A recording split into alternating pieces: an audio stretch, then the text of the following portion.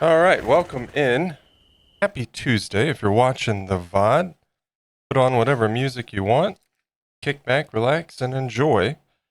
Just a little note on the VOD. We've skipped a couple days in the sequence, and you didn't really miss much. We added the tail here. Pretty lackluster streams. That's why I haven't even bothered. No sense watching multiple hours of very little work being done. We got the tail added. Fur texture will go on here. And I've added, we wrapped the armature wire just to reinforce it. Then I covered that with clay. This has all been baked. Today we're going to be working on adding the fur texture on the legs. I've got a foothold there. I've got a basis for what size I need. And we are going to get this done. So we are in the home stretch now. This thing is the biggest project I've ever done, using very tedious, very painstaking processes with the fur and whatnot. And it's definitely been out of my comfort zone. Kind of pushed my sanity a little bit here, but it will not best me. We're going to finish this thing. We're, like I said, we're in the home stretch. So today, legs, hopefully we can get both done. From that point, we can do the back and the tip of the tail and the face, and then we sculpt the paws and the feet, and we're ready to paint. We're so close. So close on day 17, which is normally when I'm completing an entire project, much less the sculpt. So yeah, it's been a challenging last week or so with the mental health front for numerous reasons, but some of this plays a factor in that. This is not going to get the best of me. We're so close, you know? We're going to get this thing done. I have my concerns about painting it because this will be a little bit new to me, but we'll cross that bridge when we get there. I have a general idea of how I'm going to approach that. It may be a little bit time consuming to paint, but not nearly as time consuming as it was to sculpt, surely, right? I want to do my best on this project. I don't want to rush it. So, woosah, you know what I mean?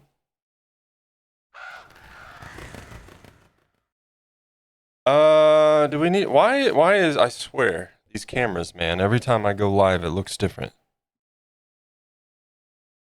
I had the color, and I had everything adjusted, and now it looks darker. Let me see something real quick. You won't be able to see it on your side, because I'm just doing this in studio mode, so bear with me.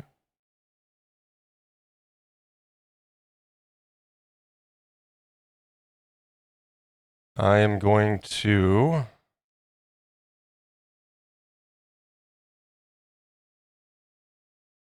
bring that up a couple points on brightness and then compensate on the contrast. Let's see how that looks.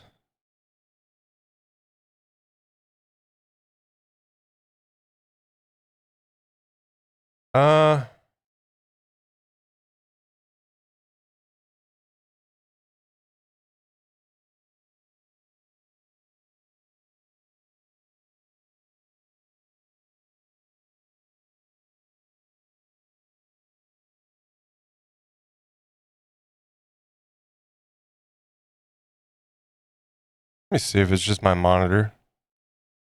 It's somewhat just my monitor, but it is darker.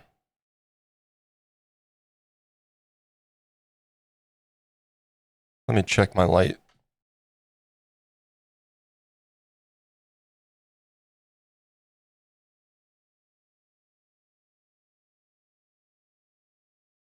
Turn that up a tad bit. That's better. That should do.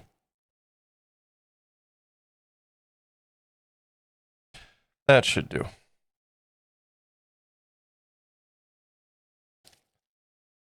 All right, we're going to get right into it. Like I said, I have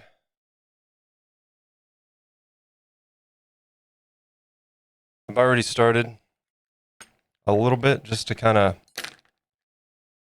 get a basis for what we're doing here. And I think what we'll do is go ahead and get the ankle done on the other side as well, and just kind of work up both legs. That way I'm working with kind of the same general size on our fur pieces, because I do have to kind of make them a little bit bigger as we go back the leg. And that way I can stay with a routine.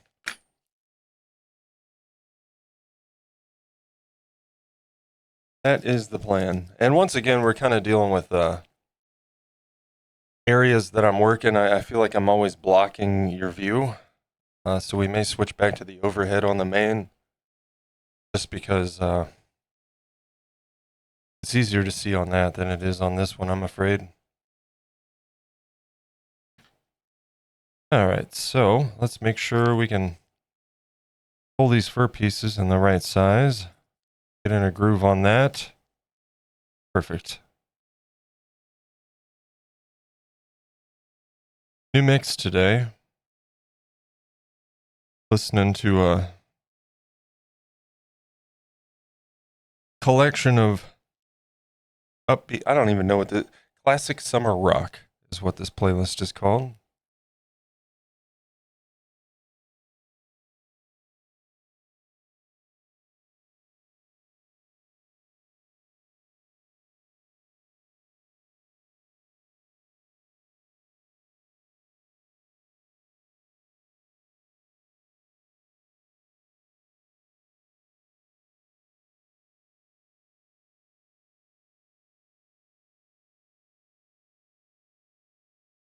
Up. What's going on here?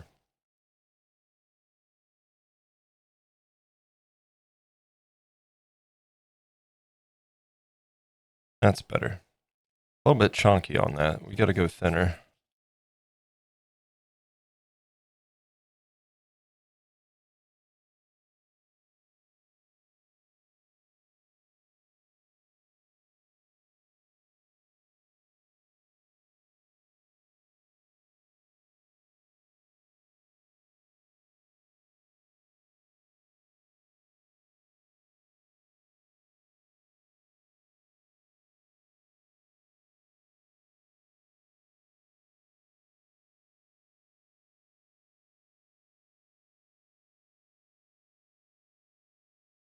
Like I said, we'll get the other ankle done. Might take us a couple tries, but hopefully not.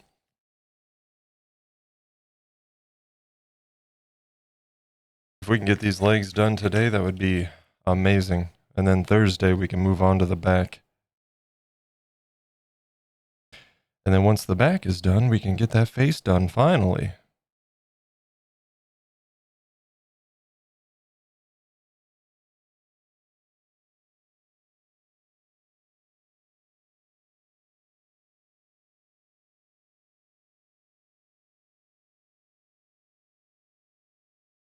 Another hot day.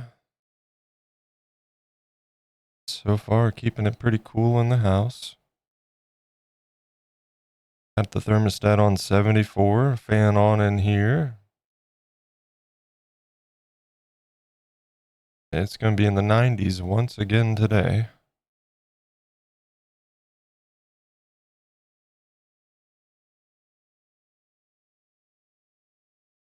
And for the remainder of the week, in fact, looks like next week we're going to be mid to high 80s and low 90s once again.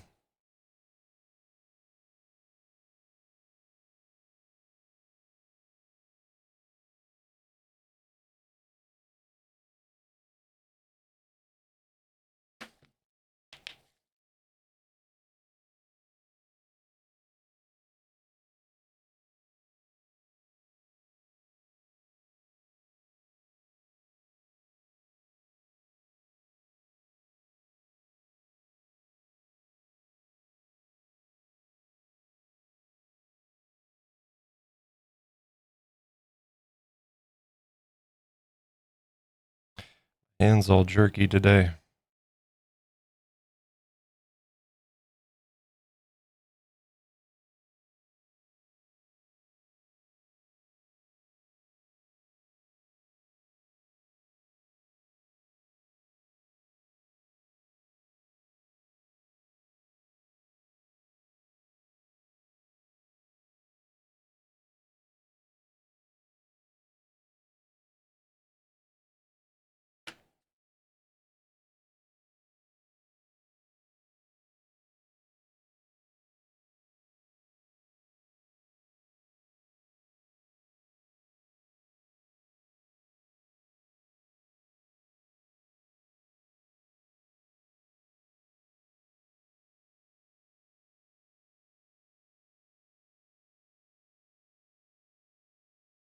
Oh, our first failure on the fur.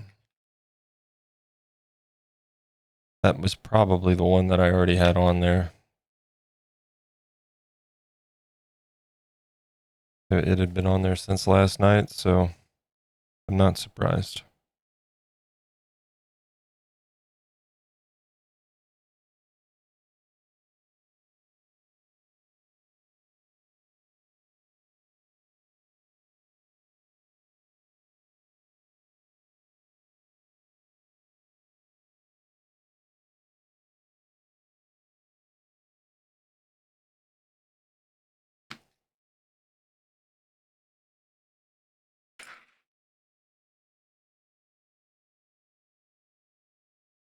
All right. This one's going to be a little bit tricky.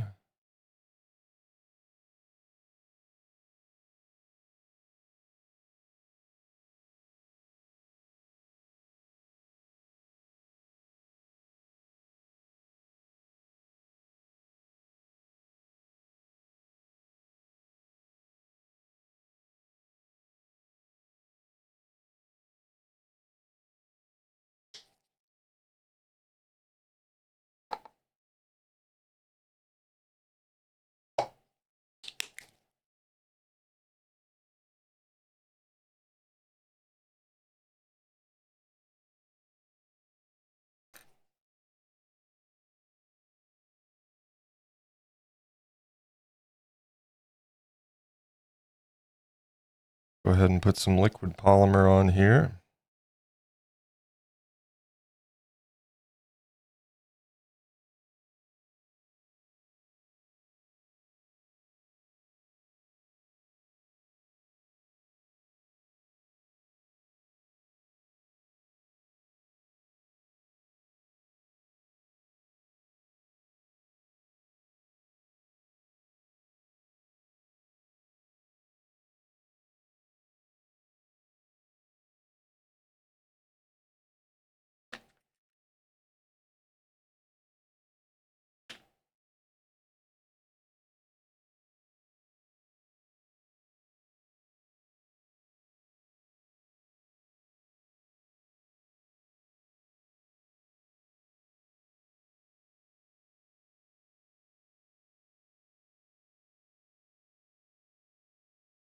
We'll go ahead and get a few pieces prepped and ready.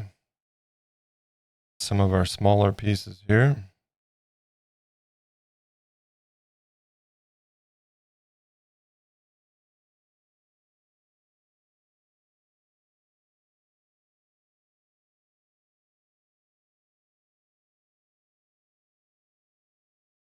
All right.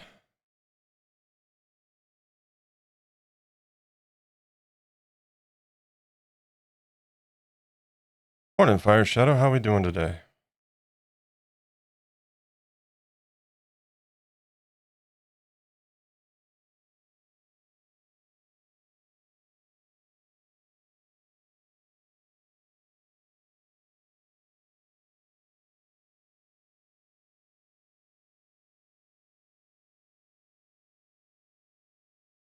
So I'm just saying, normally, well, some of you know how I feel about Studio Wildcard, the makers of Ark.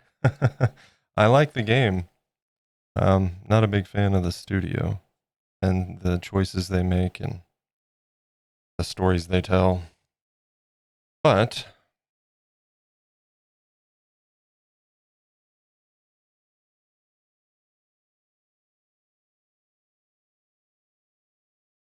when they do their community crunches, they have a section with fan art. And typically it's always drawings, you know, as you would expect, I guess. I think we should submit this guy.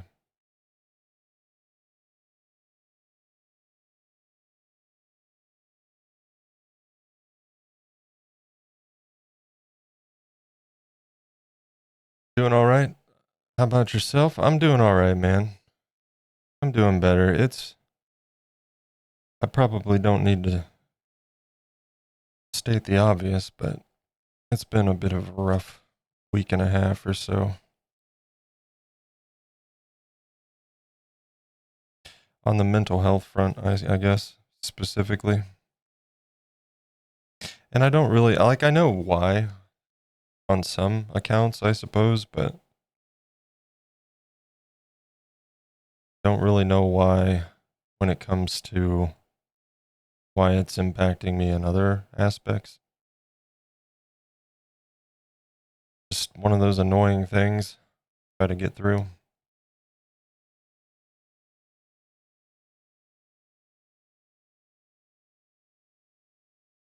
Thank God for Minchi and Fallout 76. It's been my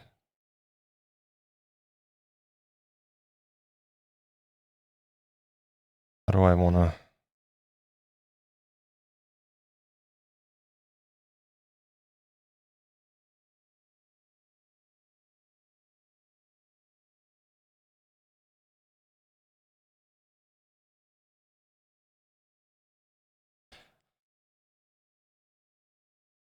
let me rephrase. Thank God for Minchi, Fallout 76, and medical marijuana.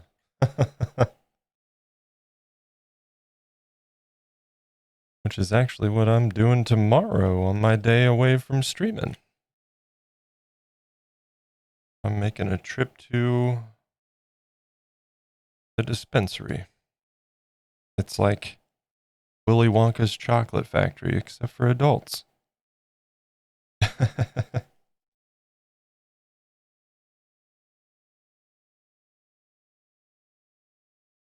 And who knows, if they have bubble gum, it might make you float. You know? Or at least feel like it. I'm sorry, that wasn't bubble gum in the movie. That was the soda, huh? Well, they have that too.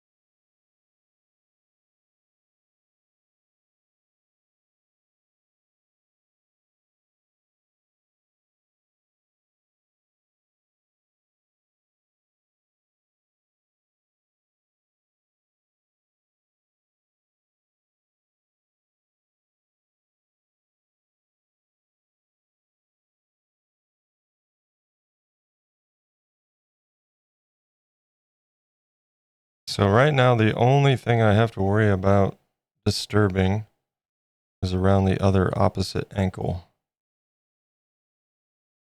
So operating pretty safe today as opposed to yesterday where we didn't have this portion baked or the tail. We don't have to worry about any of that today. Feels a little bit more liberating in that regard.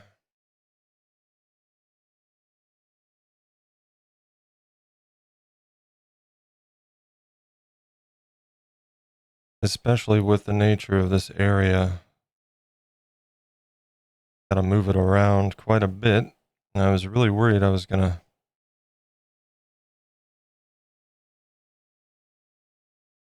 really mess up the tail and have to redo it.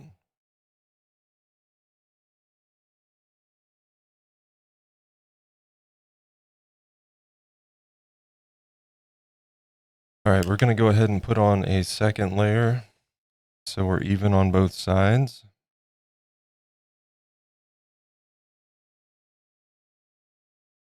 And when you're working with these, much like with the arms, I think it was, and a little bit of the ear, It's really important to take off as much excess as possible. That's part of the problem we ran into yesterday.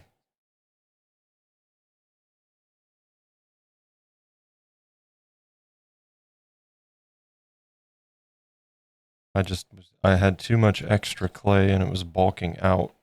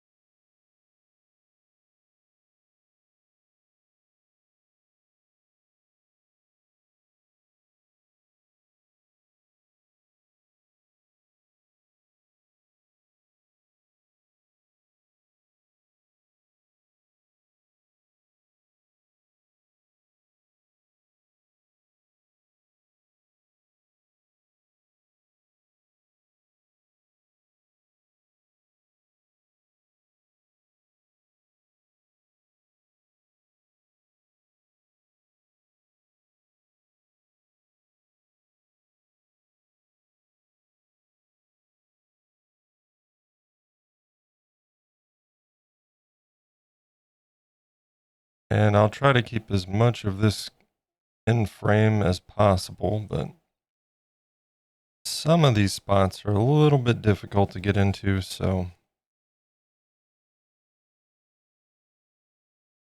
kind of got to go at it any way I can.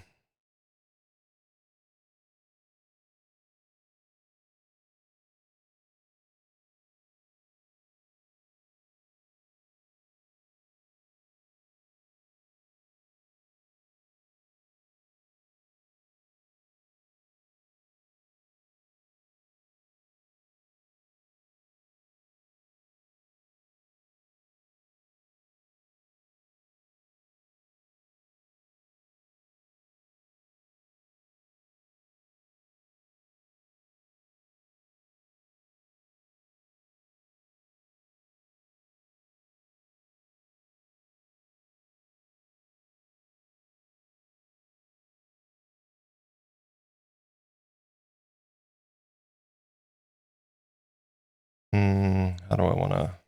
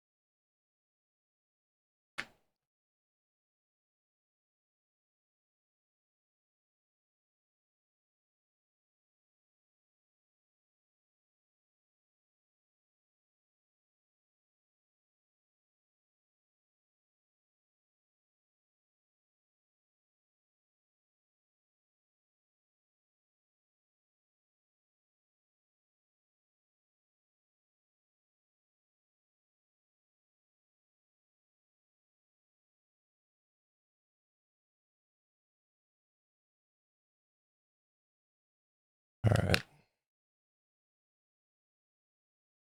More fur.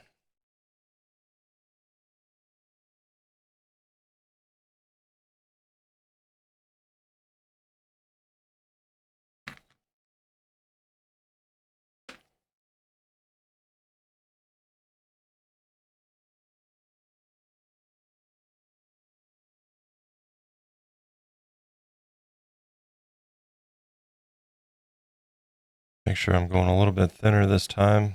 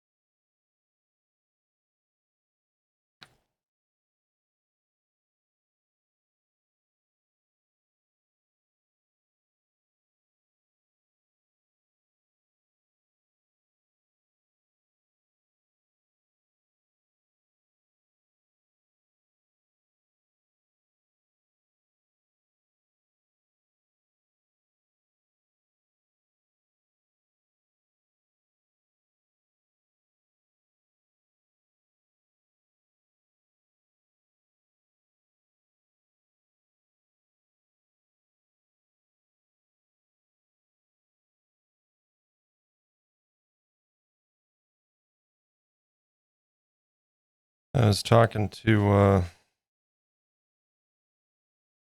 friend of the channel on their stream a bit yesterday.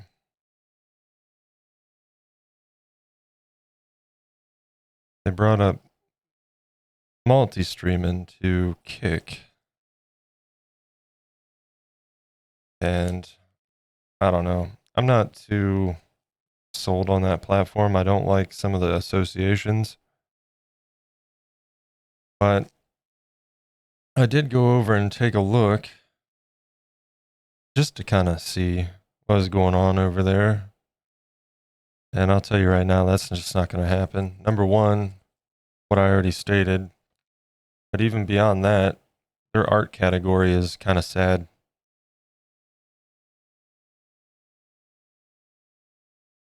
I think there was maybe 3 rows of streams.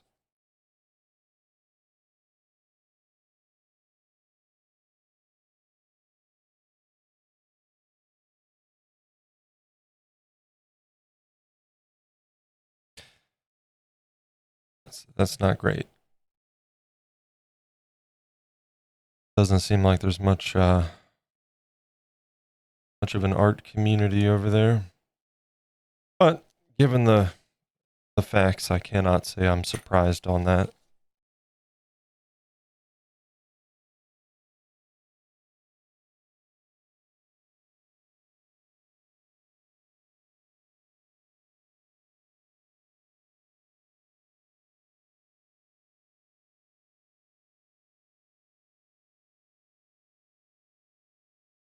But boy, they shamelessly copied Twitch's UI, huh?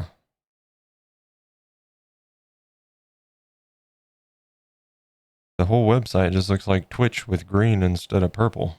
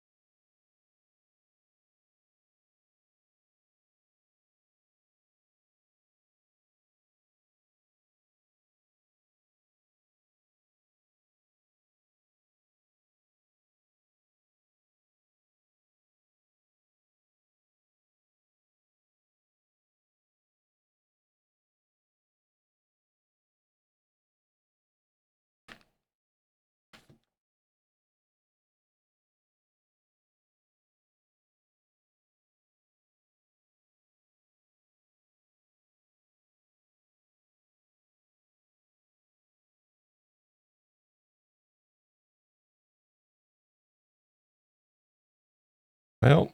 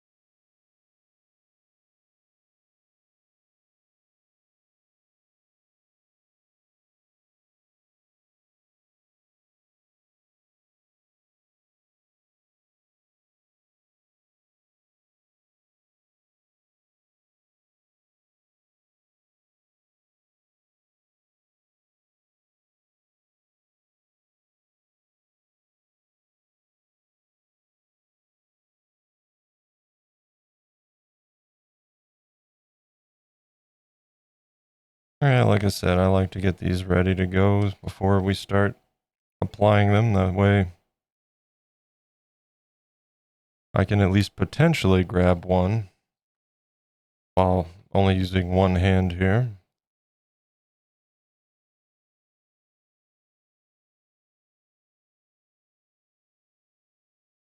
Okay.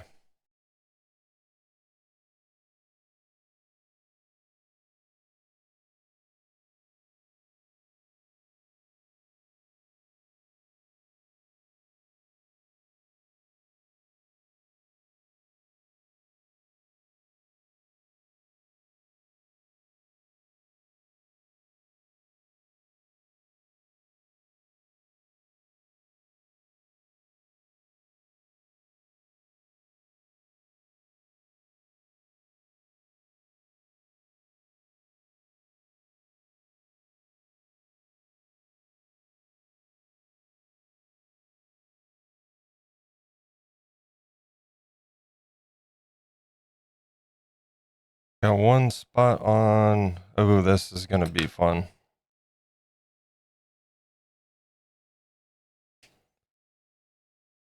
I don't even know if there is a good way to come at this one.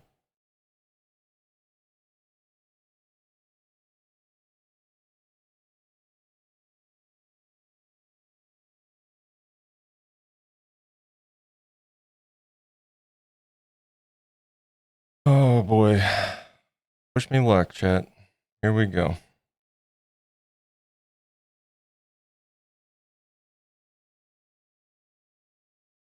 Well.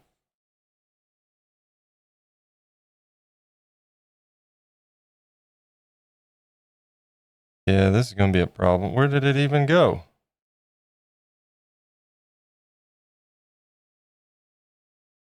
Oh. Oh, you little bastard. Well.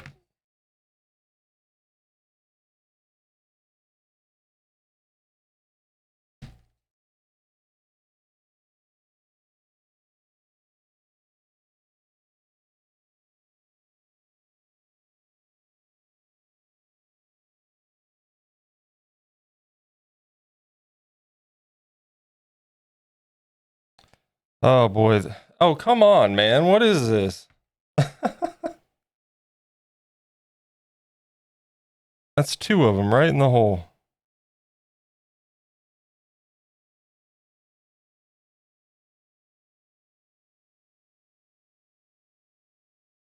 I got it. Now I just got to not mess it up.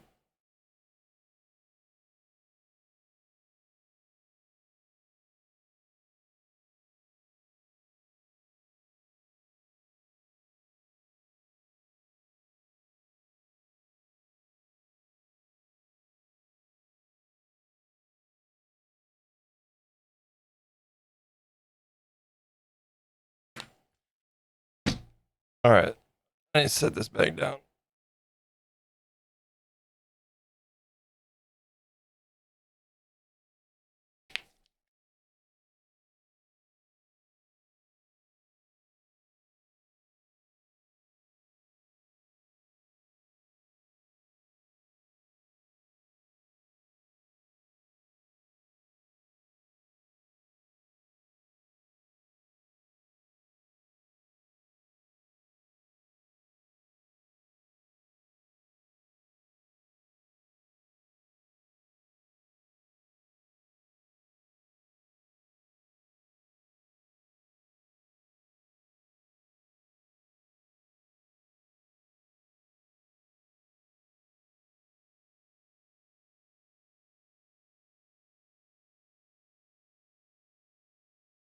My hope is if we can do these portions of the legs and the insides, then I can put them down and we won't have to pick them up, so I can do the outsides and we can get both legs done. If I have to pick them up like this, then we would essentially have to bake before we can do the second leg, but hopefully we don't have to do that.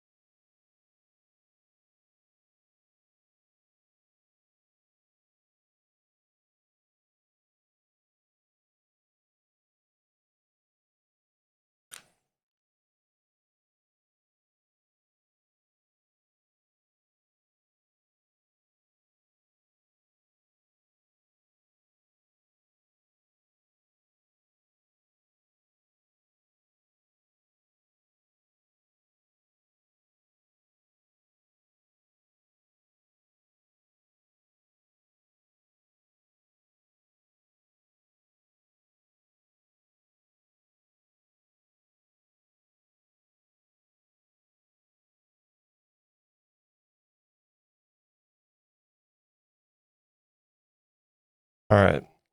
We got the basis for both ankles.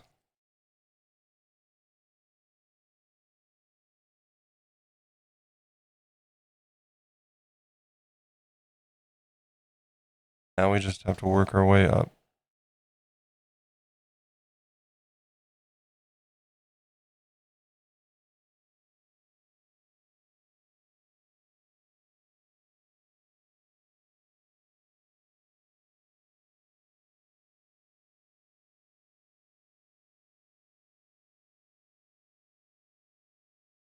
All right, we need to come in. Oh shit. Thank God this clay's flexible, huh?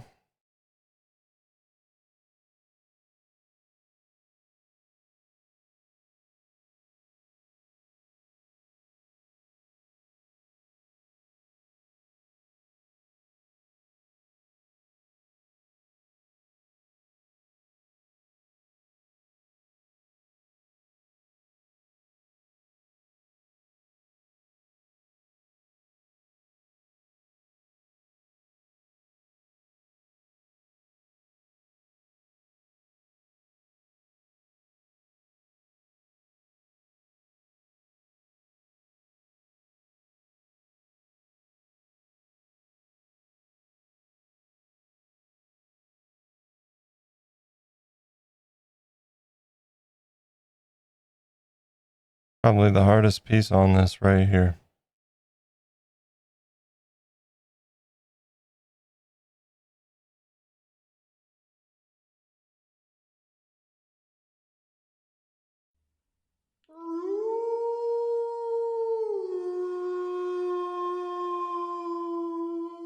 Torito Cavari, thank you so much for the follow. Welcome in.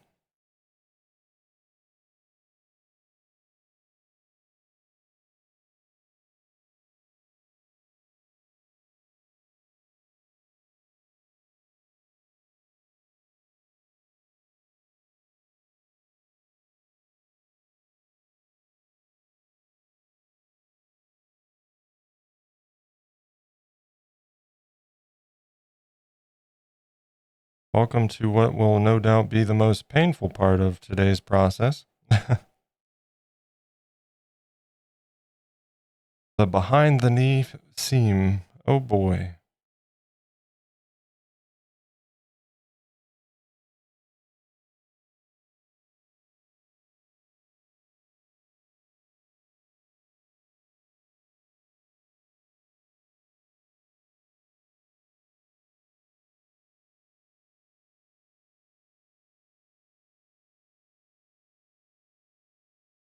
Just think you're getting closer to being done with it. Oh yeah. Like I said, if we can get this done today, both legs, Thursday we can move on to the back. And then once the back is done, we can do the face. And then we just got paws and feet.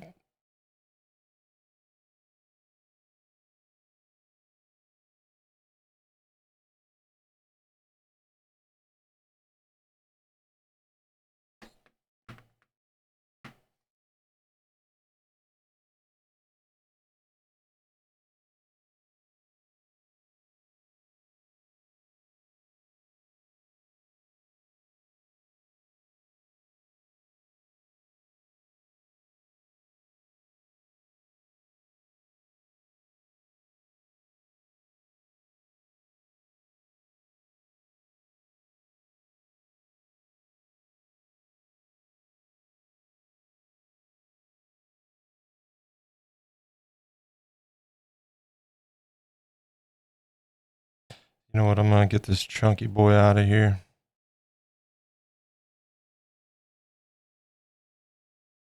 Because he's kind of in the way for that right there.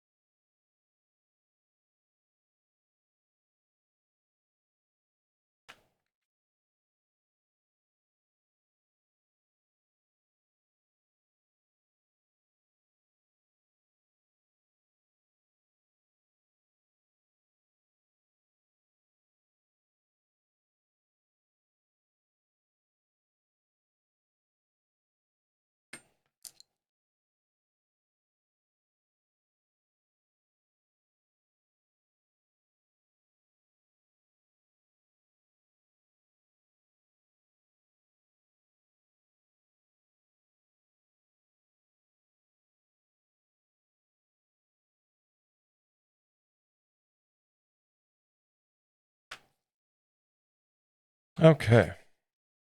More fur.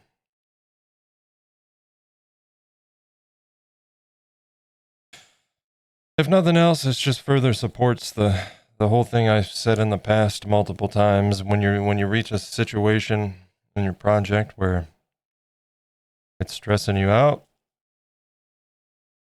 it's the best thing you can do is walk away from it and take a break.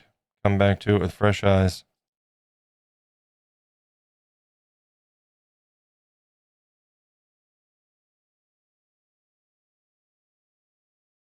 Sounds obvious, but for people like me that just want to go, go, go and spend every moment working on something when you're working on a project until it's done, it's a nice exercise. And oftentimes not quite an obvious answer when you're in the thick of it.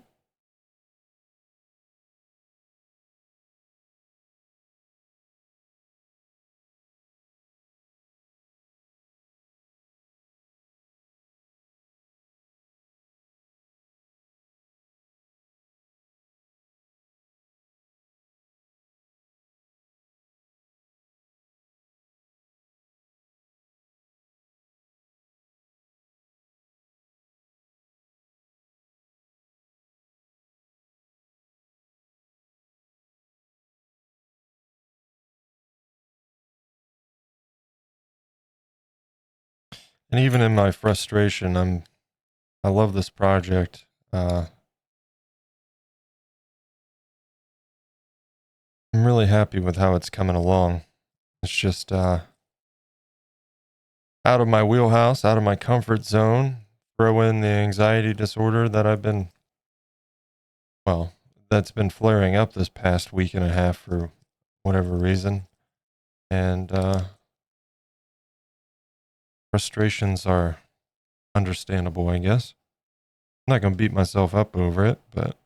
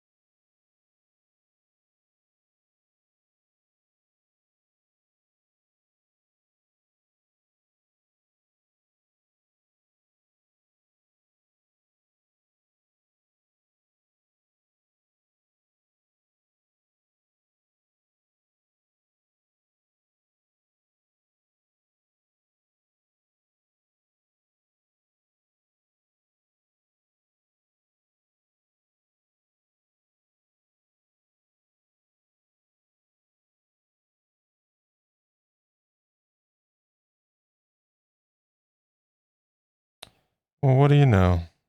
I was hoping for a little bit of cowbell, and here we go. Needs a little more cowbell, but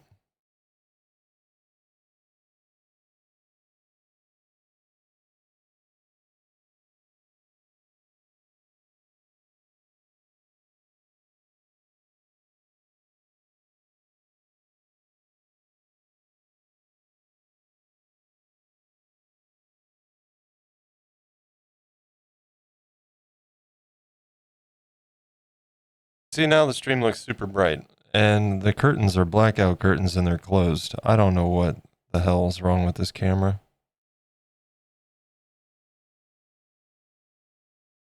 I mean, it looks fine. It's just, it shouldn't be changing.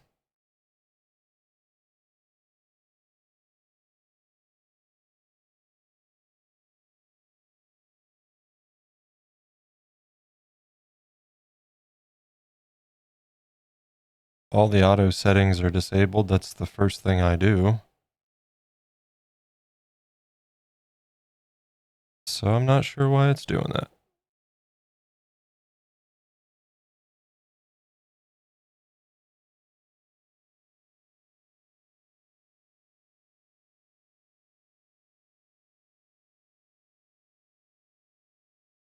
One of these days I may start using the DSLR for streaming, we'll see.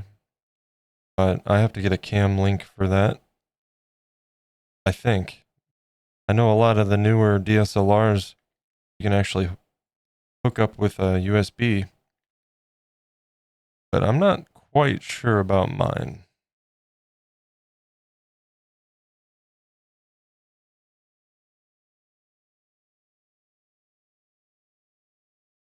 I am the candle video. We were just getting back. Oh man, that one's messed up.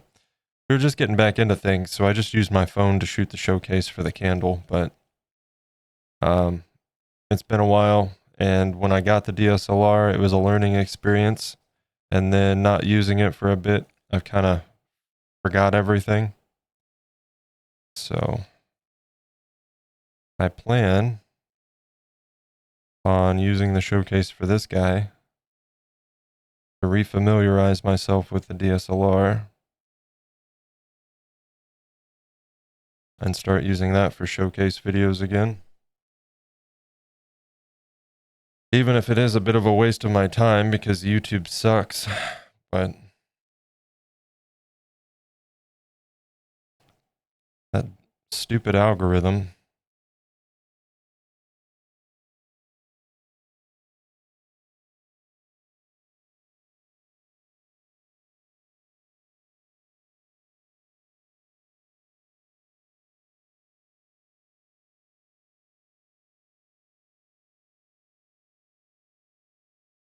I kind of miss the days where, you go on a website like YouTube and you subscribe to a channel that's providing content you're interested in, and well, gee, what do you know? The content you subscribe to ends up in your subscription box instead of some arbitrary algorithm picking and choosing even what subscribe channels you see.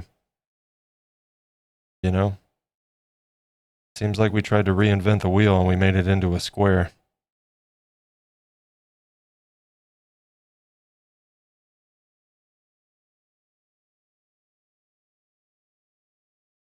I don't need some piece of shit machine to tell me what I'm interested in watching.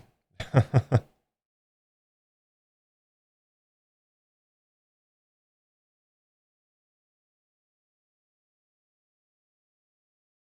right, we need to get over on this side, and the back needs a piece there to start off with.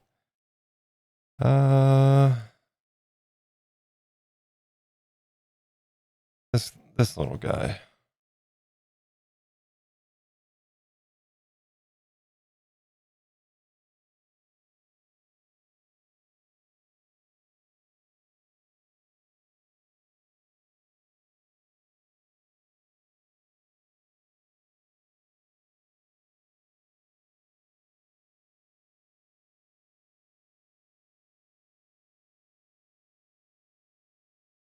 When I open YouTube, I get a few recommended playlists of videos to watch based on 1, 2, or 3 videos of something that I watched. Yeah. Like the only place that their algorithm has any business operating is on your home screen, and on the sidebar. Recommended stuff based on what you viewed. And sometimes I've gotten some good stuff on that, but it doesn't belong anywhere in people's subscription box. You know what I mean? If you're subscribed to a channel, that's all that it should be. If you're subscribed, there it is.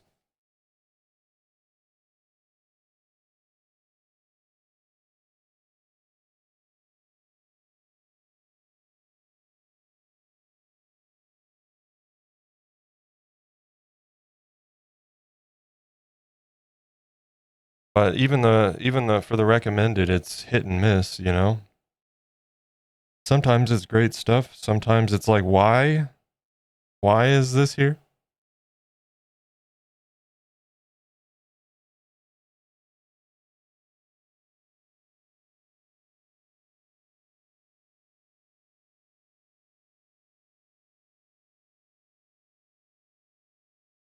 But, all these platforms, man, that's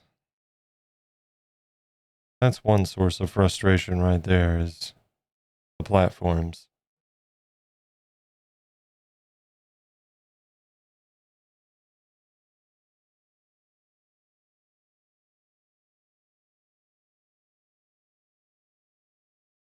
I did put a note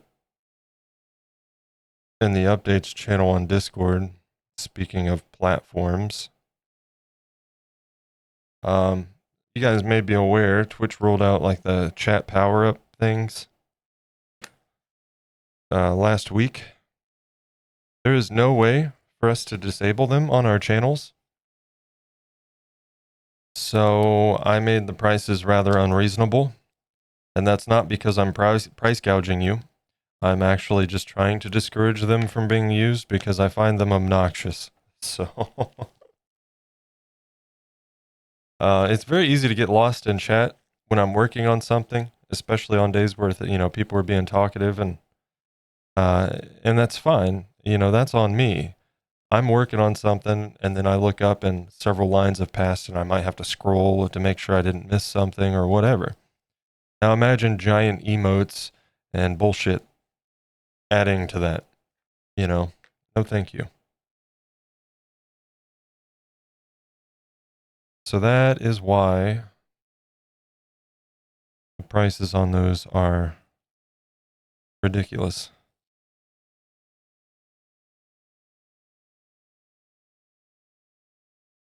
For my sanity.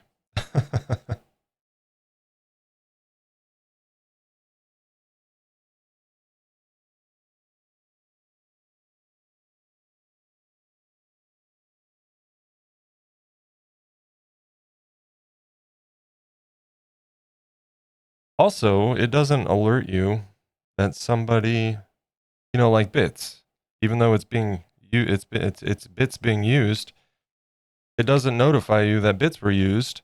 And then if I don't see it, like I typically read chat off my tablet, which is mounted over here on the left of my desk that I'm working at. And these new features, of course, don't work on mobile, because why would they do that? So if I don't see it and there's no alert, then I would feel like an asshole if somebody used bits and I didn't thank them, So it's easier just to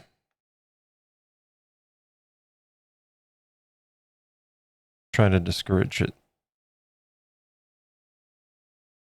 Haven't seen the chat power-ups work on mobile yet. That's because they don't. I mean, hell, there's features that they added like last year that still don't work on mobile, dude.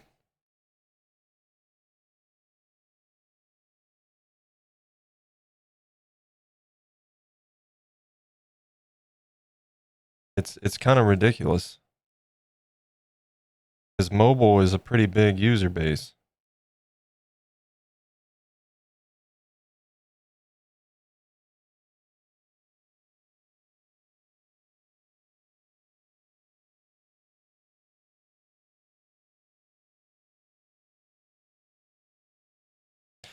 So, just do what we can when these platforms like to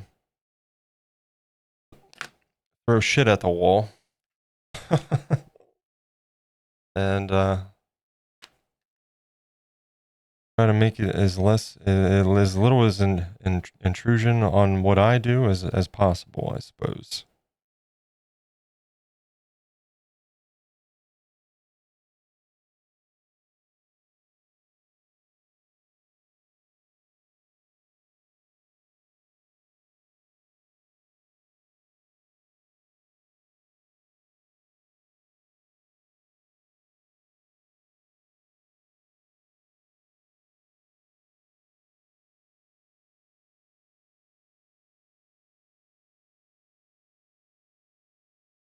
Guess I ain't missing much then. No, basically people can spend bits to make the an emote like large.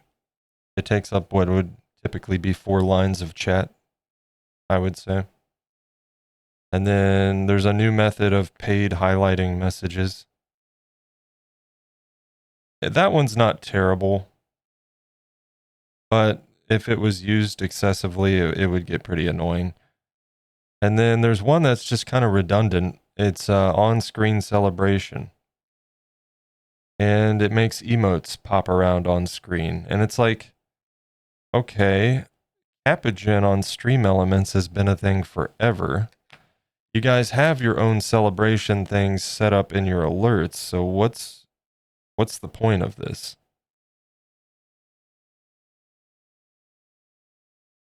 I don't know.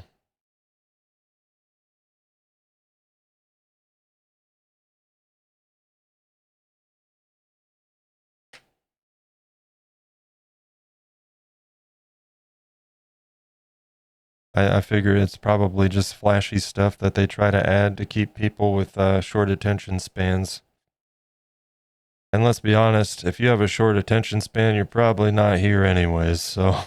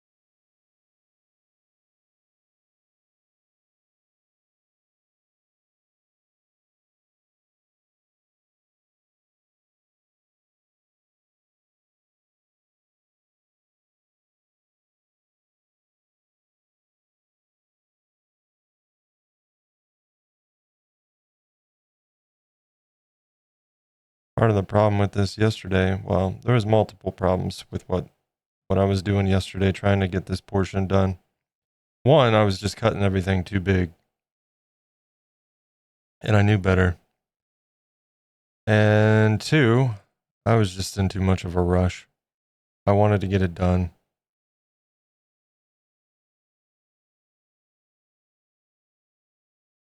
And there's no rush in this process. There just isn't. Not if you want it to look good.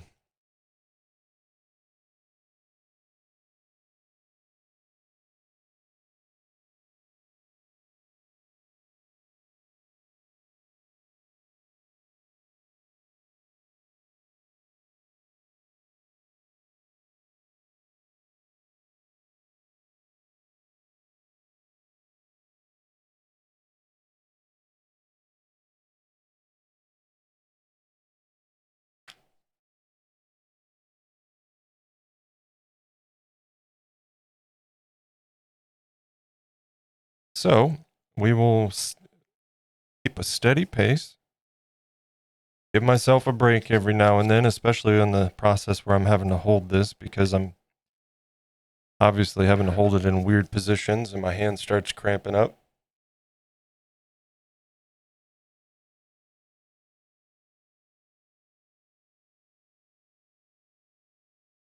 May I please have a drink, please? No, absolutely not. Yeah, hydrate. Relax, dear boy. Yeah, thank you. Thank you, Fire Shadow.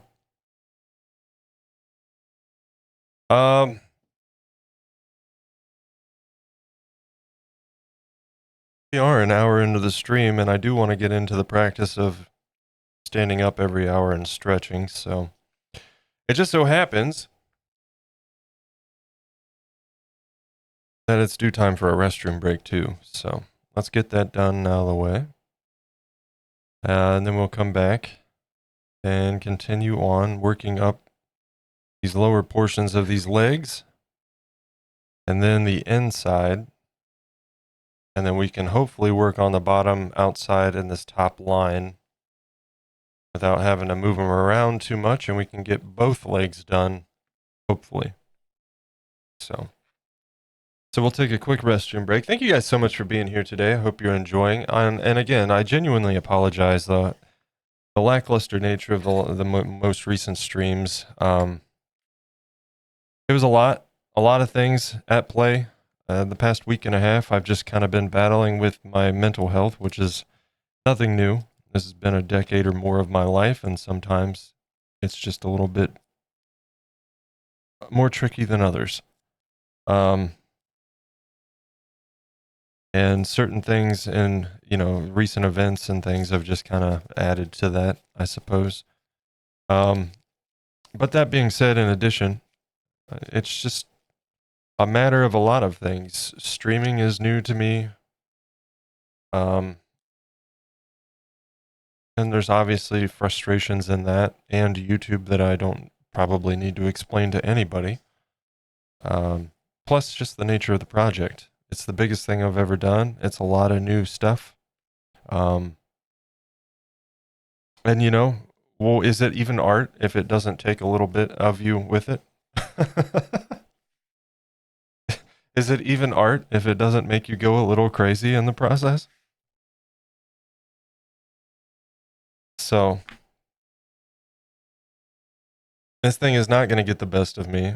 I'm very, very proud of myself for stepping out of my comfort zone and trying something new, and I'm very happy with the progress that I've made. So, I need to get it out of my head, the routine that I've been on where I'm normally done with a project by now. This is something totally different. And it's completely understandable why I'm on day 17 and still sculpting. So I need to stop being my own worst critic. But anyway, thank you guys for being here. Thanks for understanding as I work through all of that, And give me just a moment. We'll continue on. Thanks for being here.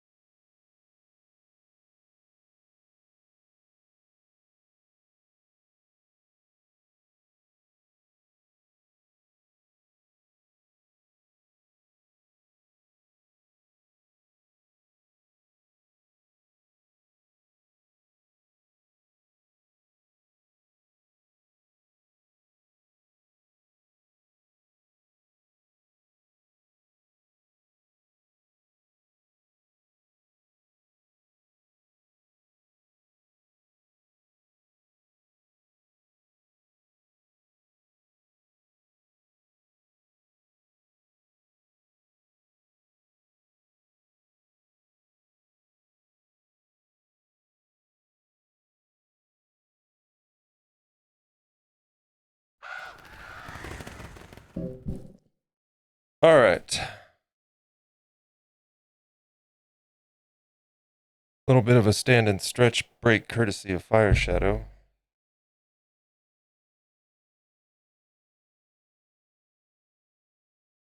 I hope everybody's week's going well. We're 2 days in. We can make it. Anybody got any plans for the weekend?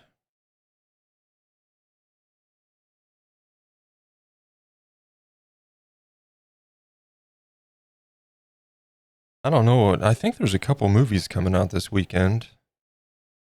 But Menchie mentioned wanting to go to some. There's another vegan festival thing that she wants to go to. I probably will pass on that.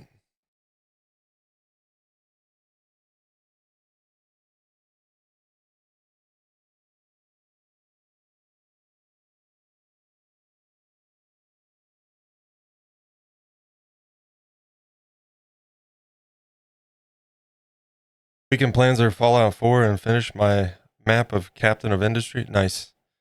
Yeah, we'll no doubt be playing some Fallout 76. It looks great. Can't wait to see it completed and painted. Yeah, me too. That was part of the problem. Designed by Joe. Welcome in, man. Happy Tuesday to you. Good to see you. Hope you're having a good day.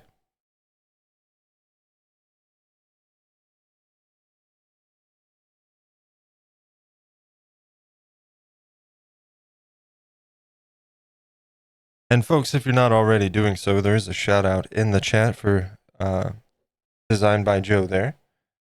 Be sure to drop a follow, show some love, making some awesome jewelry, like legit jewelry, on stream. Very, very nice work. And an interesting process to watch, too. I guess I shouldn't be surprised. There is some similarities with metalworking. I've got a friend that does some of that, and he has like scaled up versions of like the roller that I saw you using the other day. Pretty cool stuff.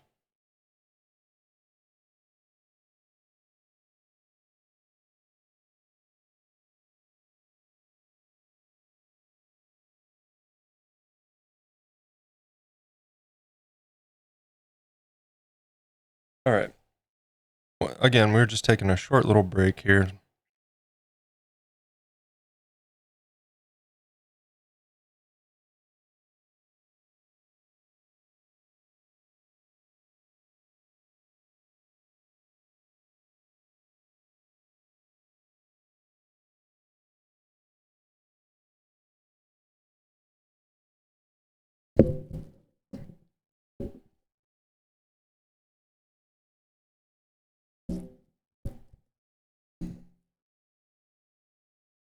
All right. Thank you for the break there, Fire Shadow. Is it a mill? Is that what it is called? Dealing with construction noise hell here today, man. You know, I've never hired any contractors to do any work on the inside of my house yet. There's debate on new cabinets. I don't know yet. I haven't even bothered pricing them because I'm afraid.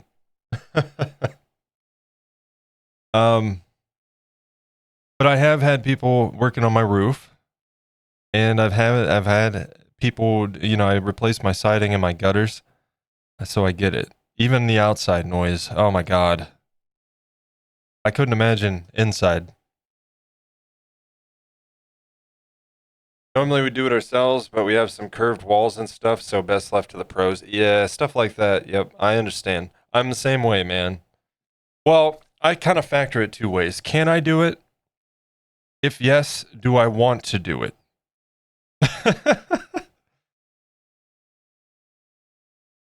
I value my time and my sanity. So if something is within reason that it offsets any of those, I'll just pay somebody to do it, you know?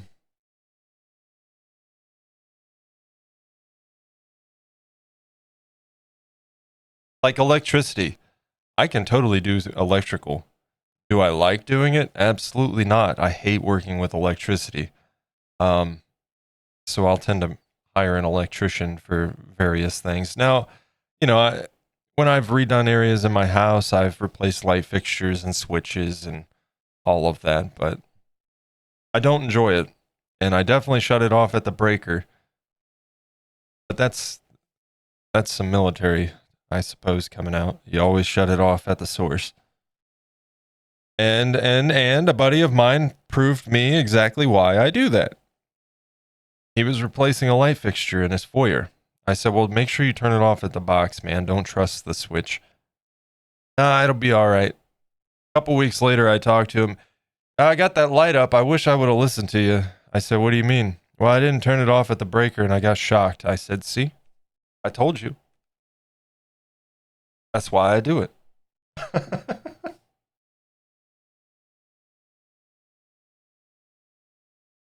I needed to get up and stretch. Thought you should do the same. Well, thank you, Fire Shadow. We're also hitting the age where sometimes it's just better to pay someone else. Yeah. Let them go through it, not me. My problem is at least from experience on a few things, hiring contractors does not necessarily mean that I'm relieving myself from stress. It's just different stress because, oh, you didn't do the job that I paid you to do, so now we have to go round and round with this. Okay. Pick your battles, I guess, you know? It's always something.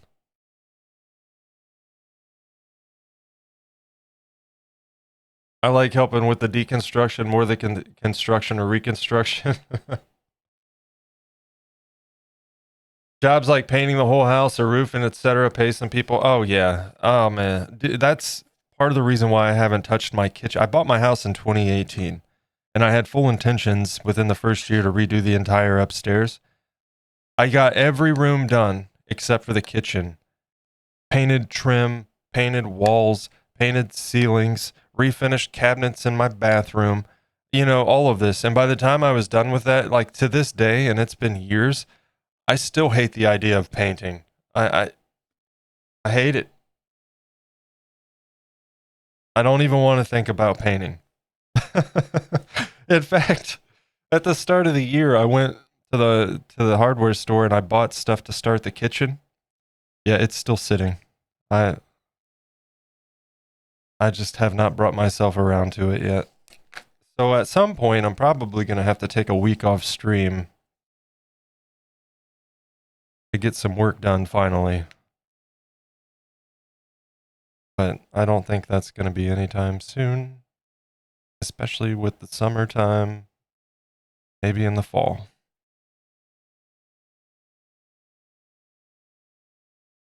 Painters who did our exterior ended up with a fight and our bill getting cut in half. Long story, but it was a nightmare. Dude, yeah, I went through something within my first year of buying this house. Um, or not, I should just say in my first year of owning the home, there was a 2-week period where my roof took wind damage and my furnace died. First year as a homeowner, you know? This is awesome, I thought. And long story short, the roof was fine. That was insurance, and the guy did a good job. The furnace, buddy, let me tell you, 2 years of dealing with these clowns. They undersized my unit 3 times, and when they finally got the right size installed, they didn't install it right. It was just, oh my God, man. It was awful.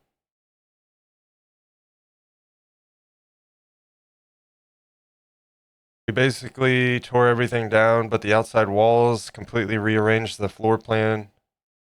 Only job I hired out was getting the electrical service to the house upgraded. Yeah, see, that's what I grew up with. My parents moved too much, and they would buy houses and do a bunch of work. And by them, I mean myself, my stepdad, and my grandfather.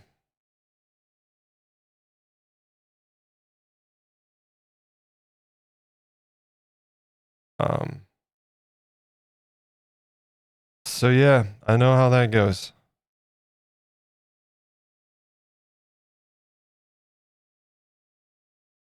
My grandfather is of an age now where I wouldn't ask him to help with stuff, you know, but it is kind of funny how I was around and responsible for helping them, but I don't get any help.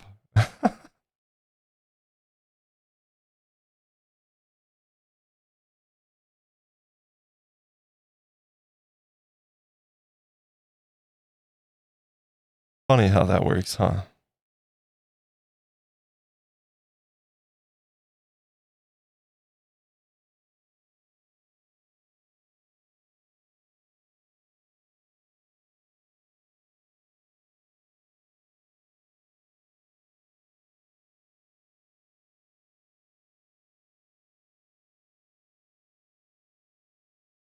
Oh, the struggle on this part right here is unreal.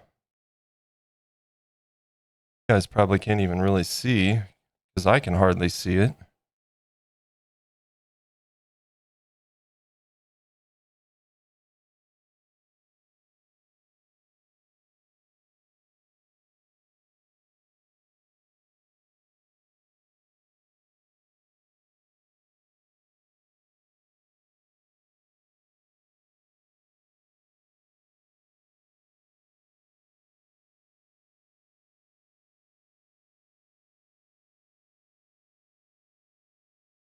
And I apologize if your view is obscured.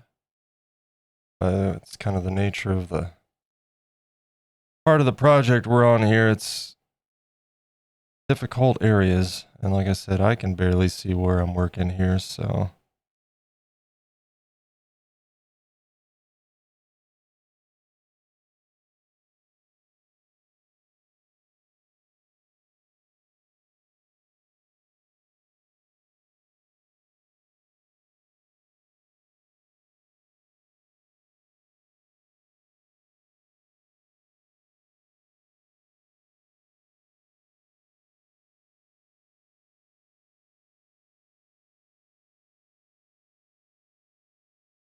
You know, I wouldn't even be too upset.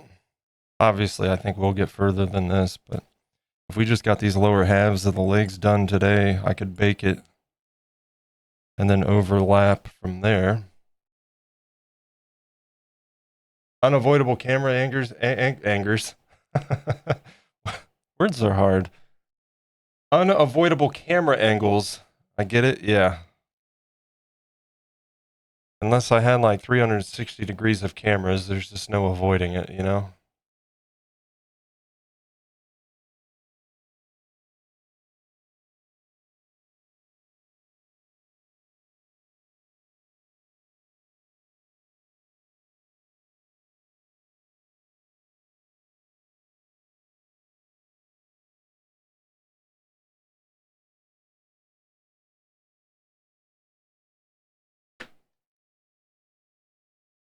So far, this has been a pretty decent playlist.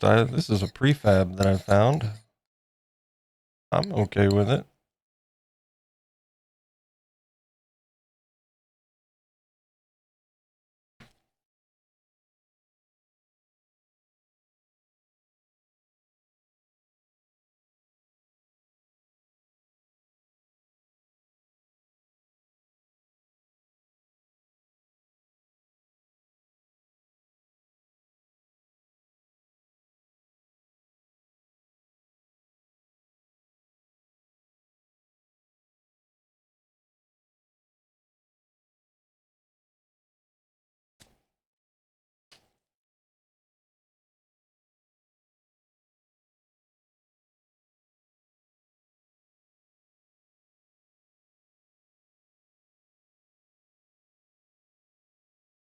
I would definitely like to be able to start on the back and hopefully get that done on Thursday. So we'll have to kind of see. I don't like some of these are thick.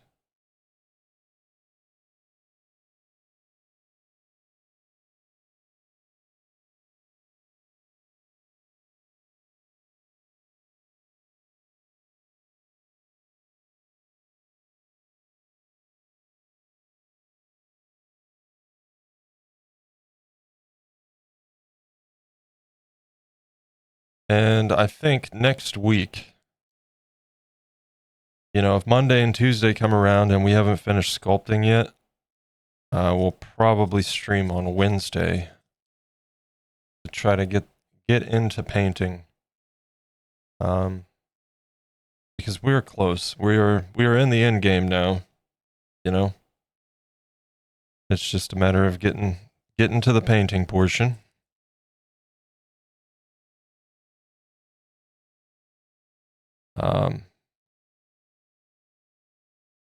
I would work on it more tomorrow, but I don't think I'm going to have time because, let's see, Friday I renewed my medical marijuana card.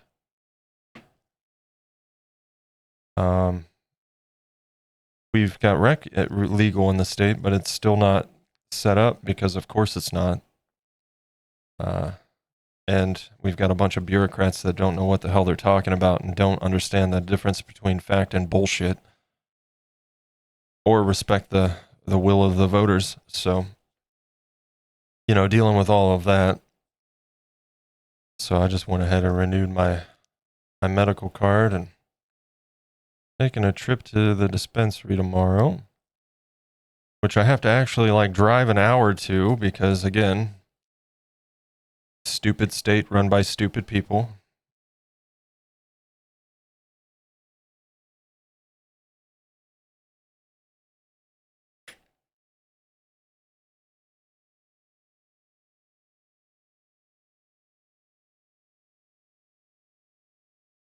Gonna cover the whole model in fur like that? Yes. Yes. Oh yeah. But damn dude, yeah, believe me, I know. With the exception of the face and this portion of the tail, the tip of the tail. Oh, I didn't even realize we were on this screen still. I'm so sorry, guys. I hit the button, but I guess I didn't actually hit the button. This portion of the tail will be this, but the rest of it will be, well, you can kind of see it on camera, even the carved in texture.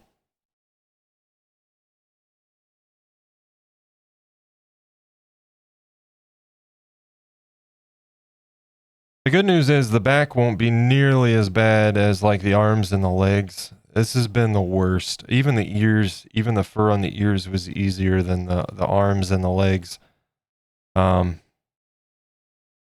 Rounded areas like that and small confined spaces, it just kind of, it takes a slow process and really grinds it to a halt, you know?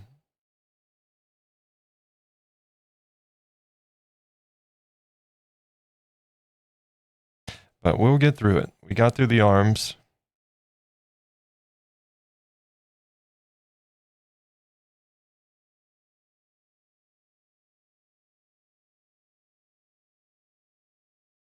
I appreciate it. I appreciate it, Joe.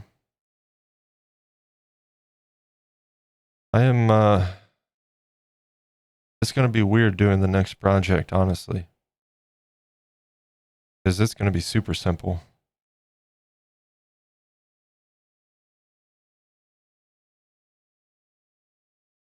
The next thing we're going to be doing is Oblina from Aw Real Monsters. Because I got to complete the trio. We've got Ickis and Crumb. And I've needed to do the Oblina sculpture for over a year now.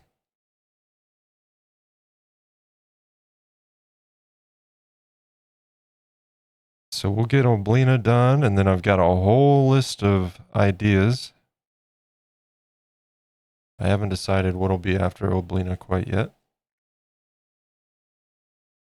And then in the future, we'll return to the Sculpting 90s Nicktoons series, most likely. We might do some Ren and Stimpy or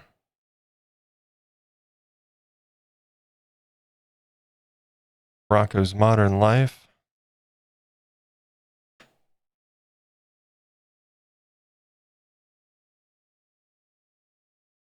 Yeah, but the tedium's worth it.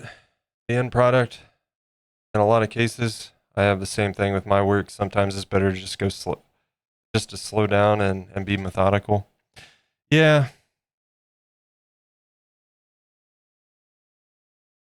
I definitely agree. The problem is when you run into, like, I kind of got myself all psyched out, like, I'm on day 17 today, you know, and normally I'd be wrapping up a project completely, if not already done. And we're not even into the painting phase yet. But I also have to remind myself this isn't even comparable to stuff I've done in the past, you know?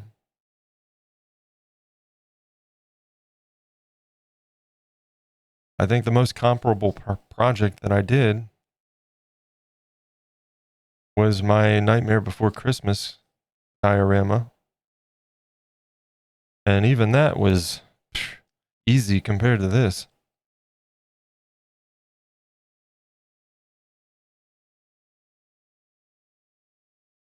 Well, that one's all goofed.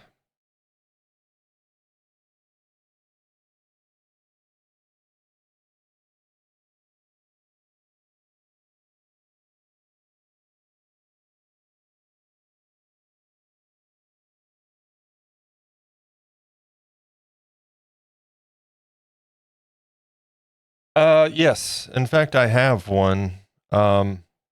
Wouldn't be quite the same if you were just doing a bunch of strands. Honestly, I don't know if that would be more difficult. For small areas, I thought about doing something like that, but then the idea of placing individual strands made me want to scream. Because I'm already basically doing that, but I'm at least getting multiple strands. Now, I have rolled out some strands for filler and touch-ups in various places already, and that works out real well. But yeah, I have an extruder. This is softer than Sculpey. and those work. Well, Sculpey works fine in the extruders and stuff. So.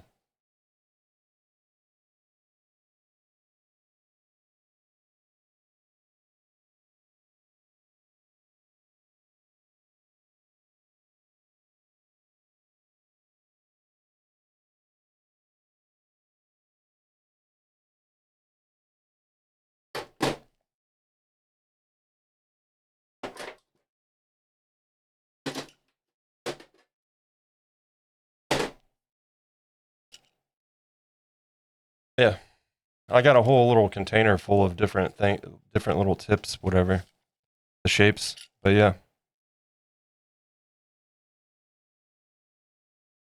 got my extruder. I've used this on quite a few things.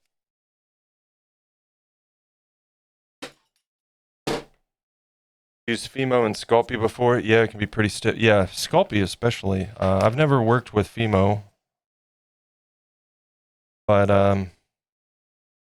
I imagine it's probably relatively the same. And don't get me wrong, Cosclay is very similar, but boy, like when I did the base for this guy, we got the base done, so it's done and out of the way, and all I have to do is paint it, cover it in ballast, and put felt on the bottom, and we're good. I used Sculpey because I had over a pound of Sculpey left. And just going back to that, it felt like I actually had to like push to smooth and spread. Whereas this stuff, once you get it working, you know, like it's like butter, dude. Like that's barely any effort. And I love this stuff. The only thing is in the hot temperatures, it makes it a little bit more sticky and soft, which could be good, could be bad, depending.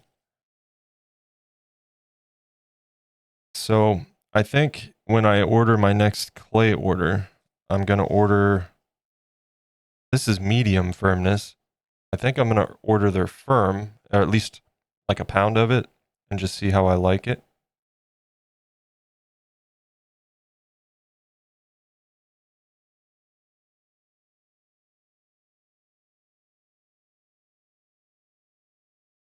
All right, we're going to skip this because, look, I like the Beatles, but Sgt. Pepper's Lonely Hearts was just not doing it for me.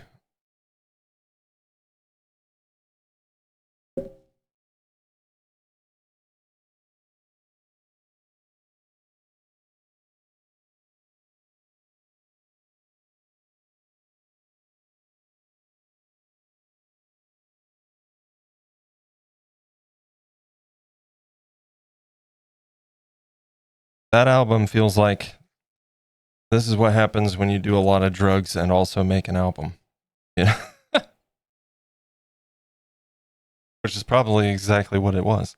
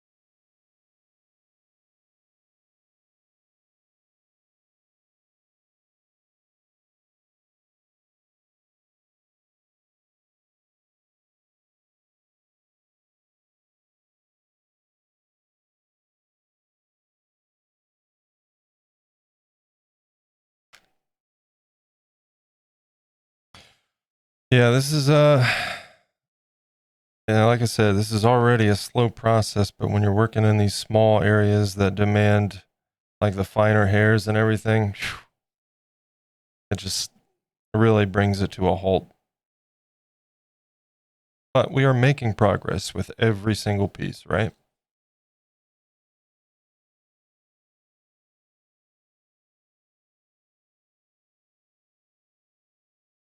Just takes a little bit of extra care. We can't have this bulking out more than possible, you know. If we can possibly keep it thin, we need to keep it thin. So it demands a bit more time in that regard.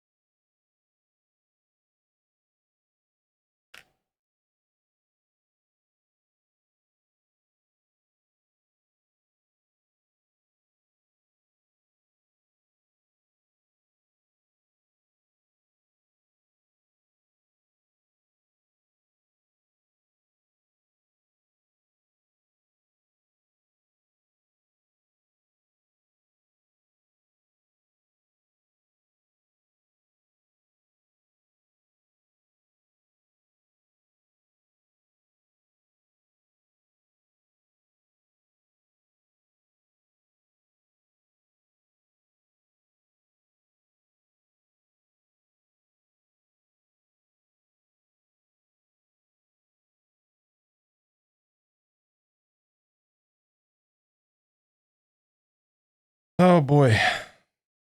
Back to the back of the leg, my favorite part.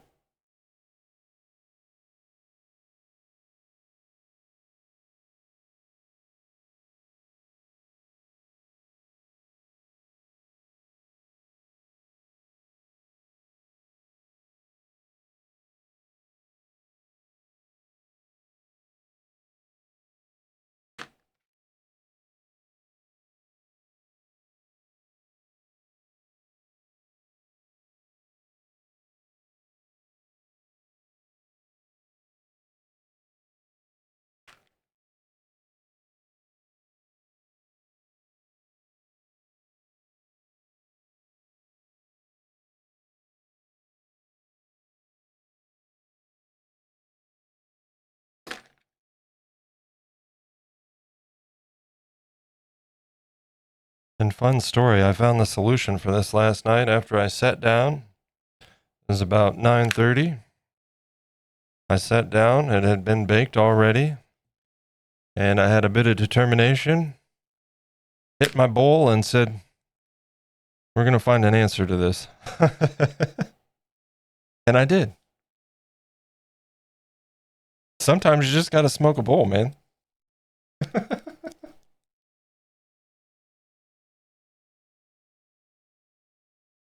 I could never do that and stream and sculpt. God knows I have a hard enough time not zoning out while sculpting, and bit of a delay in looking at chat. If I added to that, I'd forget I was streaming altogether, probably.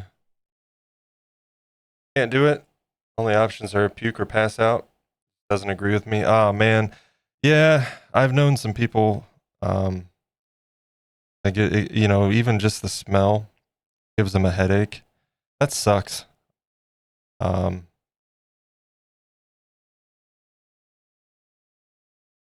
but, you know, it's the same with all things. It's different for everybody. For me, it's been a lifesaver. Um, And that's not hyperbole. That's just a fact. And I'm also fortunate enough that when I do smoke, I have a natural inclination to want to, like, don't get me wrong, I'll play plenty of video games or whatever and have fun, but I also have an inclination to just do productive shit. Like, most of the stream design was me sitting here at night, winding down and working. And I can totally sculpt, you know, I just don't want to combine the two. Because like I said, I tend to zone out and get into focus mode and forget about chat. So if I added to that, boy, I would be lost in the sculpt, you know. Hours would pass and I'd be like, oh wait, I haven't looked at chat. So I just can't do that.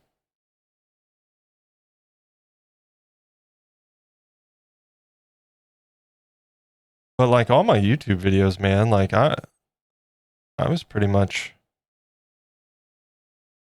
I'd smoke and sculpt.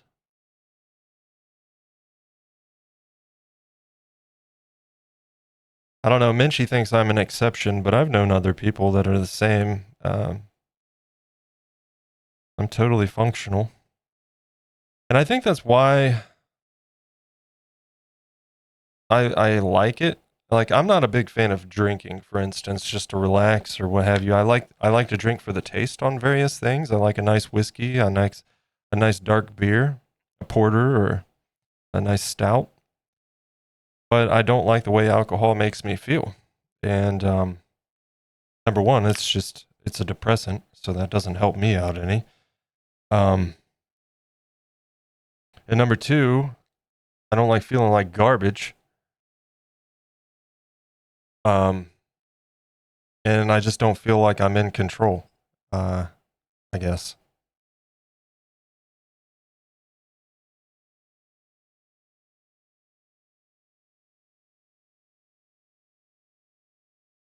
So when it comes to mellowing out and just relaxing, that's always been my go-to in recent years.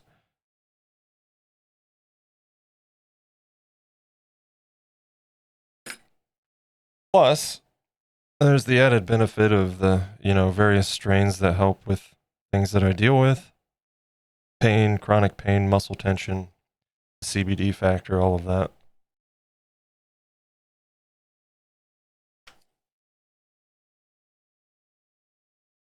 I was a chemical kid in my 20s. Had my share of fun. Yeah, I did my share of experimenting, but nothing ever really appealed. The one thing that did, I stay away from because I can totally see why people get into it and it gets out of hand. And it's just it's too expensive, you know. But I did my experimenting in my 20s for sure. Nothing crazy. I mean, nothing crazy, but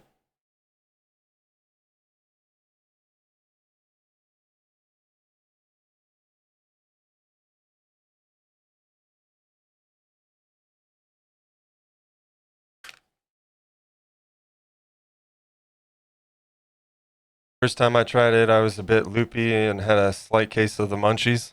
Yeah, the munchies never go away. That's a fact. But it also depends. Like some will make you have the munchies more than others.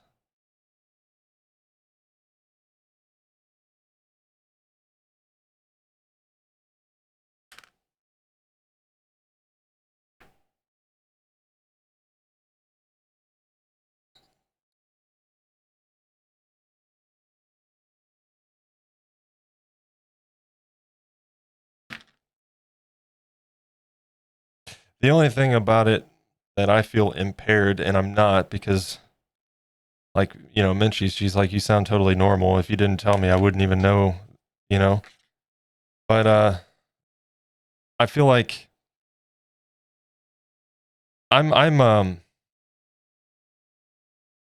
an introvert anyways. And am in the right setting, you know, it'll kind of bring me out of my shell a bit, same as alcohol really. But I get super like self-conscious about it, like, oh my god, I sound like I'm stoned out of my mind or something, but I don't. I sound totally normal.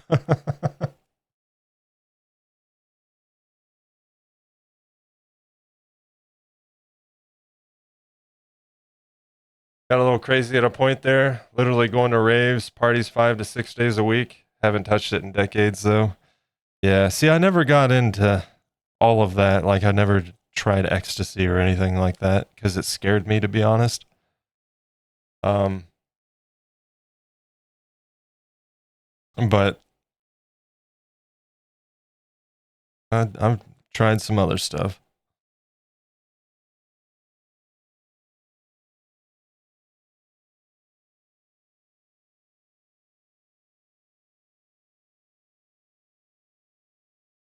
And that, you know, part of the reason why I don't really drink anymore, you know, I would drink socially through my 20s and in my 30s,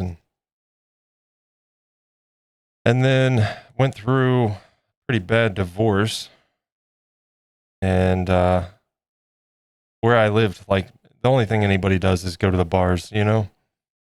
So I got into a routine with going, and I lived right behind a bar. So I got in a routine of hanging out with people at the bar. And man, you get enough mornings where you wake up feeling like absolute dog shit. And it's like, why do I do this? You know? That quickly made me kind of lose interest in that. I couldn't even tell you right now last time I had a drink of anything. Not that it was ever a problem. It never was a problem, but um, I just didn't like the way it made me feel, and I've stayed away as a result.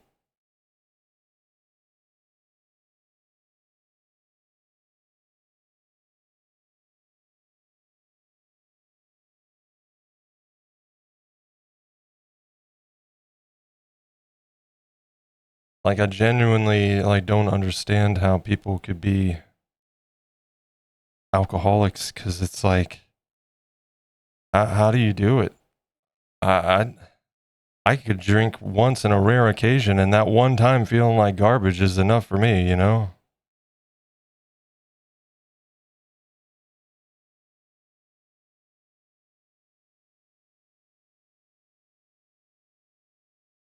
Sketchy Sundays, but yeah, complete waste of a day or two. Yeah. Yeah, and that was the worst too, you know, you go out with some friends and have some drinks and have a good time, but then the next day is completely shot, you know? That sucks.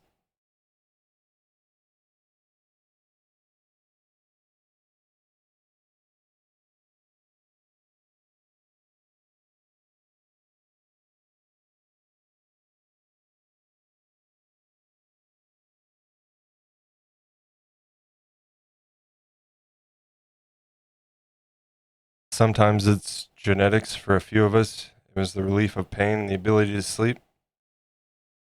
I get that. I mean, that's why I have medical marijuana.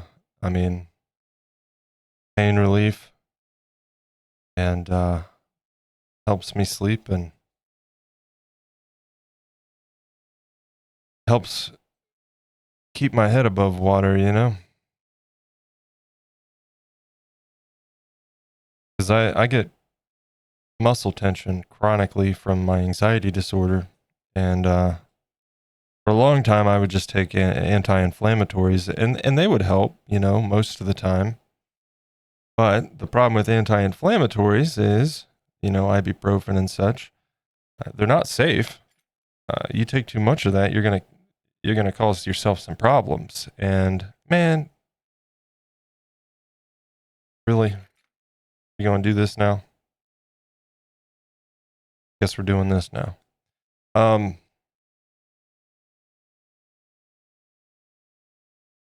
Like the last, come on, dude. What is the problem here?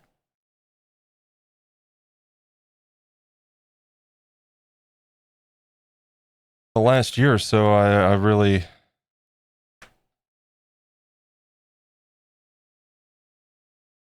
now you're pissing me off. Been kind of dealing with ulcers because of that.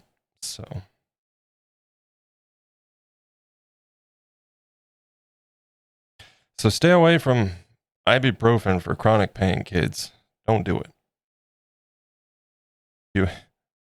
It's going to lead to more problems.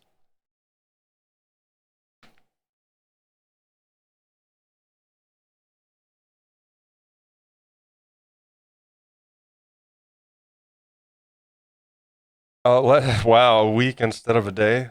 That was the last time. Yeah, that's too much.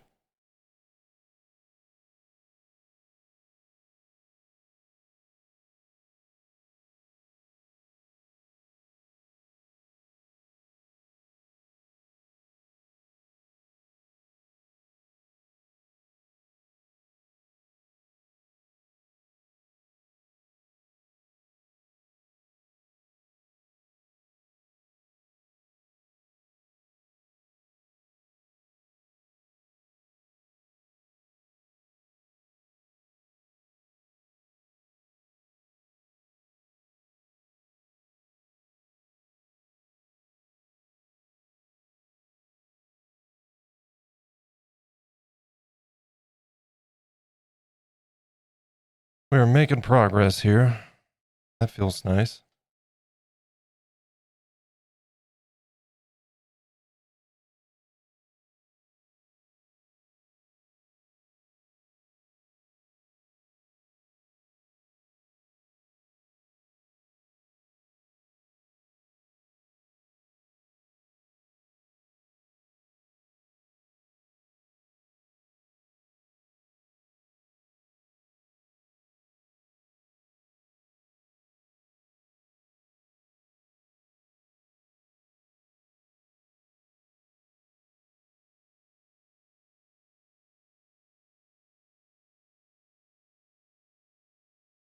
Anti-inflammatories are super hard on your liver and kidneys as well. I avoid pain meds unless it's absolutely necessary. Yeah, that's where I'm at nowadays. I've started leaning on, the medical marijuana and Tiger Balm, man. That stuff. If you've never used Tiger Balm and you have any sort of like chronic pain in your back or anything like that, give that stuff a shot. You can find it most places, and that stuff's awesome. It's not going to make it go away, but compared to what you were feeling like 10 minutes before you put it on, I'll take it.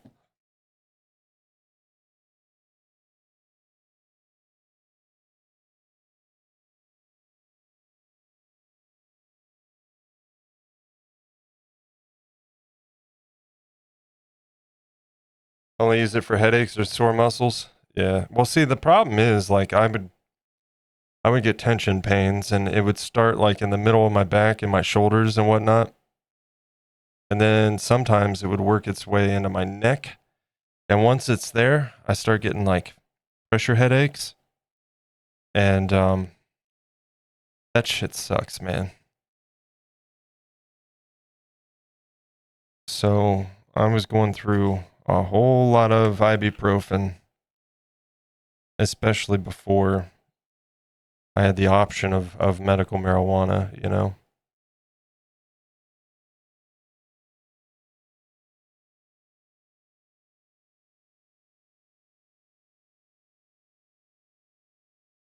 And that's why I need to get up and stretch so much when it comes to sitting here working on stuff. It starts to kind of tension the middle of my lower back there.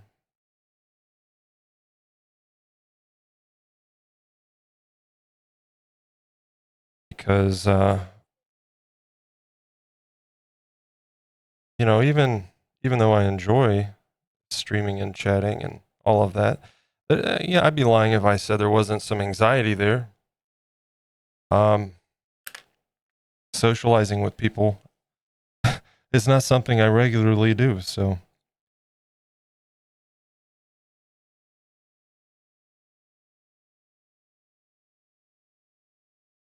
Which is why this is a good thing for me to do. But ergonomics are very important. Yeah. It's hard to find a good chair too. Like this one's okay. I'm kind of disappointed in it. And it's hard to buy a chair nowadays, man. Like, yeah, you can do it online, but you don't get to try it out.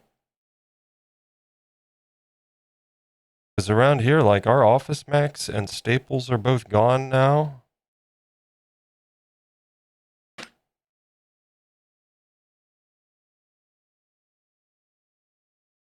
Not a lot of options when it comes to shopping for chairs.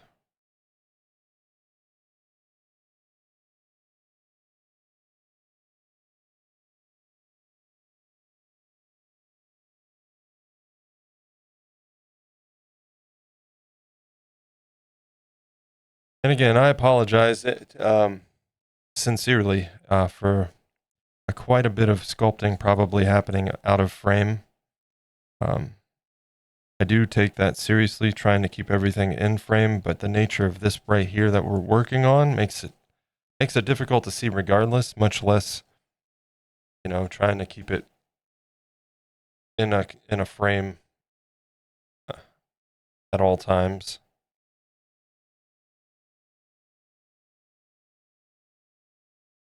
Doing my best, making an effort, but sometimes I just gotta make it work any way I can. All right, we'll come back to you. In fact, we're at a point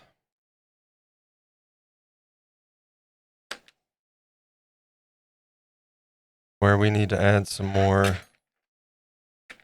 liquid polymer, and we're going to start working on this leg again.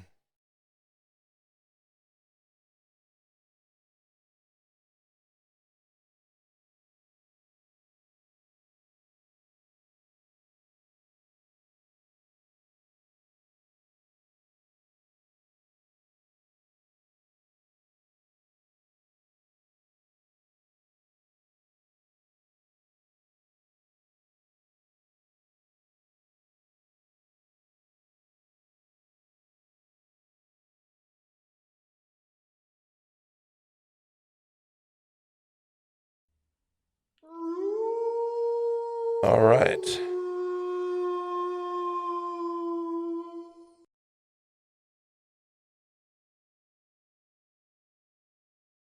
Okay, I'm going to try this. Itune Piscala. Wait. Itune Piscala. Did I say that right? Thank you for the follow. Welcome in.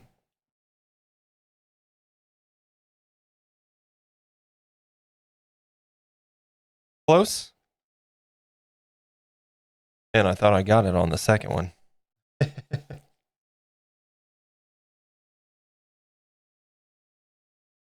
Well, welcome in. Thank you for the follow.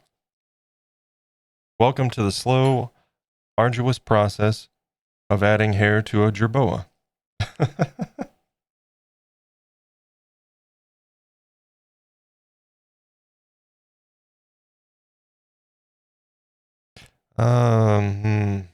Let's see. We're going to go at this like this.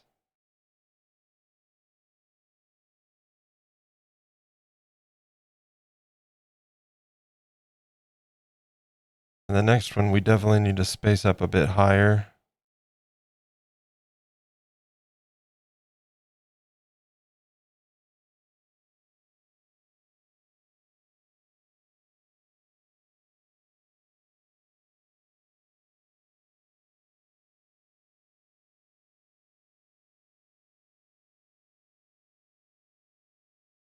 But for right now, we need to make some more hair.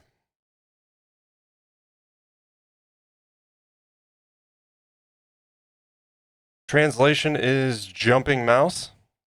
So kind of like a jerboa.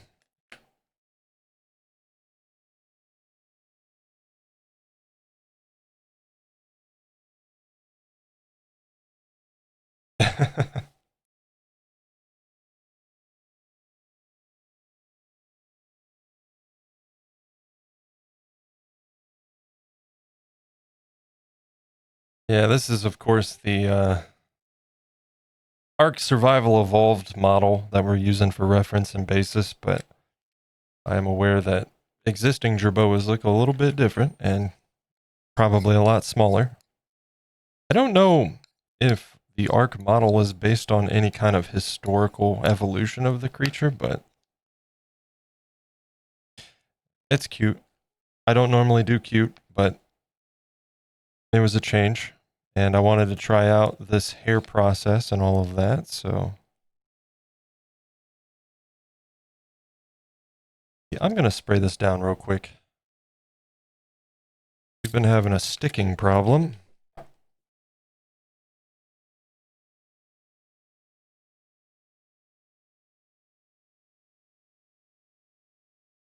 Clean off any kind of clay remnant. Let that dry for just a moment. It's iso alcohol, so it'll evaporate real quick.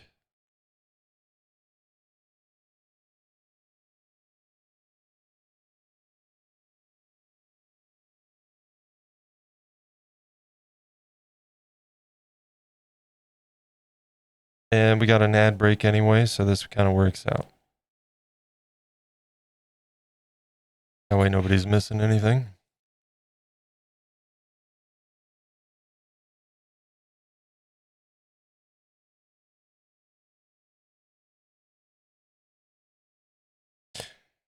I will say this playlist is definitely kind of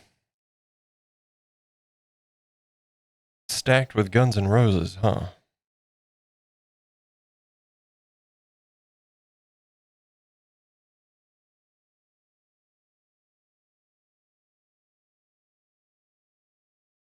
Not necessarily a complaint, but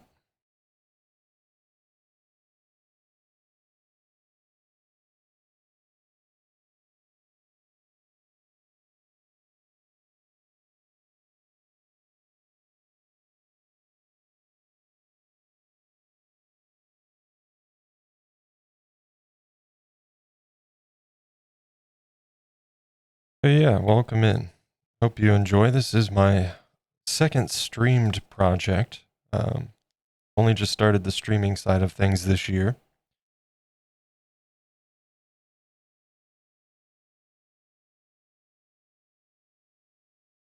But linked in the chat there, you can find the main YouTube channel. And it's got a bunch of my previous work. And all current and future projects will get a showcase video that goes live on the channel as well, once we're done with them, of course. We're getting a little bit carried away here on the size. Yeah, we're not quite to that point yet.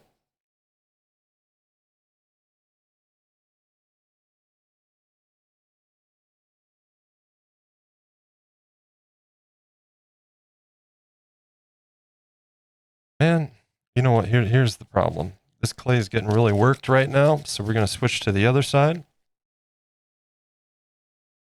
Look for lunch back in a bit. All right. Enjoy your lunch, sir.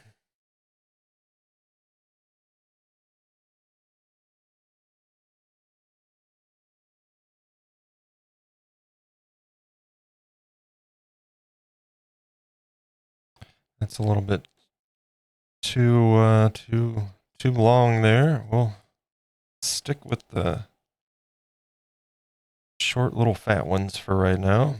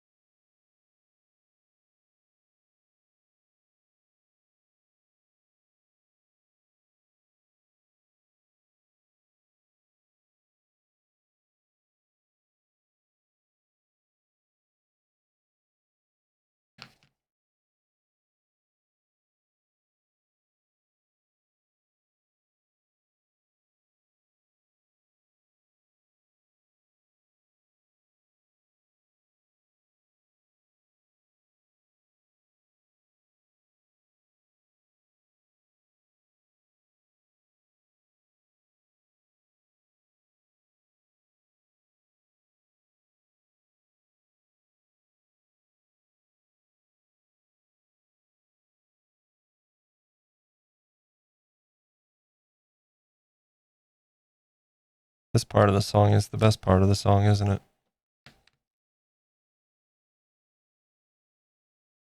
Well, this part.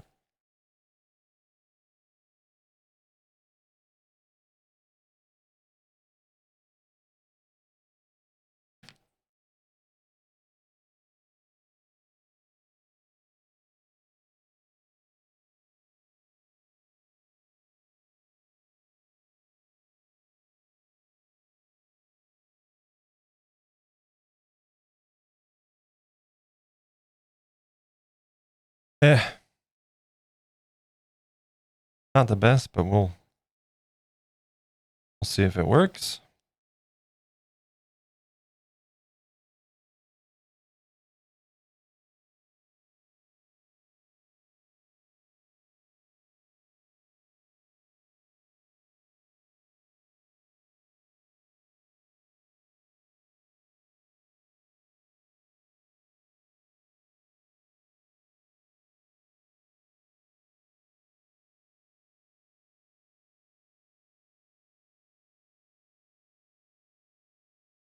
You leave Jesse's girl alone, sir.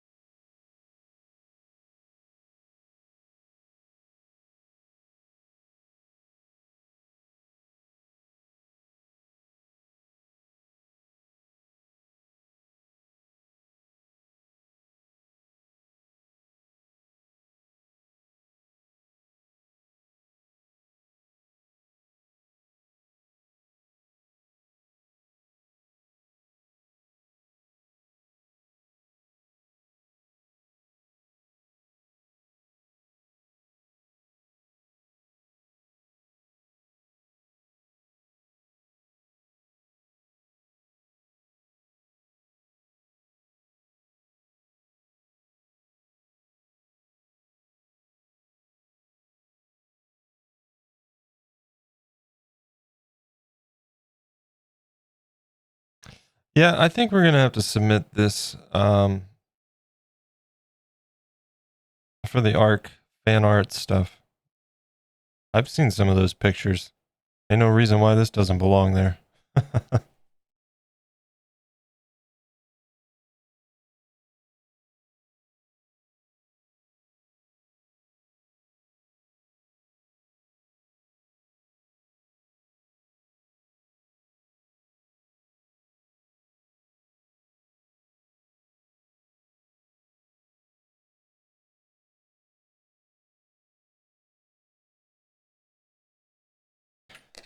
All right, let's pull these up. Before we start placing, I am going to take a quick stretch break here. I'm starting to feel it in my back and my shoulders again. And I don't want to be putting these on and feeling any sort of rush because I'm uncomfortable, you know? When you rush, that's when problems happen.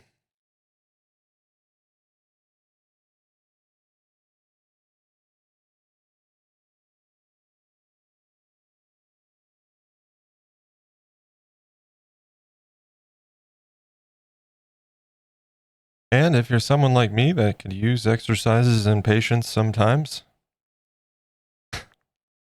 sculpt a jerboa and put hair on it like this. There is no greater exercise than patience.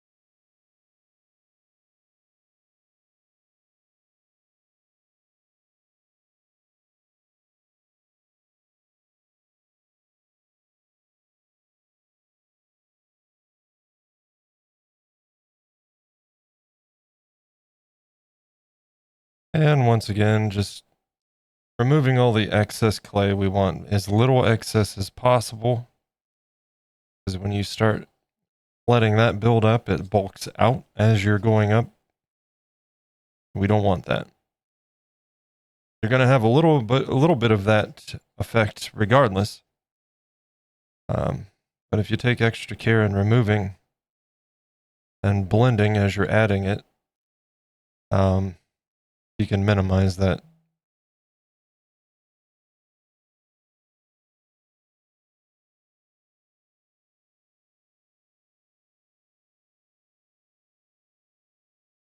And this piece, oh boy, this is going to be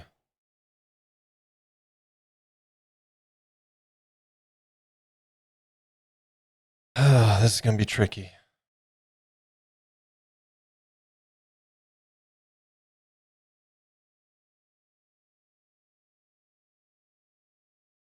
You know what? I don't know if I'm even going to. Yes, I am.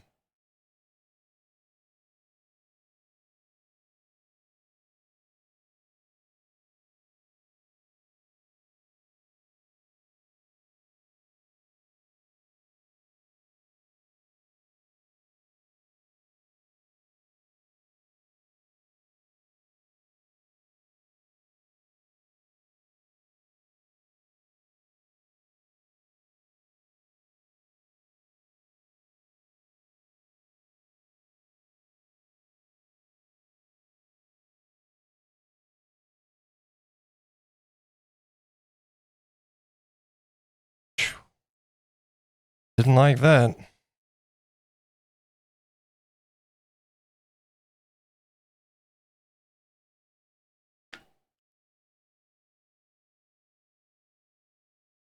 All right, we got to brush these in.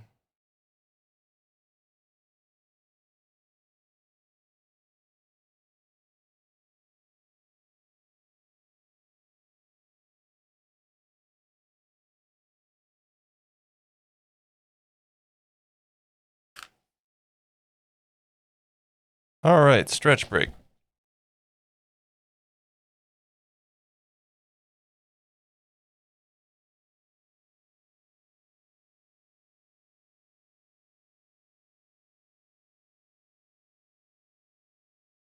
Ah,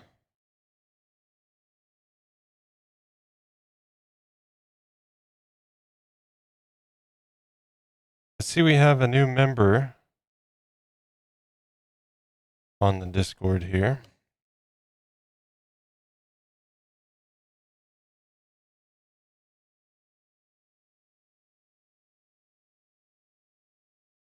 Let me get you set up with the Ravens role.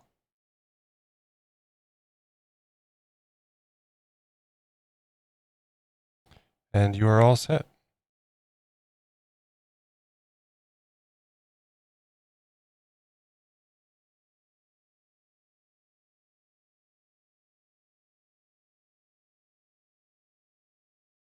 And let me fix this camera, because for whatever reason, I feel like it's super bright compared to what it was when we started, and there is no reason why I should be changing anything.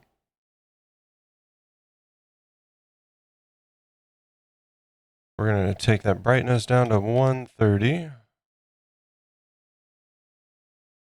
Contrast down to 32. That should be a bit better.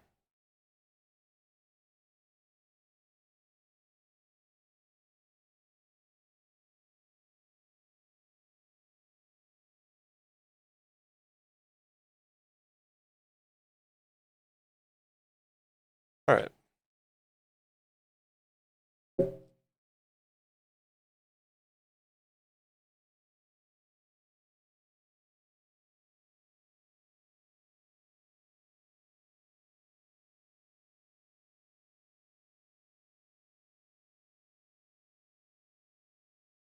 I'm going to go use the restroom real quick, so that's out of the way.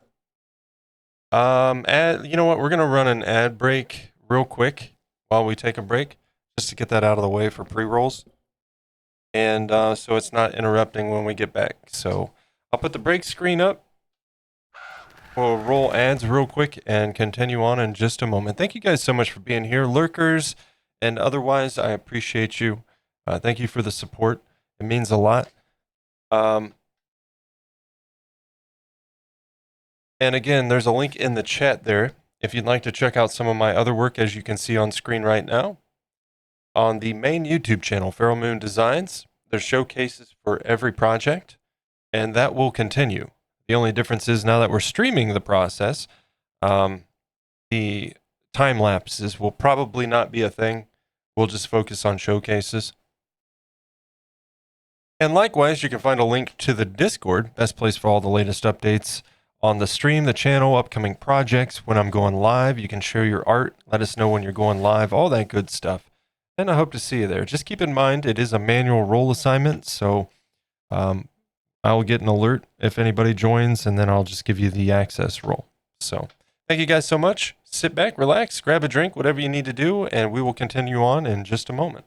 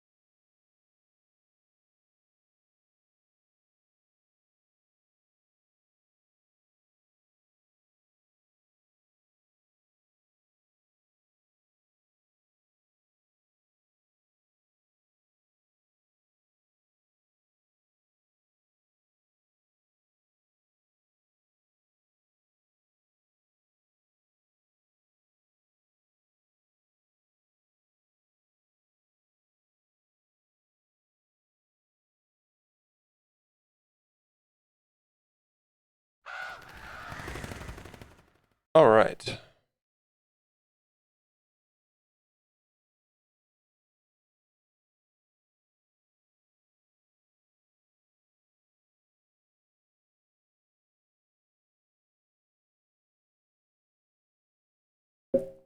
We are 2.5 hours in already. Goodness. This process is very slow moving.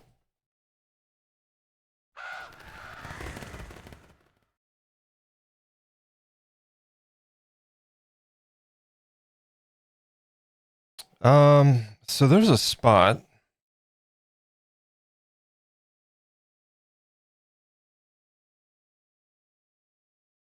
Right there. Behind the knee.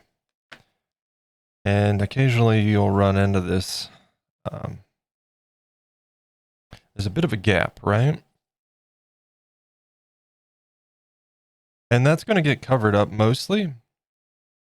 But I know it's there, and that's a problem.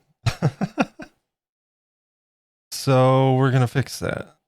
We're going to fill that with a little snake.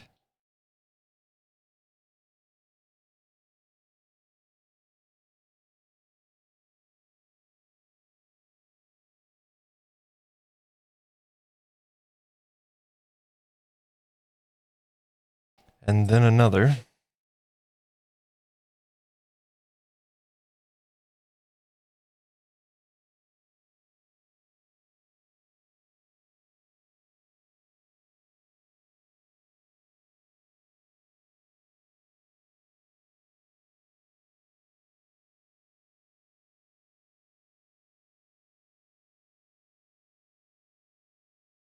And then another.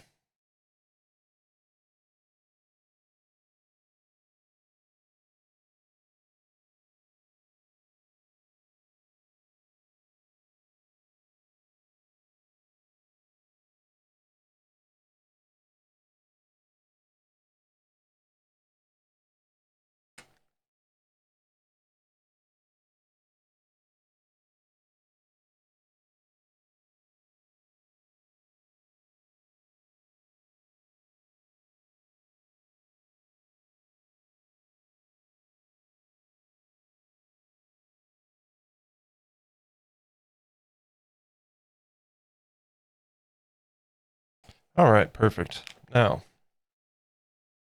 gotta start working up the front. No.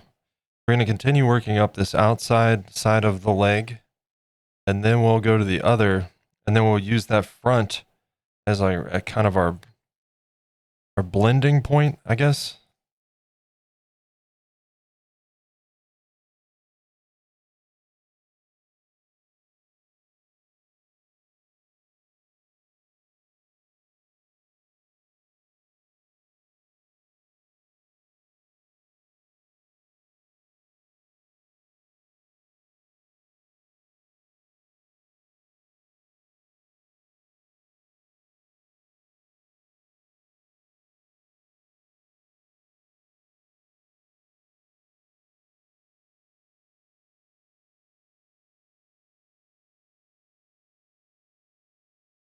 You know, it's days like these where I can't help but think that C-Not Bush's first person perspective with his harmonica mount would be incredibly beneficial. The problem is, I tend to move around so much, you guys would be sick.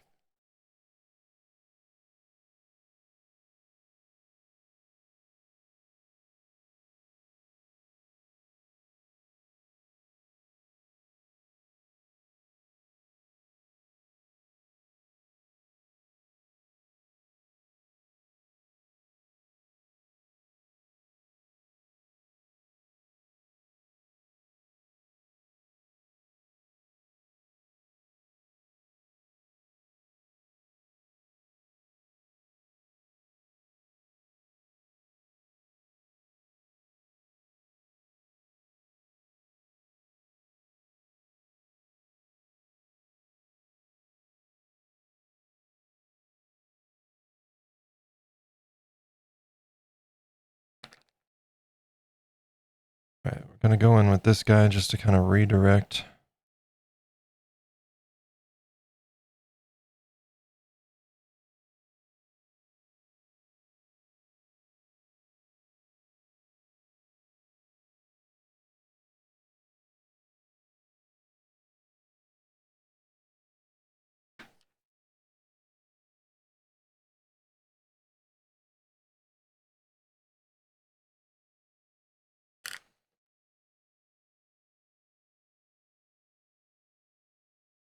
Looks like he's wearing some Uggs right now.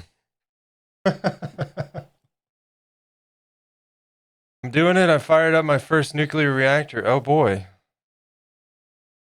Make sure you got your cooling system in place there.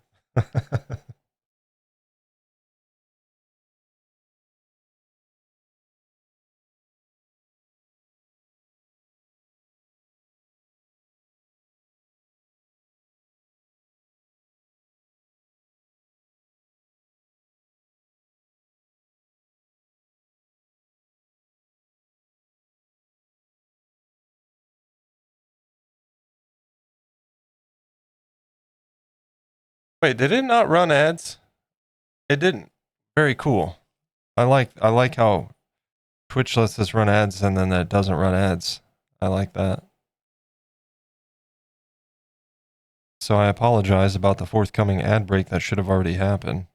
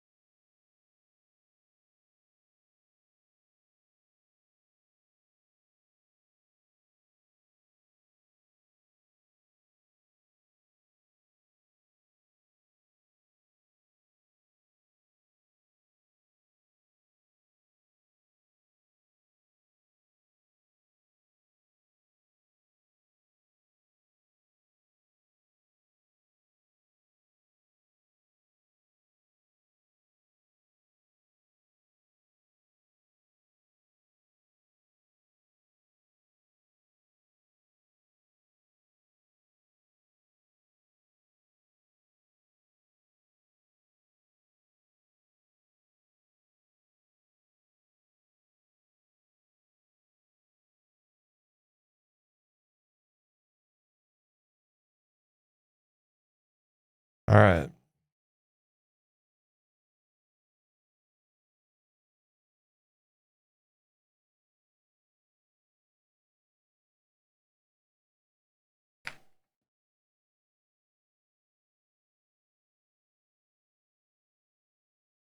I lost my paintbrush there.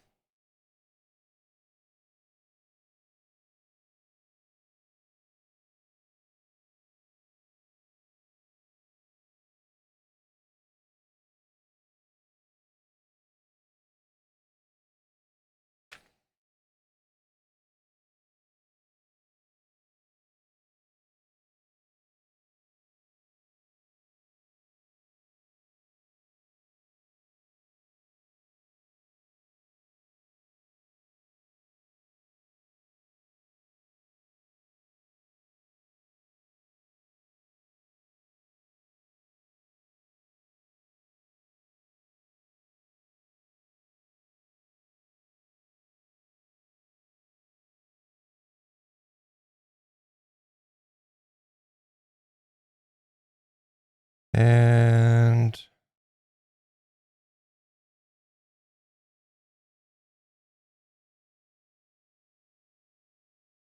let's put this piece.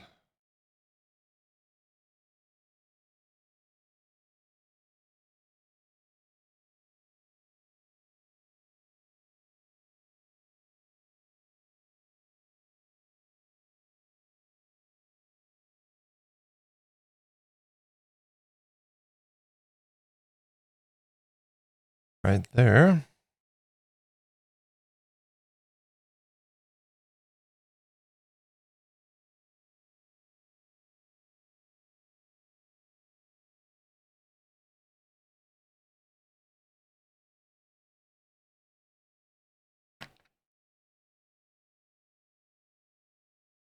It's in a place, keeping the menu for it open so I can shut it down.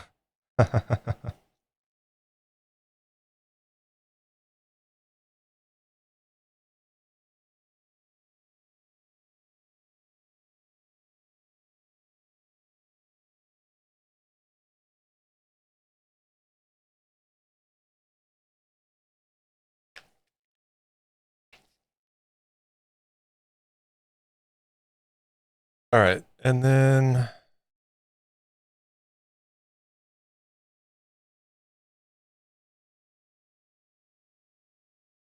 we'll work around the front. I am going to cut this big old chonker off of there. We don't need that.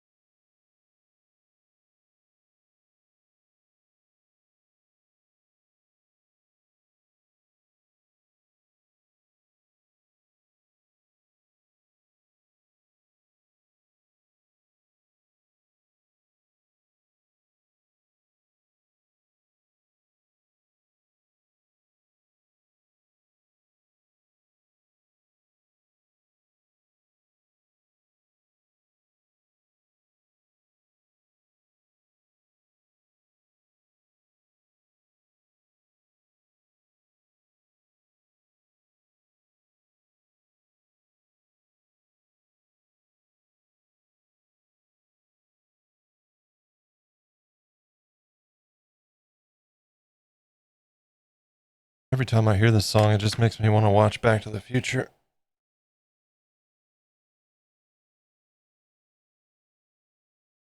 Which is actually free on YouTube. It popped up in my recommended.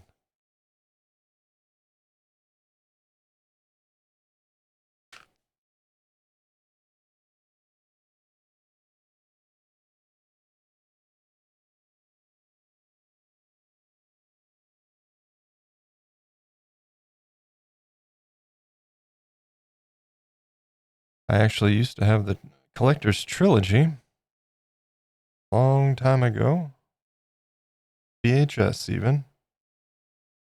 And unfortunately had a roommate whose friends or he himself decided to make it his own. So I do not have it anymore.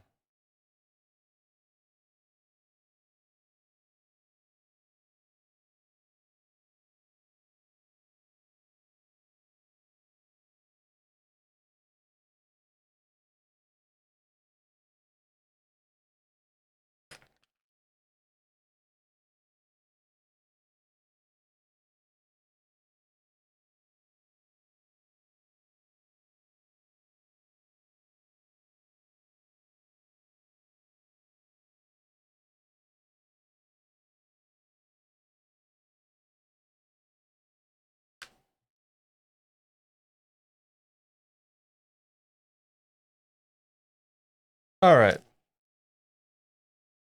Back to fur. Well, back to making fur.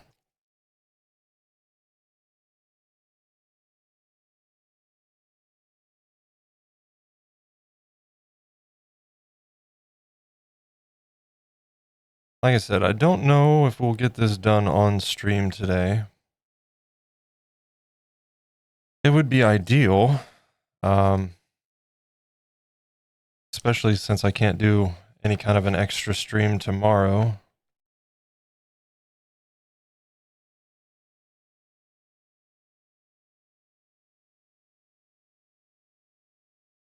But we'll see.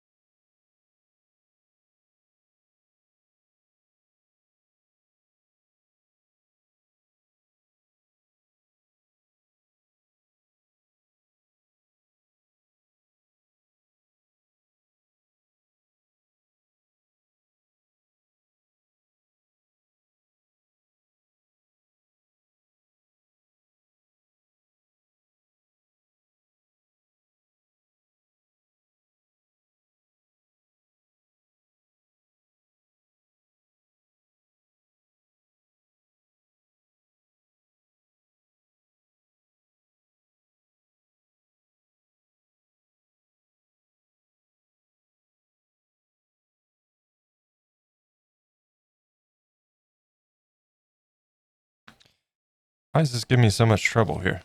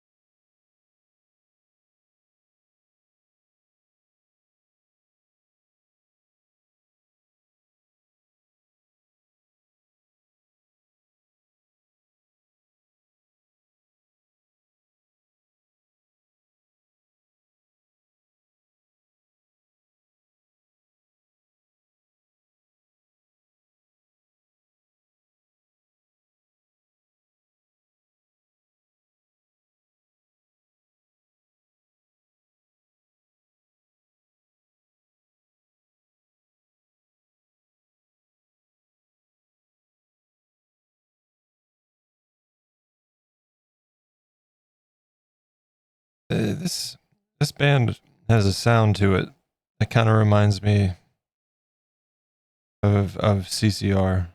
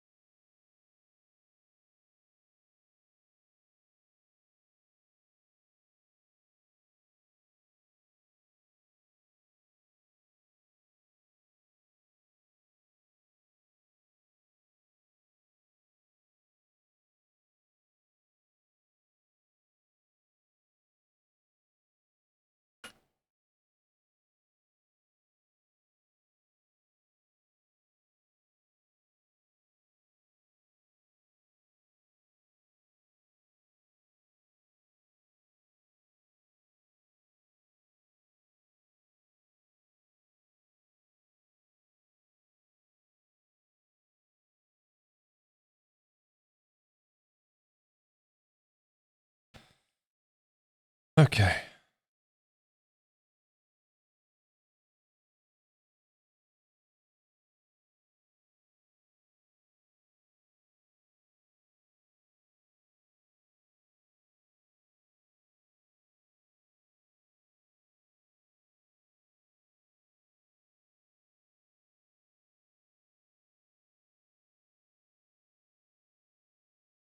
Once again, the composite tool and the spoons, man. I don't know what I'd do without them.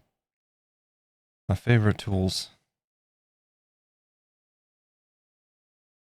This thing works for so many different practical uses, and well, we all know the power of the spoon.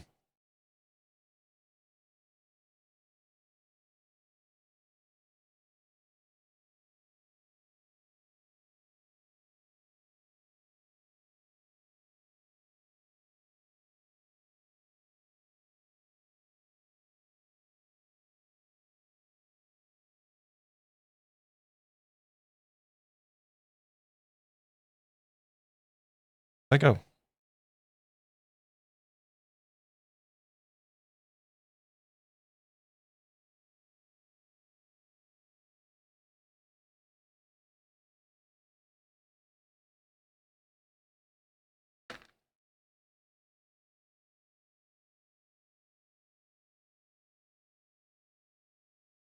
All right, so basically, reactor's running wide open, not gone nuclear yet. Well, there you go. We need to go basically straight across at an angle where it meets here. And then from here, the hair will be going like this way with a downward curve.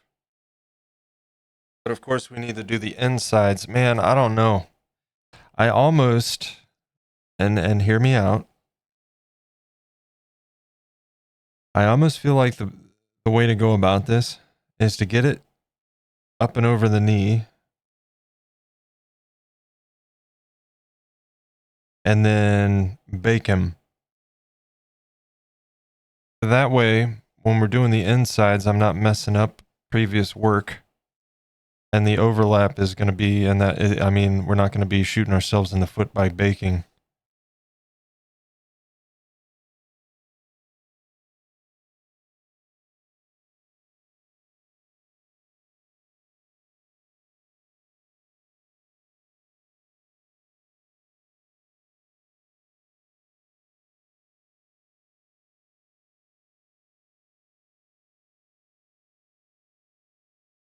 I know I said I wanted to get the legs done hopefully today, but we also have to go with the process. So if that's going to work the best, then maybe that's what we should do.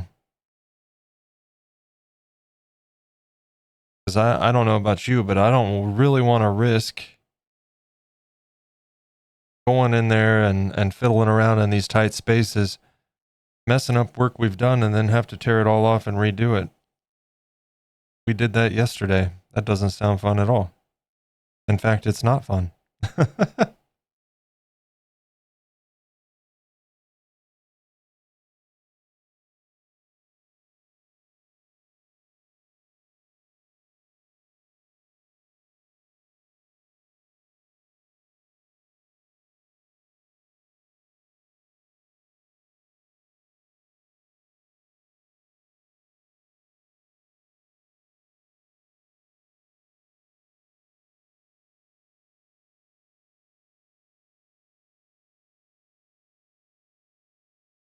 I let it go. Uh-oh.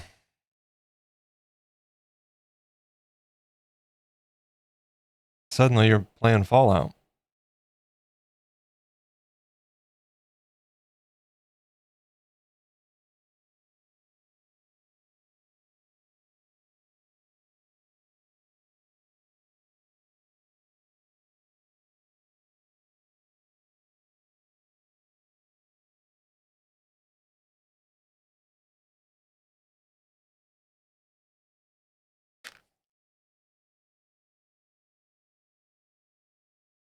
I know it doesn't look like much that we've done today, but I assure you this has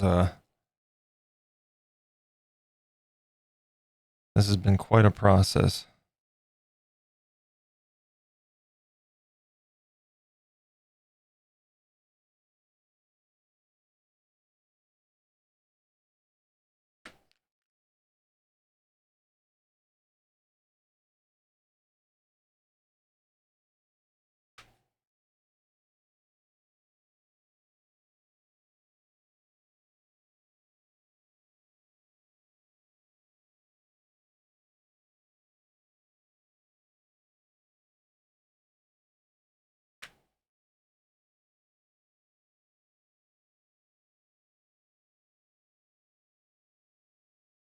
That's the main thing. Like I'd be fine with doing the outside of the legs right now, but man, I don't know.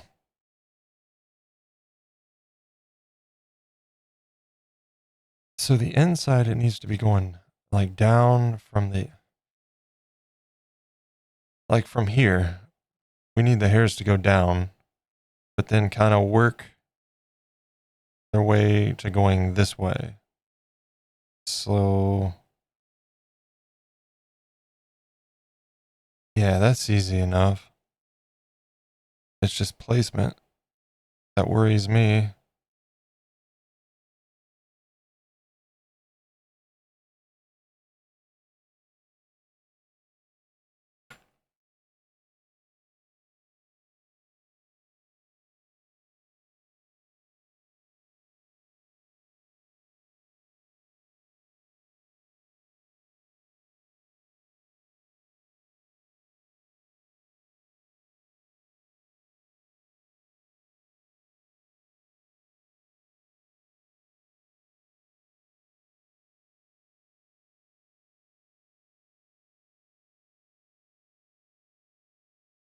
Well, we'll give it a shot.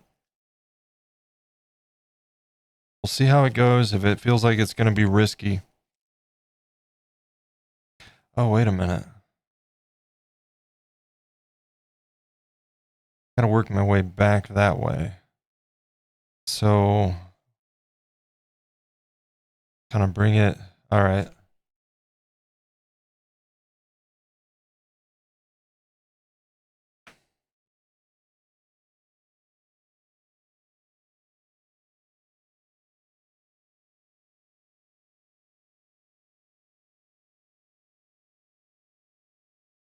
Just kind of visualizing it here for a minute, you know?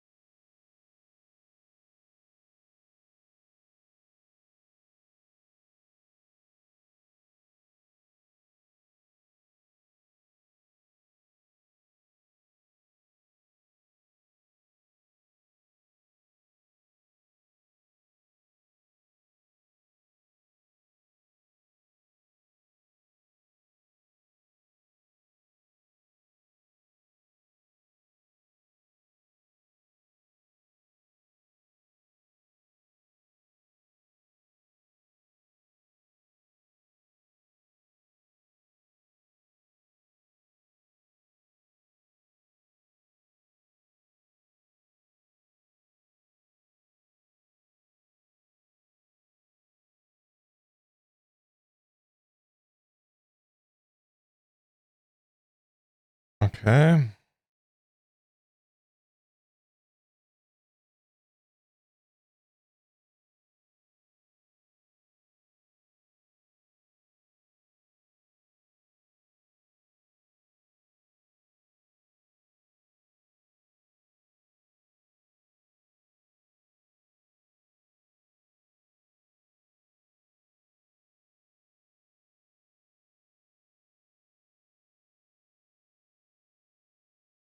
Take it to the front bend as we work back.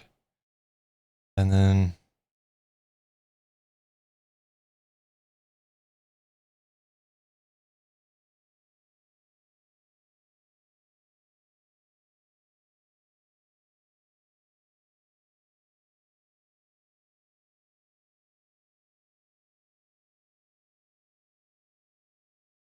Basically just kind of vary the direction of it slightly, ever so slightly.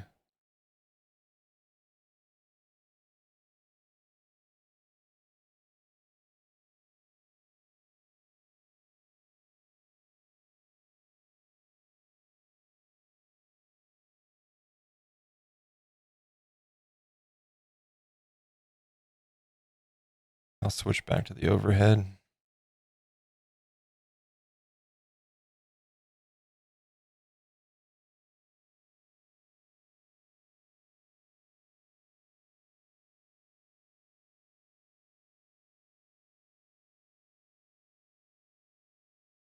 Automatically shut down due to no water. Well,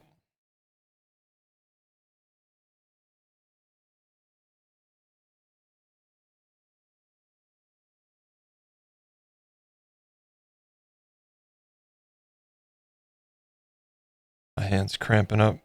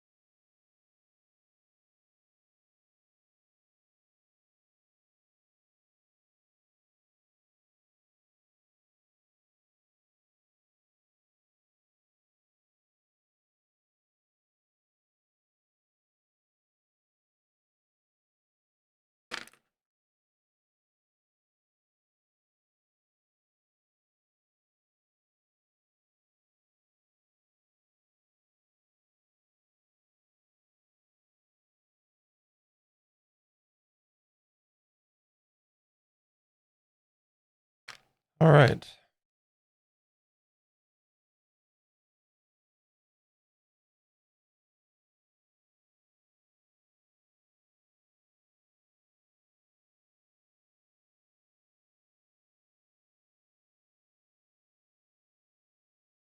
Give me 1 second.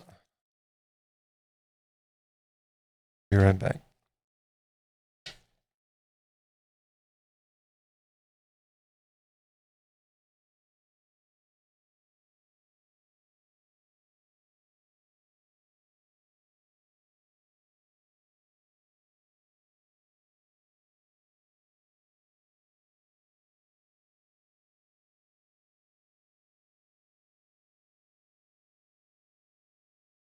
All right.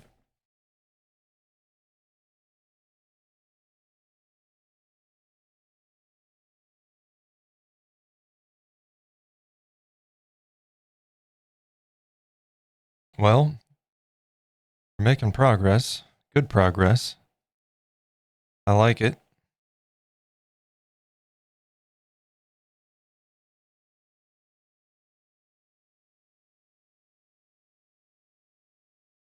I wish I wasn't so hungry right now, but let's just keep working through it.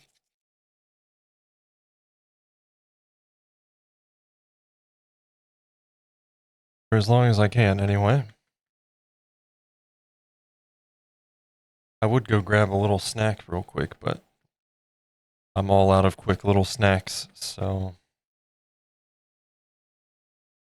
anything I make would take a little bit of time.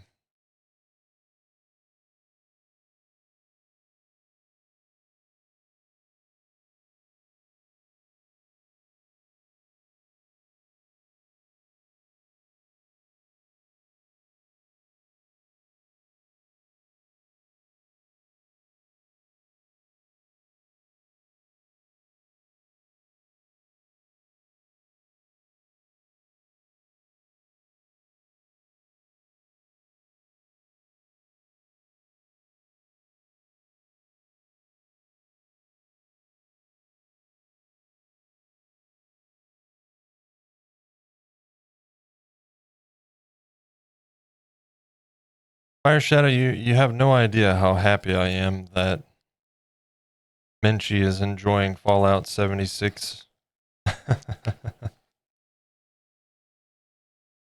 We've been having a lot of fun playing that.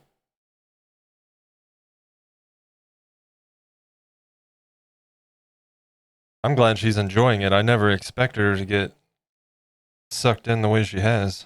That's for sure.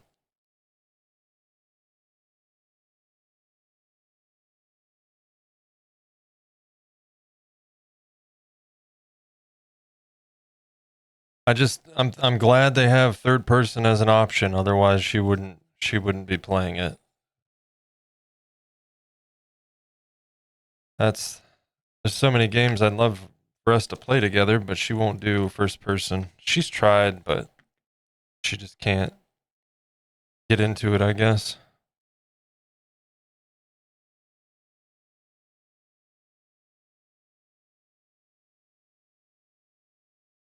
Yeah.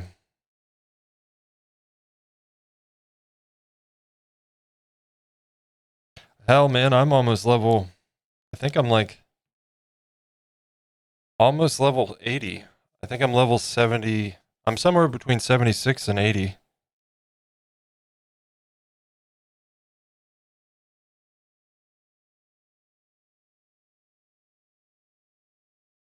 GTA 5. I like third person. I don't have a problem with it, but I also don't have a problem with first person.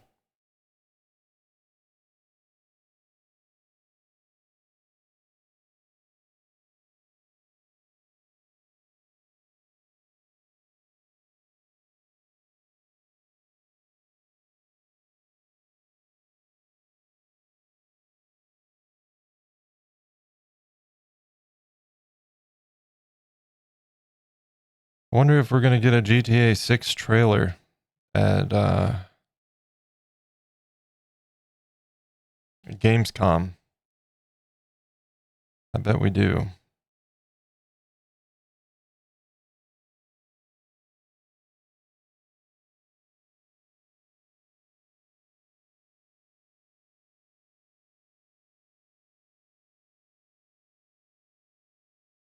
I don't know. I'm tempering my expectations. I have no doubt the game will look gorgeous. I mean, from the trailer that we have seen, it certainly looks like it's going to be technically impressive. My reservations and concerns are with the rest of the game.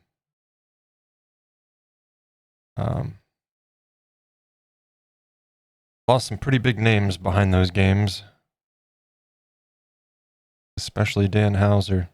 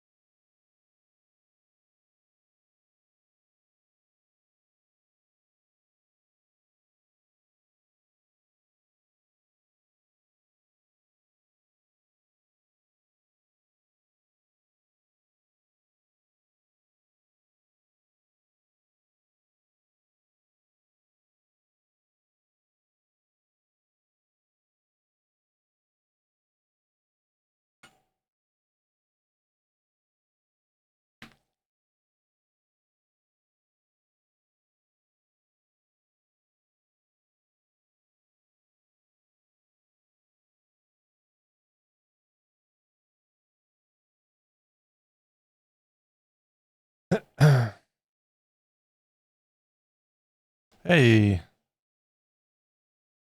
I love this song.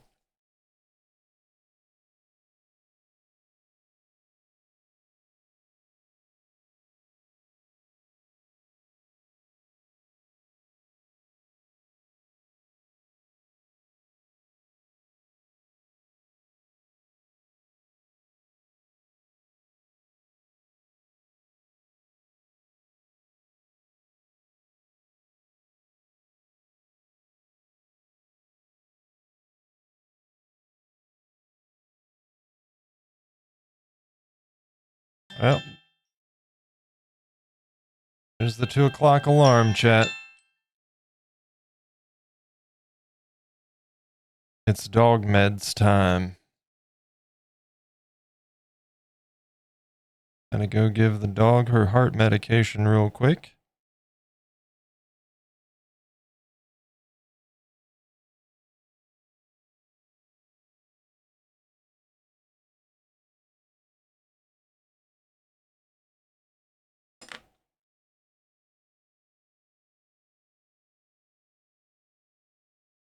And we got an ad break coming up, so we're going to go ahead and get both of those out of the way. Apologies for the interruption here.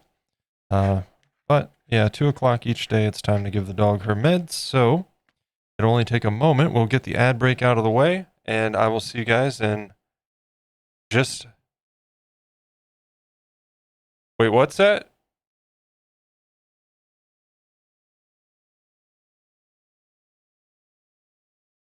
Itum Sikala? What, I'm not sure what I'm reading there.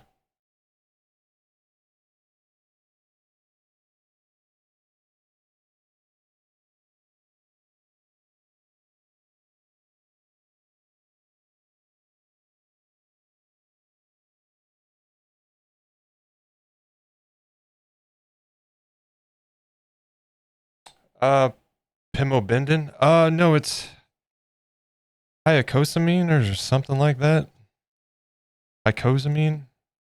I believe it's my girlfriend's dog. She's like 14 years old, and the last couple years she's been kind of having some struggles. But I believe it's a heart steroid. It's like a steroid. Basically, in a nutshell, long story short, a couple years back we took her in for a teeth cleaning, and when they do a deep cleaning on a dog's teeth, they'll sedate them. But when they're under sedation, they're obviously monitoring vitals, and they put her under for the teeth cleaning procedure, and they found some irregularities in her heartbeat and had to do an emergency taking her out of anesthesia.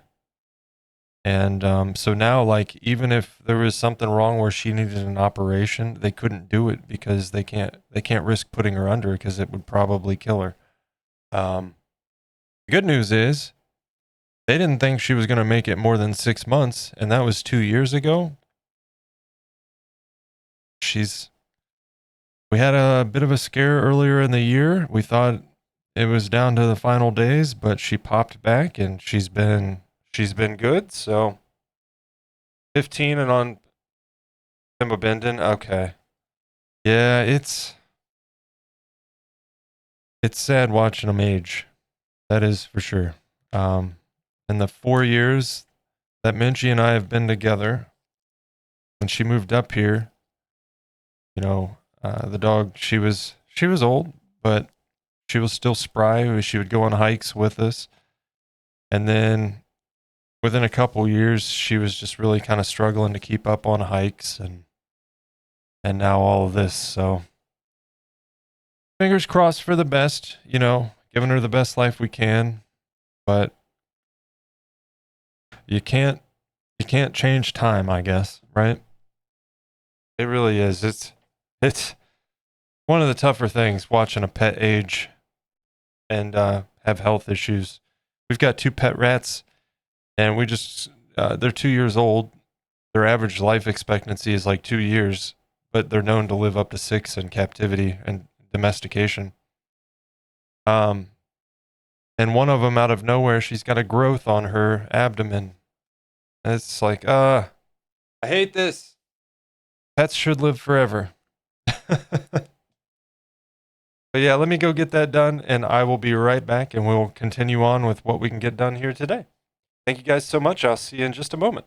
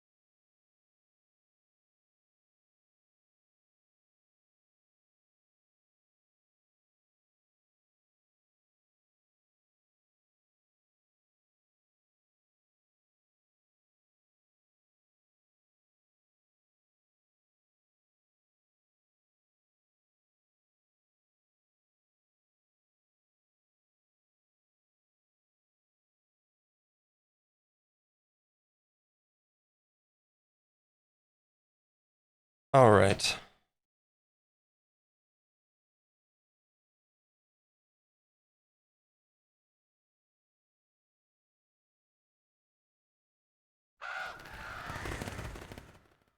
Heads have been given.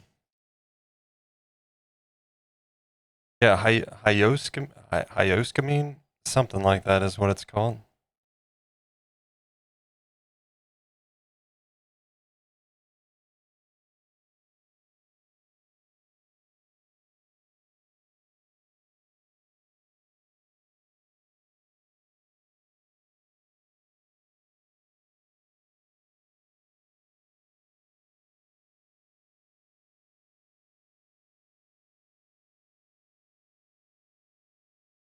All right, we'll get right back to it. I'm going to slightly angle at this point.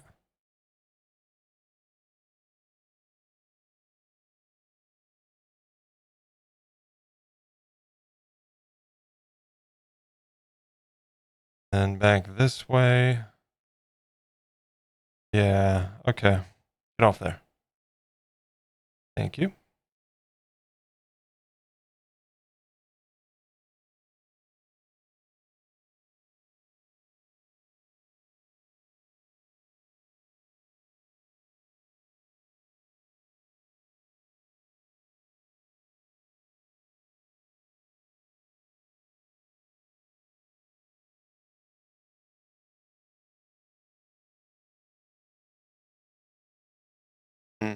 This is going to be interesting.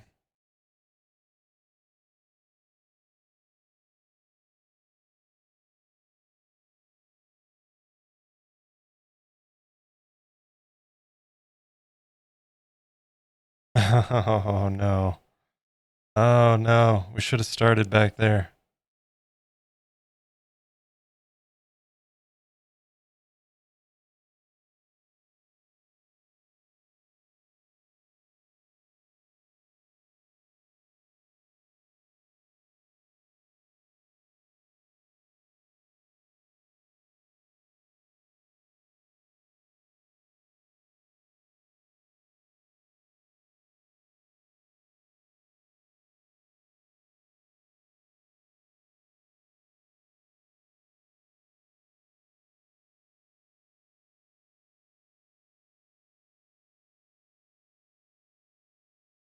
Better. Okay.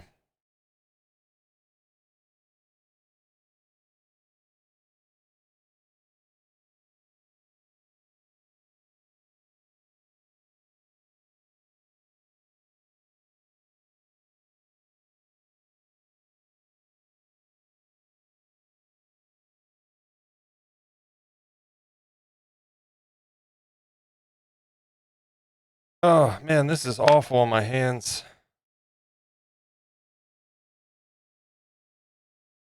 It's a very awkward position.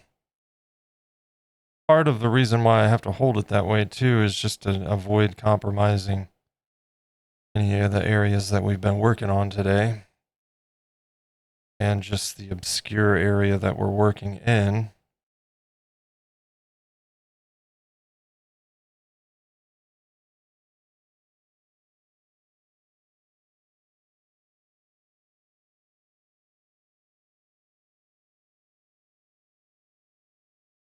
Oh, put that down. Goodness.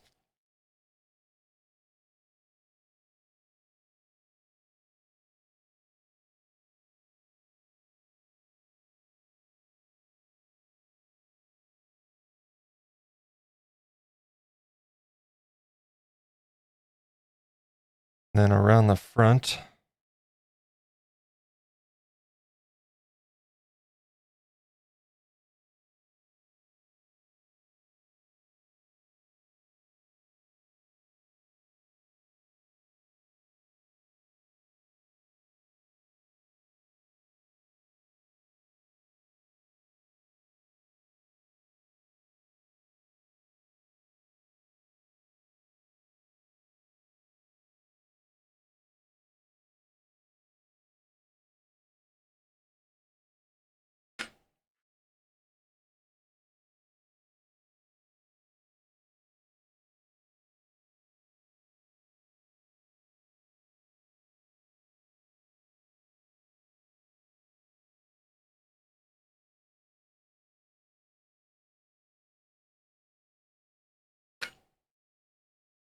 And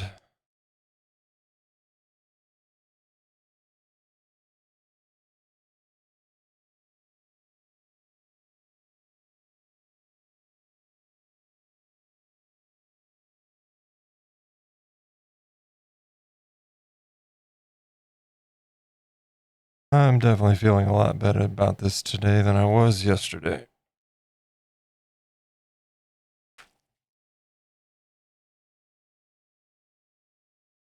I just wish the area we were working in wasn't quite so difficult to get to.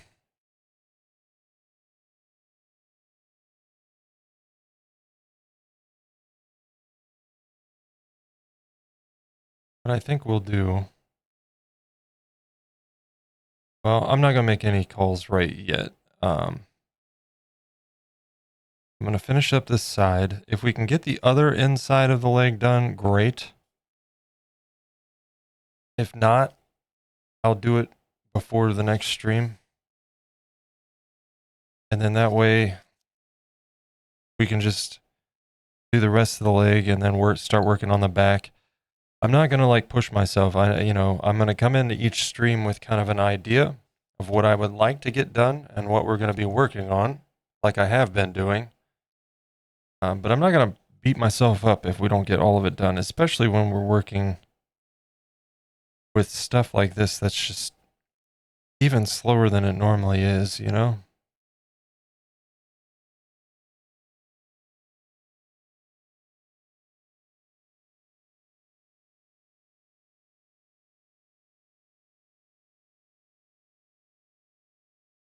Nothing productive about that. And there's nothing productive about pushing through when you know you should take a break because, like yesterday, for instance, the only thing that did was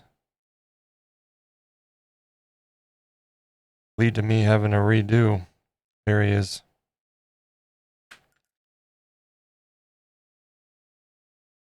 Kind of goofed here, by the way.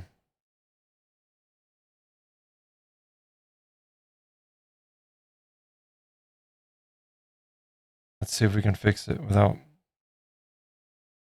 messing it up.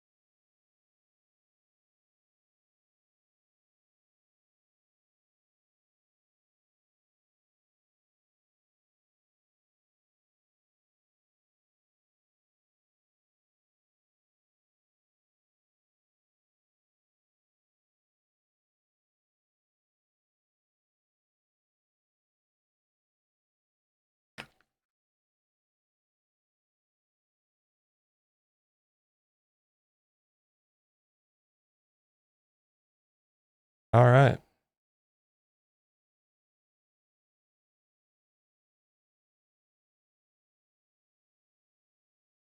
Perfect.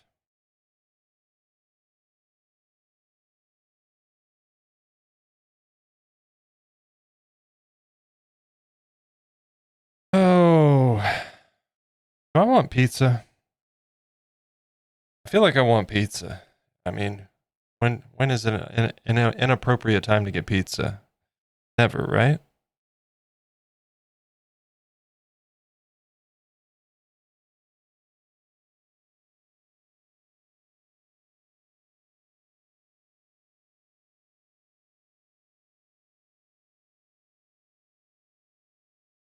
Plus, I feel like I owe it to myself because I ordered pizza. The last time I ordered pizza, like a week and a half ago, it was disappointing. The pizza was not good.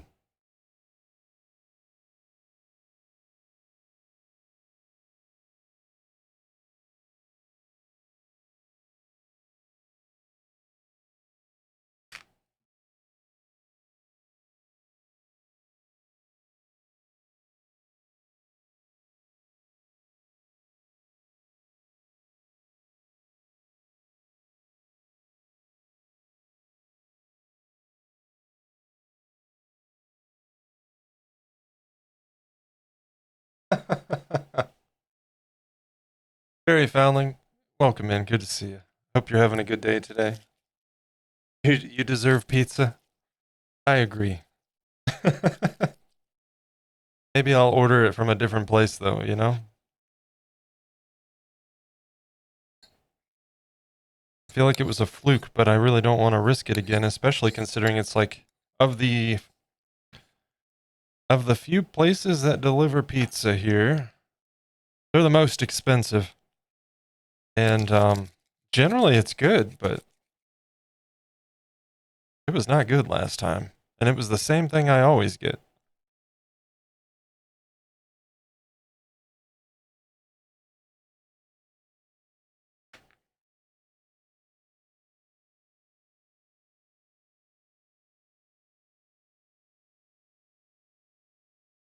Yeah, we're going to try to get the other inside leg done as well, at least. And then I can give them a bake. And we don't have to worry about smushing anything. That's my biggest concern right now. Maybe it was the new guy. Yeah, I don't know. It was like... It was a meat lover's pizza, you know? So sausage, pepperoni, ham, bacon. And it's normally delicious. But yeah, last time it was not really good. And then the crust tasted funny.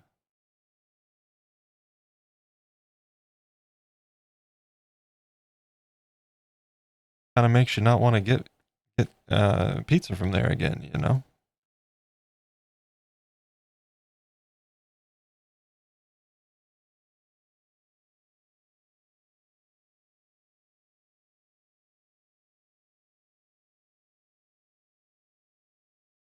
If I order today, I will probably just take advantage of Domino's two or more for $6.99 each. That's a pretty good deal.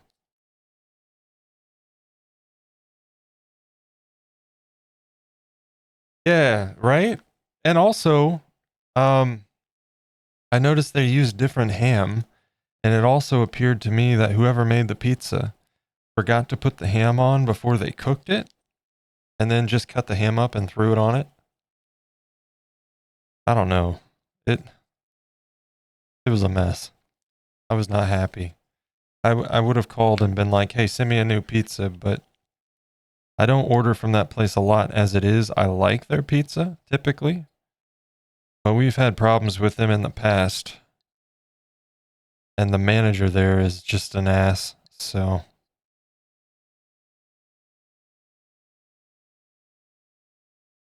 Manager, owner, I don't know what he is, but...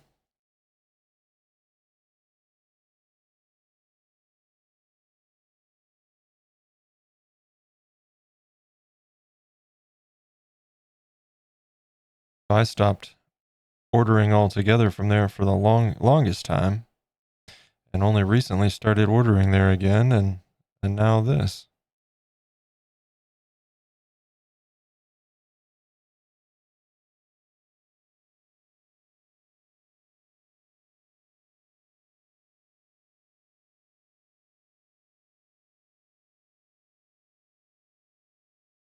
That's a bad one.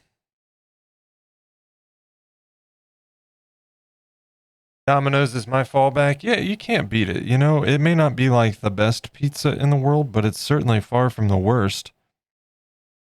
It's good when I want pizza, you know? And they're always very fast. And the prices are always fair. My only problem with Domino's is I have to keep myself away from those lava cakes. Oh my god.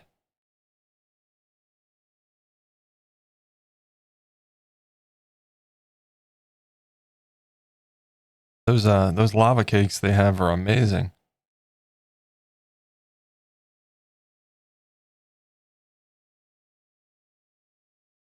Right? And they're on the 2 or more for $6.99 deal. So every time I'm like, Do I want diabetes? It sounds really good.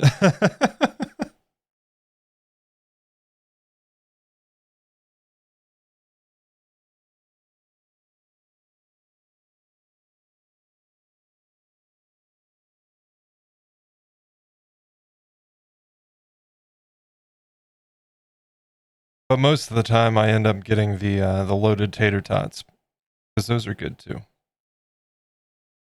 Not lava cake good, but still good.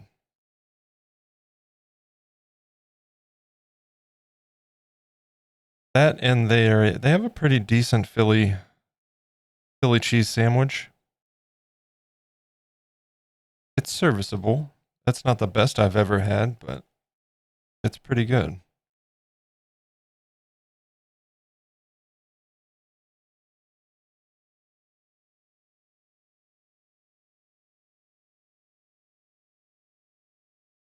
Been meaning to try those, yeah. What, the loaded tots or their sandwiches?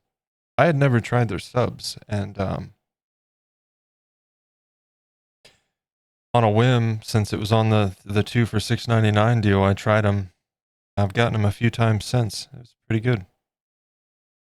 But the loaded tots, I always get the cheddar bacon ones, and they are very good.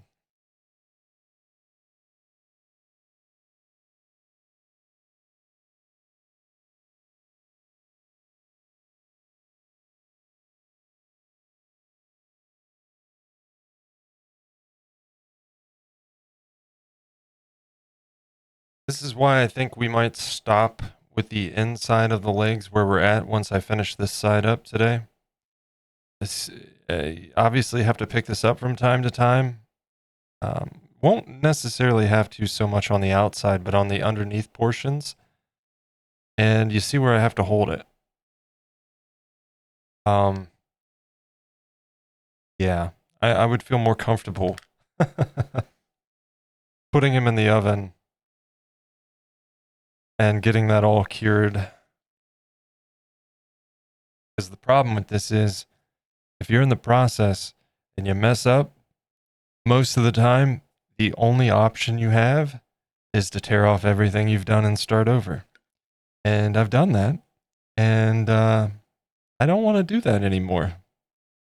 It's not fun.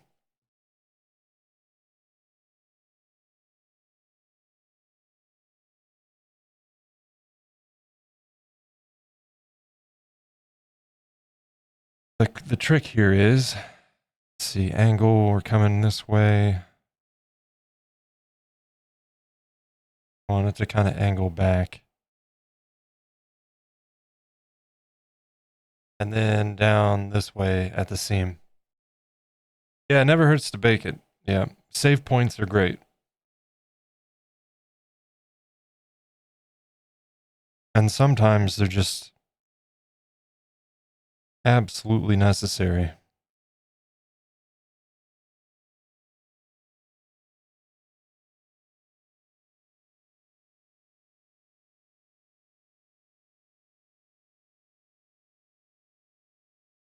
Yeah, that's going the wrong way.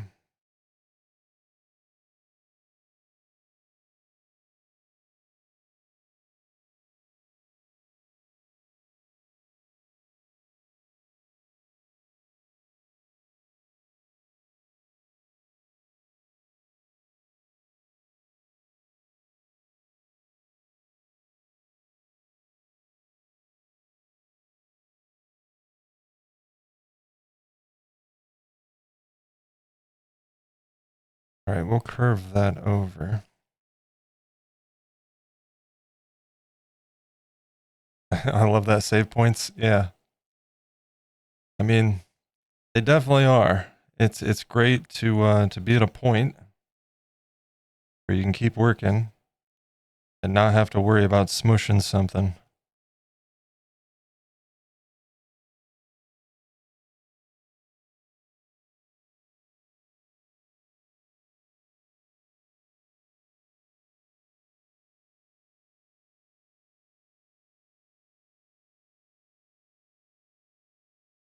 No.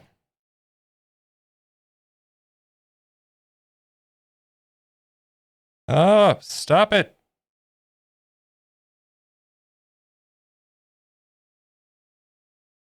Part of the problem is I got... All right, you just...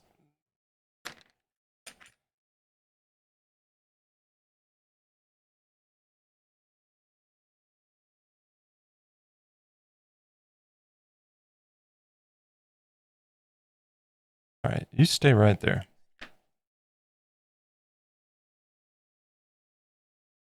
And then, so we got to work back that way.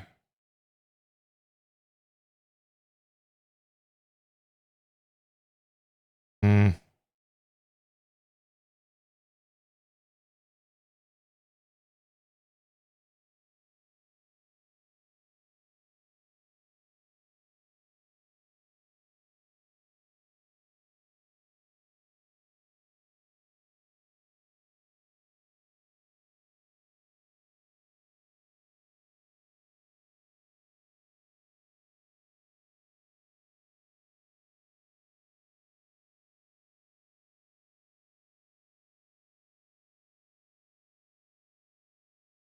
I hate it when it does that, man. Come on. You're supposed to stick to the liquid polymer, not my tool.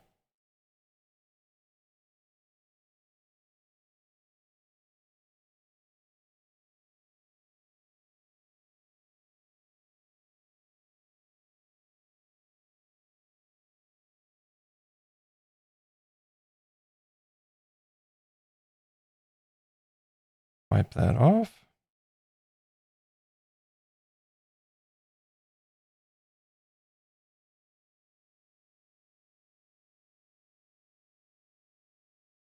Get that chunky boy out of there.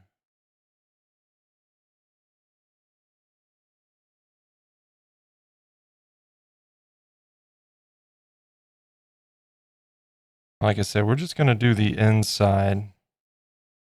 We'll do the outside, and then the top line there we'll do last. That'll kind of be our overlap. Let's get this done.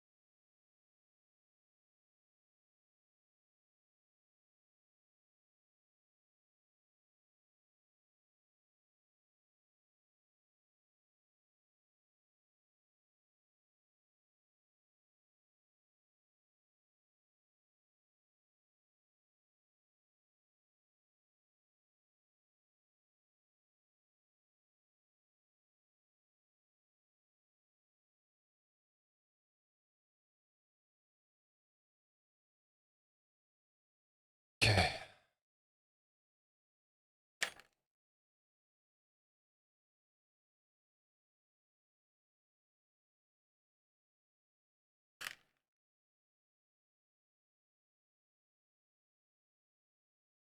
Gonna be so ready for a nice armored mech next. Nice and non-organic.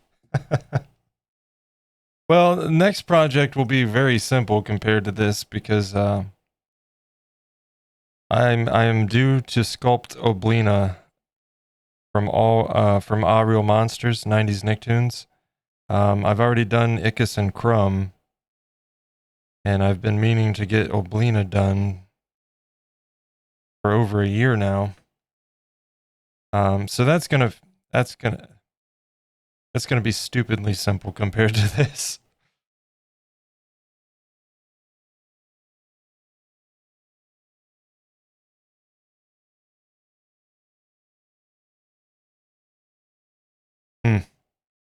I think, yeah, that one's all goofed. Yeah, yeah. I'm looking forward to it. It'll be a nice little change of pace.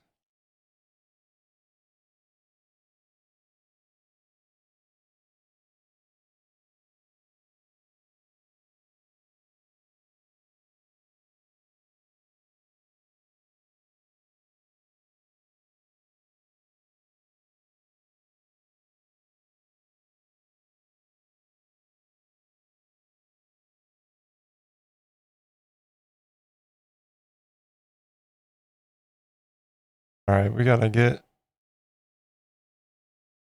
some more fur to finish this up.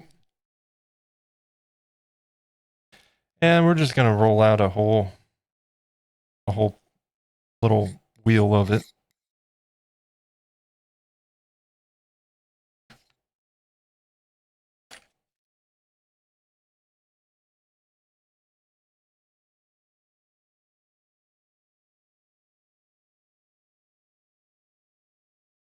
But after Oblina, I'm not entirely sure. I have plans. I would like to do a Mr. Handy from Fallout.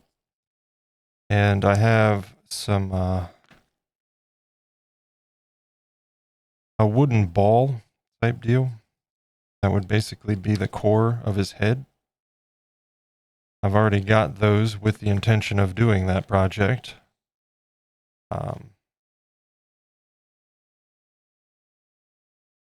I'll probably, at some point, I definitely want to do a set of power armor. But I think for multiple reasons, I might put that one on the back burner for a little bit. For one, to give myself a little bit of a break from an in-depth project that I know I'm going to spend a lot of time on. Because I would like to stagger those projects with, like, do a project that like this that takes an eternity to do, and then do some smaller scale stuff. And then when I'm feeling ready, go back to something more involved and detailed. And so I'm thinking as far as power armor goes, it would be cool to do that, but also kind of try to time it with maybe something that would benefit algorithmically, right?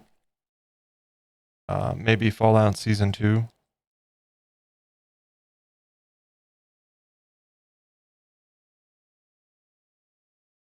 And heck, depending on what's going on and when the time frame that it happens, I genuinely would not be opposed to doing a series of Fallout themed projects around that time frame. Because there's all kinds of monsters that I'd love to sculpt.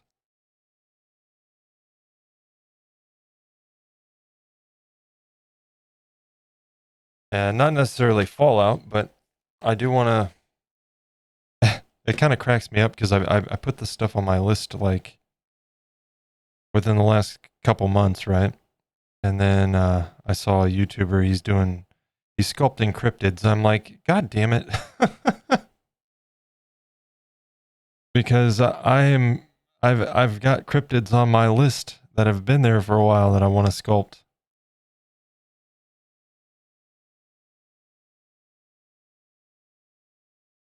Mothman for one.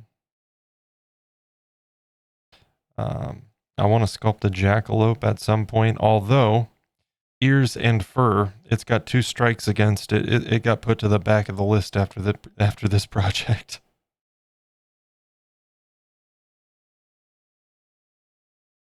Because it would kind of be a lot like this, of course. Very similar.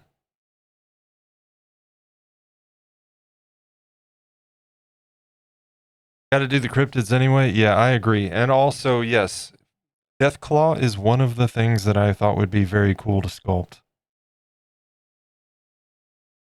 And that would have to be a hyper detailed one, you know? So, in other words, something that would take me a while.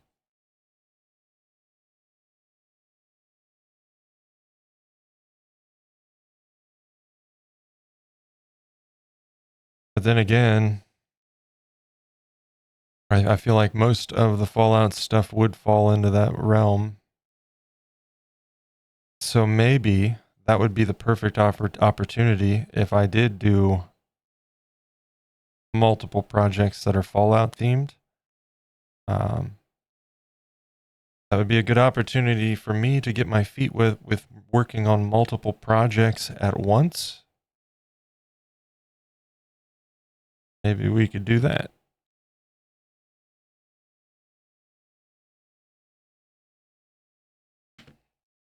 Because I don't do that. I just work on one thing, start to finish, and then start something else.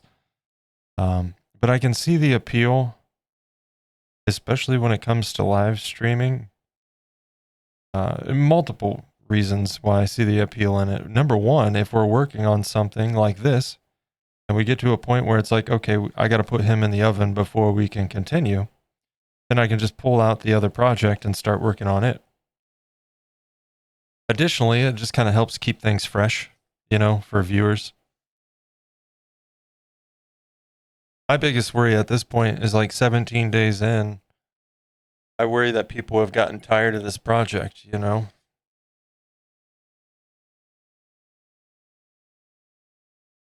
Oh, we're not quite ready yet. And, I imagine most of that's in my head, but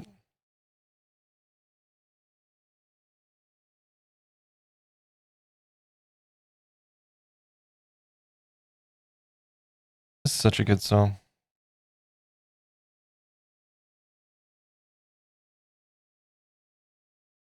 But yeah, definitely want to do the cryptids. Starting especially with Mothman. I think he's one of the more fascinating cryptids out there.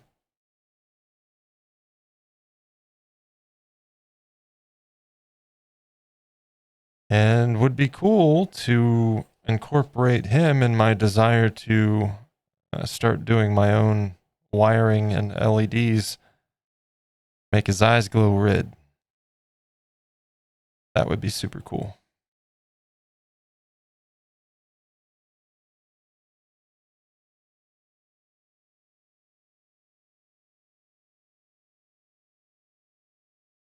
Some projects just take time. Having two projects makes sense. Yeah. Like I know, those of you guys that are familiar with CNOT, obviously he's got multiple projects running, but he's also doing commissions, so it makes sense why he's working on multiple things constantly because they're all commissions, I am not doing commissions. These are all just because. So for me to get into a routine of doing multiple projects feels weird. But now that I'm streaming, it kind of feels more justifiable.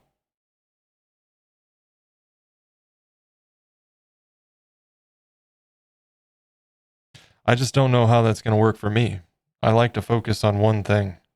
So I guess like in all things with this, it's going to be a bit of an exercise.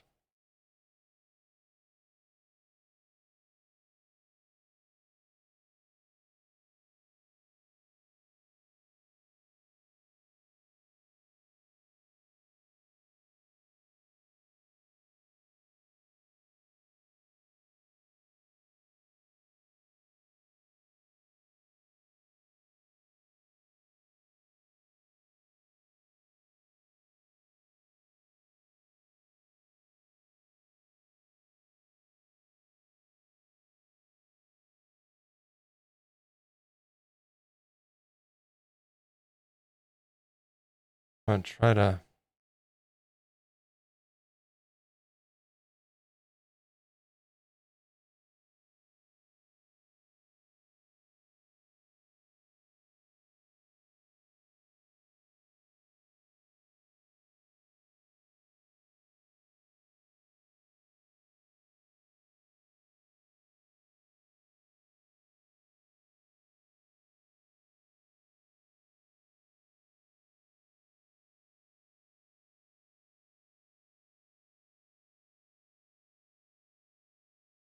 Got a good system. But you got to feel it out for what works for you. Yeah, definitely. Absolutely. You know, part of it sounds appealing because, like with this, like I love this project, but I'd be lying if I said there wasn't days where I sit down and I'm like, ugh, more fur. You know what I mean? And so there, I definitely recognize the appeal there, where it would give me a little bit of a break between tedious processes, and if I wasn't feeling like doing one thing, I have some other options.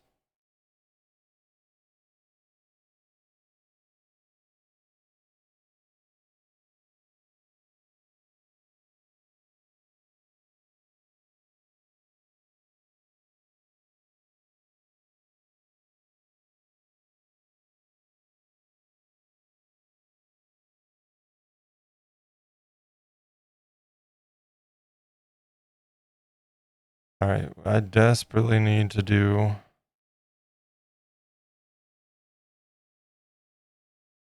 a bit of fur manipulation there before it gets out of hand, but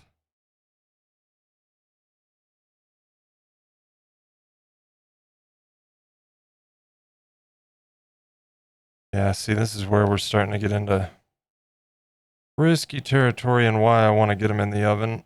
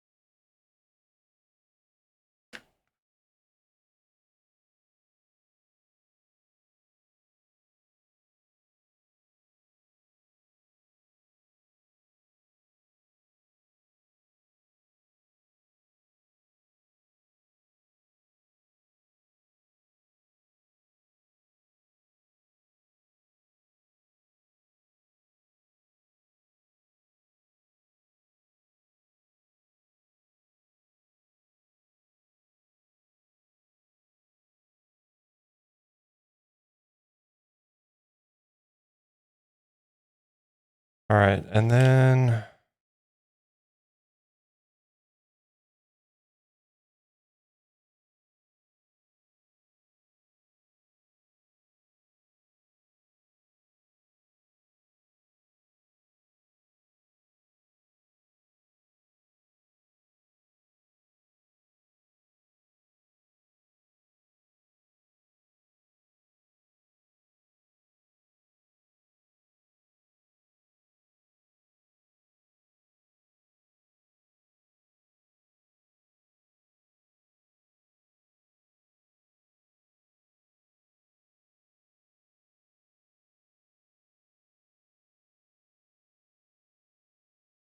oh, well, that piece is shot. Do we have? That was a bit excessive.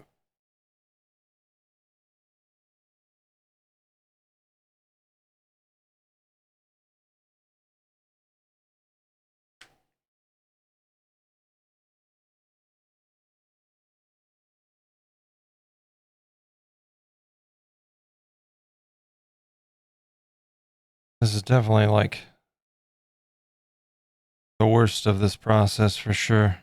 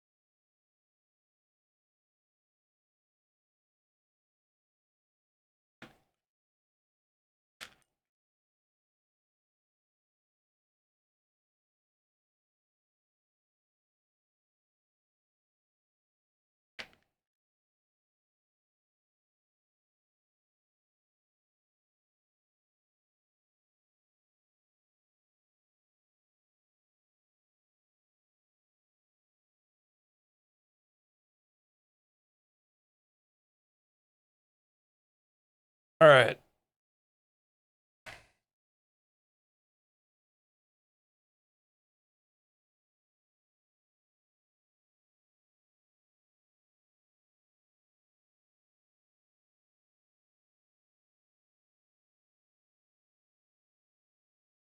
Trim that. This little straggler off of there.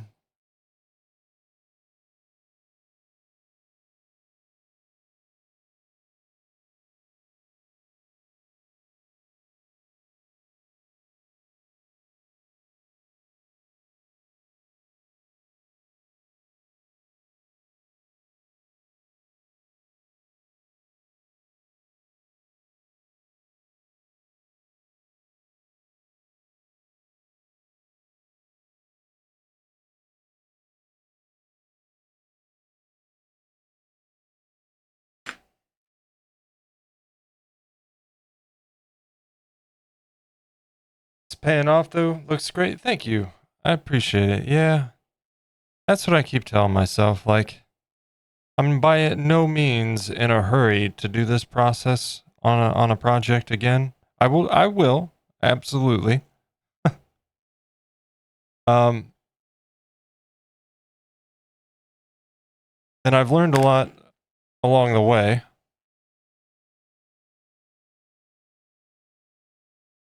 But yeah, I'm very happy with the end result. Just not something I'd want to do all the time, you know.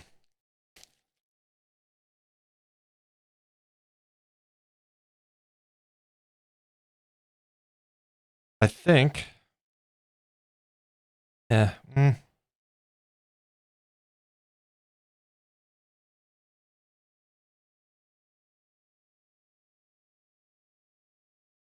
Yeah, we're at 4 hours on stream today. That was 4 hours of work, chat.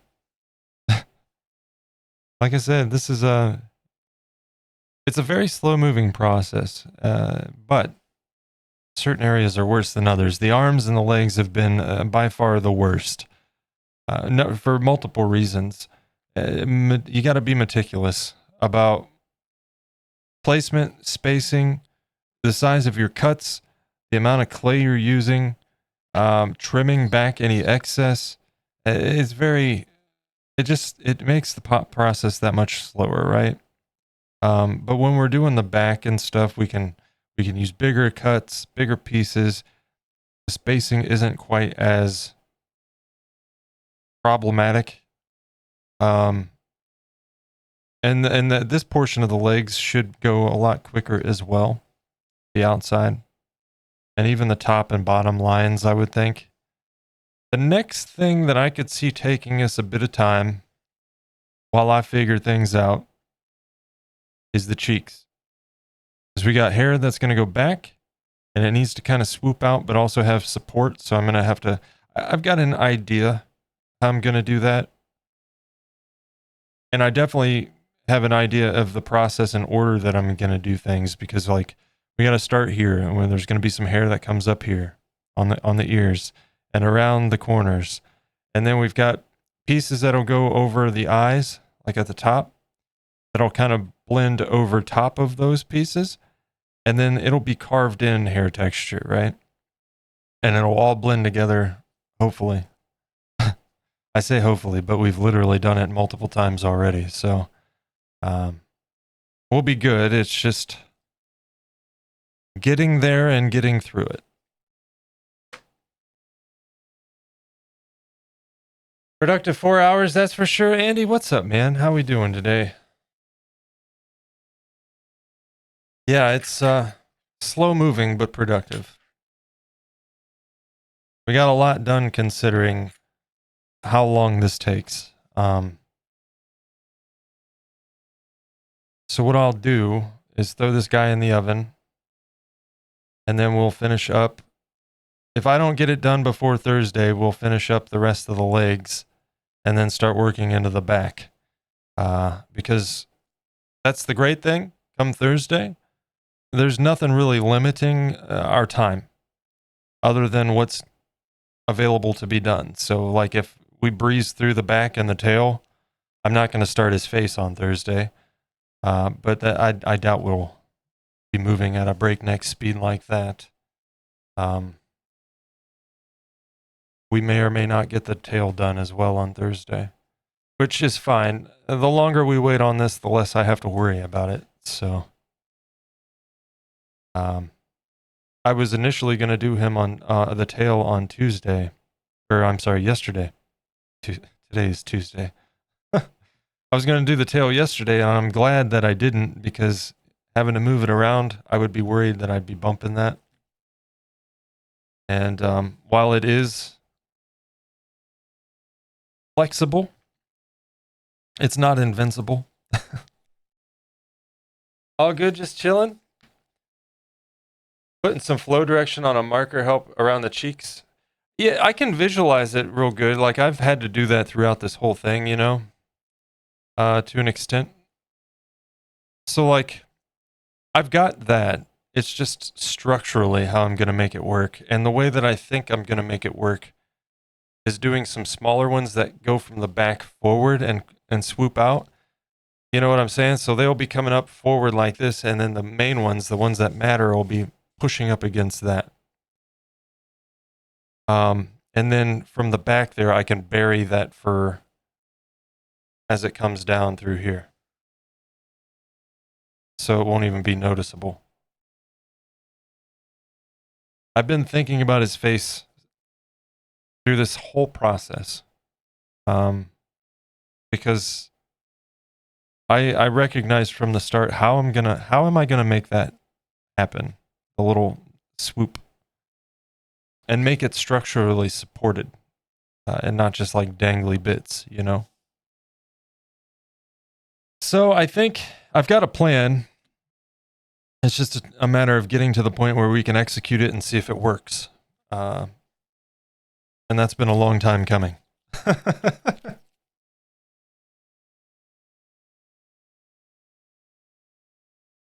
Because I was originally, and I'm glad that I caught it, we were going to do the face a lot sooner. But then I realized, like, well, wait a minute. If his hair's coming up over the top,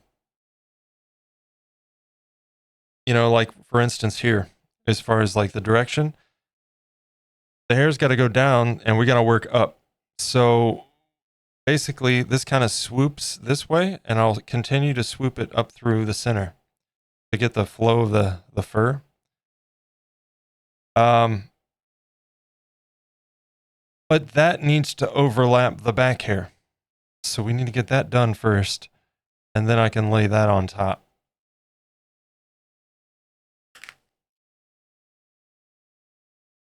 So that's the big thing with this is it's like you got to think through the process on the fur, you know? How's it going to rest and where do I need to start?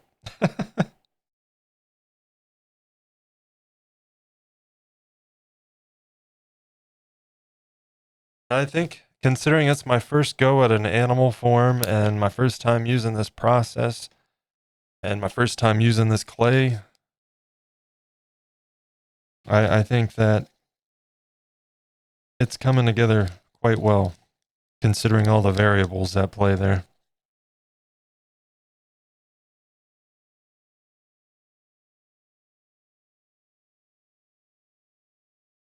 But, yeah, like I said, I think we're at a good point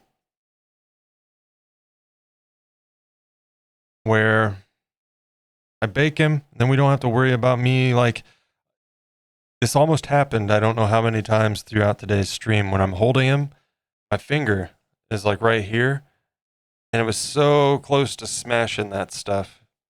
And obviously we want to avoid that, so baking it, save point, we can do the rest of the legs without issue and without worry.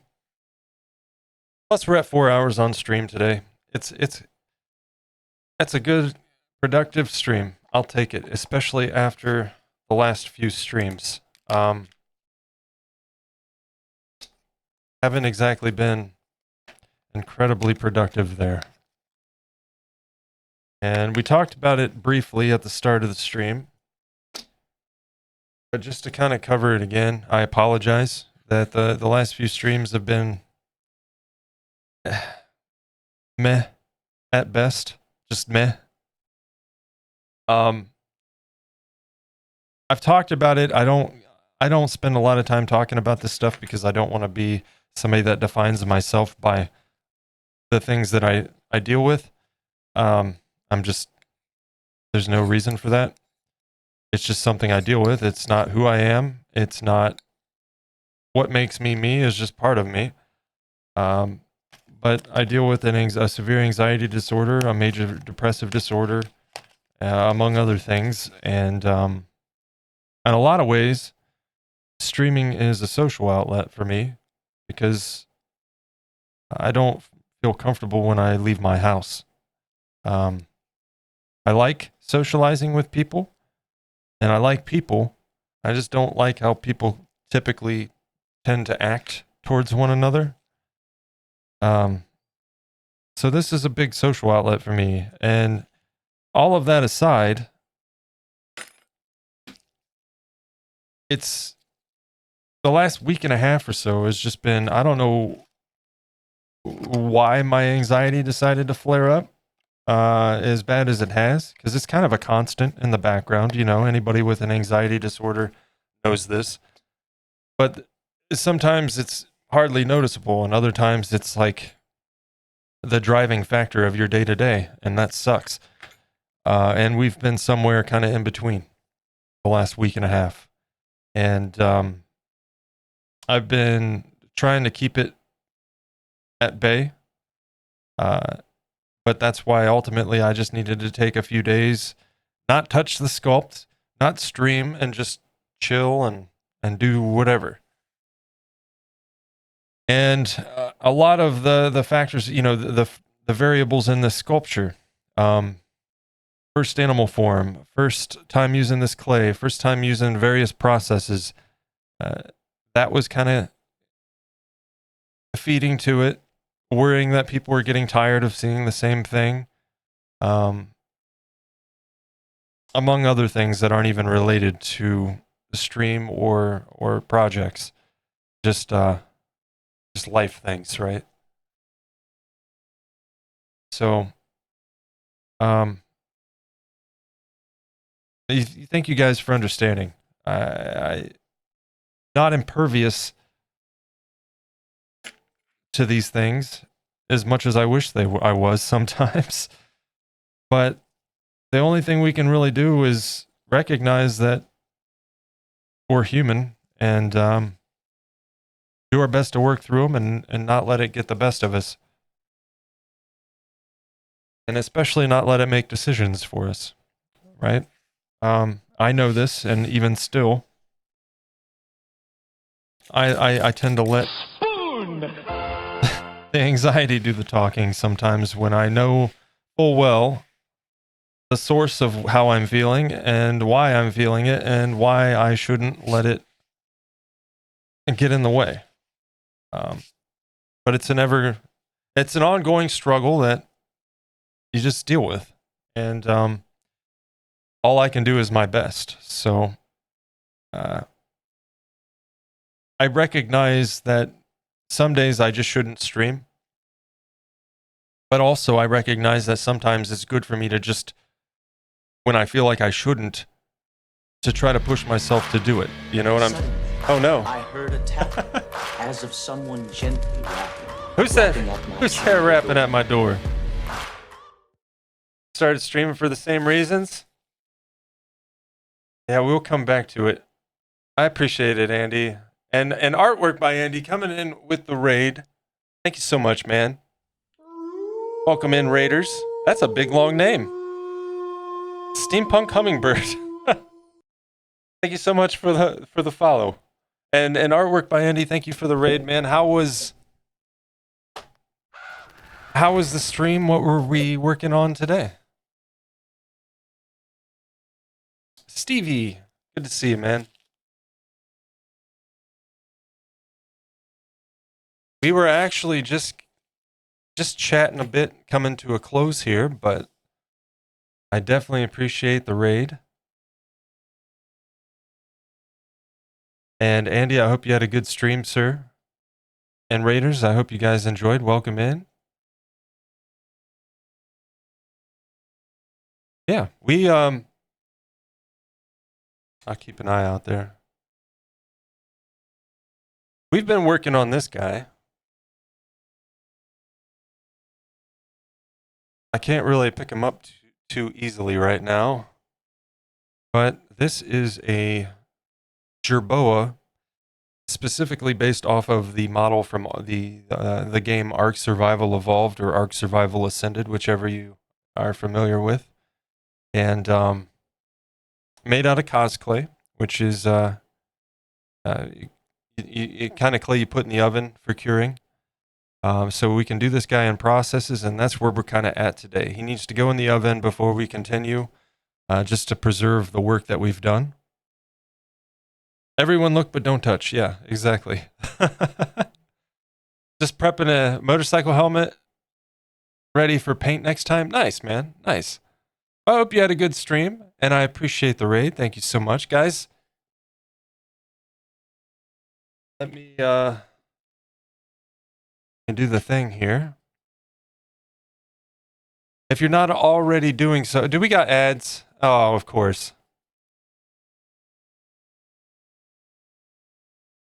Still been lurking, but looks amazing. Thanks, Joe. I appreciate it. And thank you, Andy. Yeah, I'm happy with it. It's a slow moving process, but I'm happy with it. He's coming together.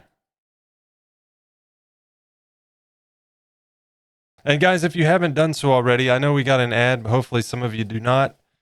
And I know that ads don't always go to everybody. So if you're not already doing so, be sure to drop a follow. Artwork by Andy, an amazing airbrush artist. He does some work on motorcycle helmets, some motorcycle jackets I've seen, vests or what have you, some fuel tanks. He just finished up one on a fuel tank, I think it was, and that was an incredible piece. So if you're not doing so already, be sure to drop a follow, show some love, and check out Artwork by Andy's stream. Richie, hello. Been lurking all stream because of editing, but man, it's coming along so well. Thank you, man. I appreciate it. Yeah, I'd like to go more today, but my stomach says it's time to eat, and also the Jerboa says it's time to create a save point. My fingers were getting a little bit too close to smushing some things, and I want to get it to a point where we don't have to worry about that before we continue, especially with the precarious nature of the area that we're working with. But once we're done with that, it's smooth sailing until we get to the face.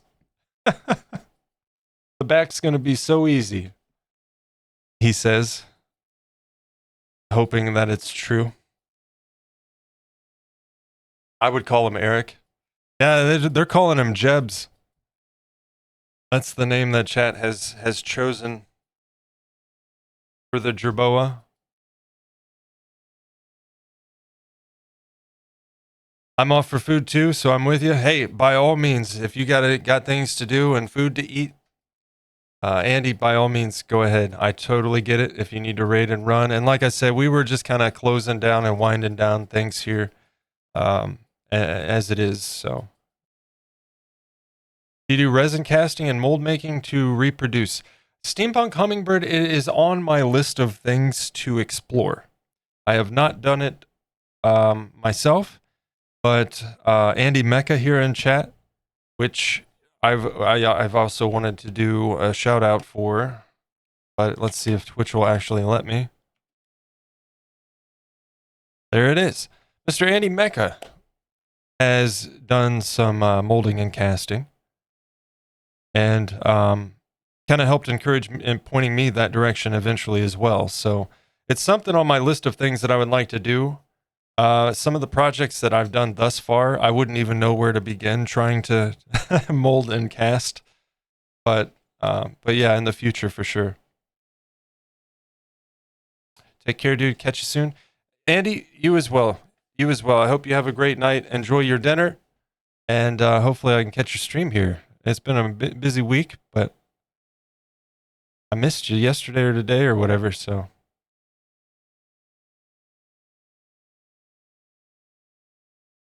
Yeah, me too. Yeah, and that's, I've experienced with sculpting with polymer clay. I used to sculpt quite a bit when I was a teenager.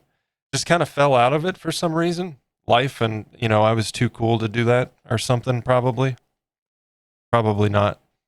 But um, in 2022, towards the end of the year, I got back into it, and I realized how much I loved it.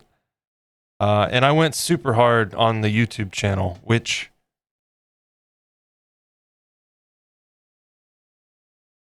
is linked in the chat right there. That's my main YouTube channel, Feral Moon Designs. There's time lapses and showcases for all my previous work, and a showcase for our most recent project, the Creepy Candle that we completed. This is the second. The Jerboa here is the second project on stream. The first was the Creepy Candle, which was the second Creepy Candle that I've done. But anyway, back to the point. I was doing the YouTube stuff and just going at it hard and burnt myself out and needed a break. And the break kind of went a little bit longer than intended, but finally got back to it and started up streaming earlier this year. So I'm definitely enjoying the process on here. And since we are streaming it, I'm just going to be doing showcase videos on the YouTube channel instead of the time lapses, because that takes a lot of time to edit. I was interested in models too, along with airbrush. Yeah, okay. Well, you're amongst a good group of people then, between Andy Mecca and artwork by Andy and Stevie Seal, airbrushers, model makers, sculptors, casters, all that good stuff.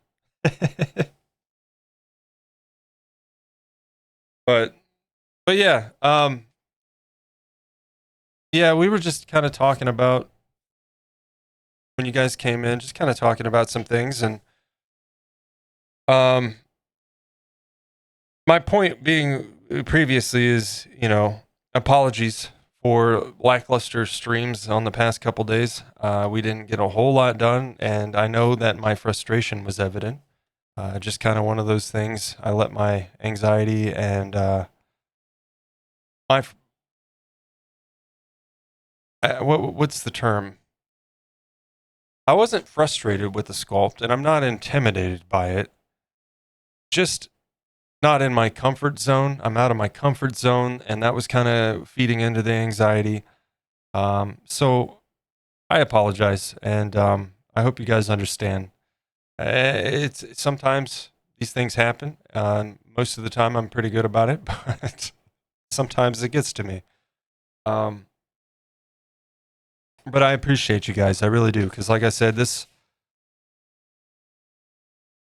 is a big change. I went from sculpting on my own, just making YouTube videos, to live streaming the entire process.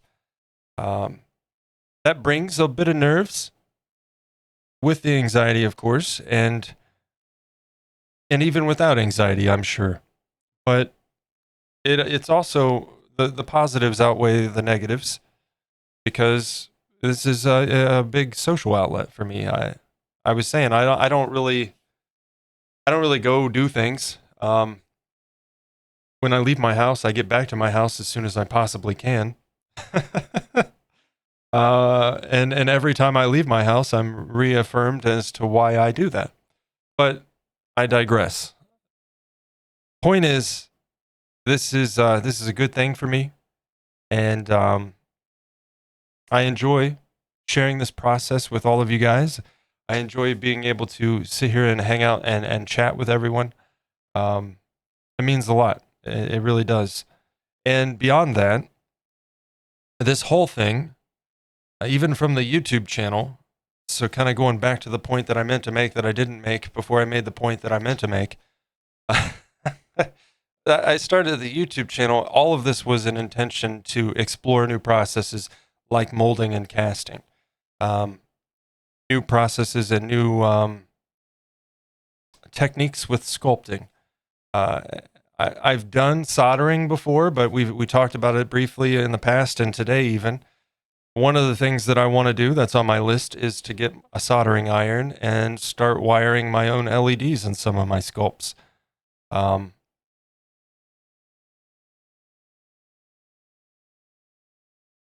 I wanted to do that. I want to get into possibly airbrushing at some point, although I'm not super sold on airbrushing. I'm not gonna lie. I think people that can do it, it's brilliant work. I just don't understand the process, and it intimidates the hell out of me.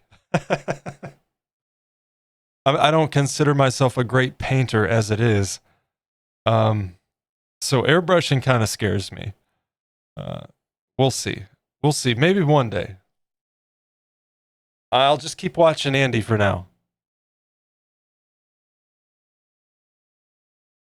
Maybe pick up some pointers that way. So yeah. Point being, I will do my best to make streams as enjoyable as possible. And sometimes I just need to do better at recognizing that maybe today isn't a day that I should try to push through my feelings. Maybe today's the day that I should sit back and acknowledge them, you know? Sometimes you definitely have to do that. But yeah, I appreciate all the understanding. Also, just a little note, I don't want anybody looking down into channel points and seeing this and thinking ill of me. I did post a bulletin about it in the Discord. So just a little channel update. You may know that Twitch rolled out some chat power-up features recently. Just so you guys know, when you see the prices on those, I'm not trying to price gouge you guys at all. I simply cannot disable the feature. Thank you, Twitch, for giving us stuff that we can't control on our own channels. Appreciated. I find them distracting and very hard to keep up with chat. So if I could disable them, I would, but I cannot. So I instead try to just price them unreasonably, if that makes sense. I don't so much mind the gigantic emote thing, but the rest of it's very distracting. And the on-screen celebration is redundant.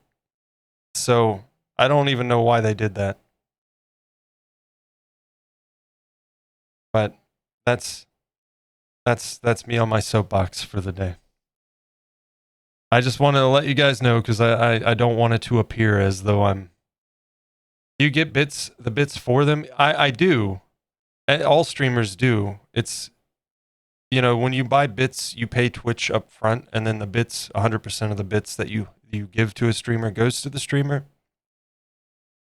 But that was another point in the whole thing as to why I did this.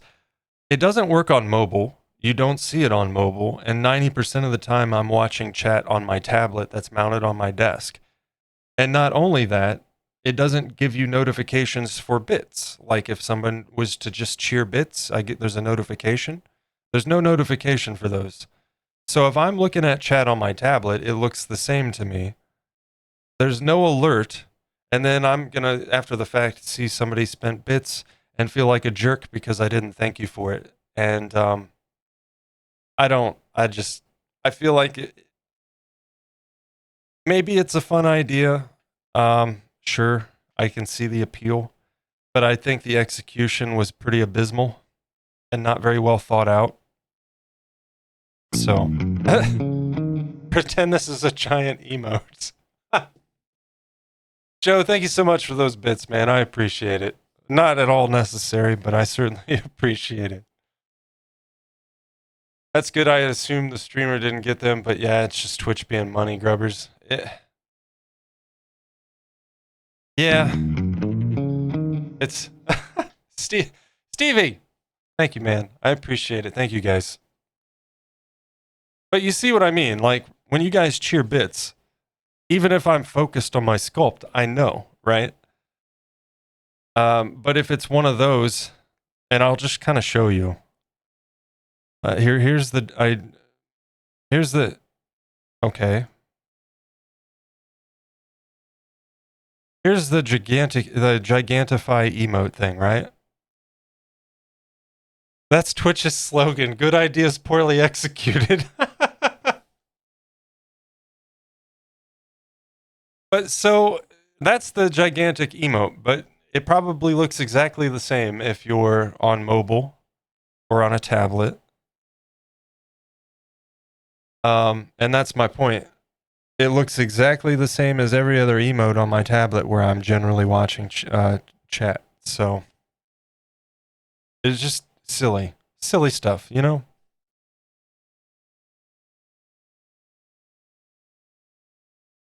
I'm on mobile and it's just the same. Yep. I just looked over at my tablet and it just looks like my normal emote.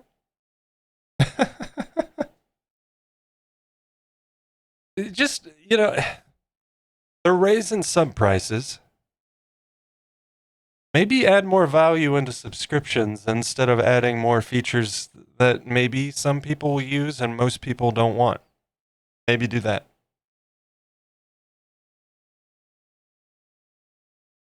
Another bail stream has gone by and the Grim seems to have not found the big emote.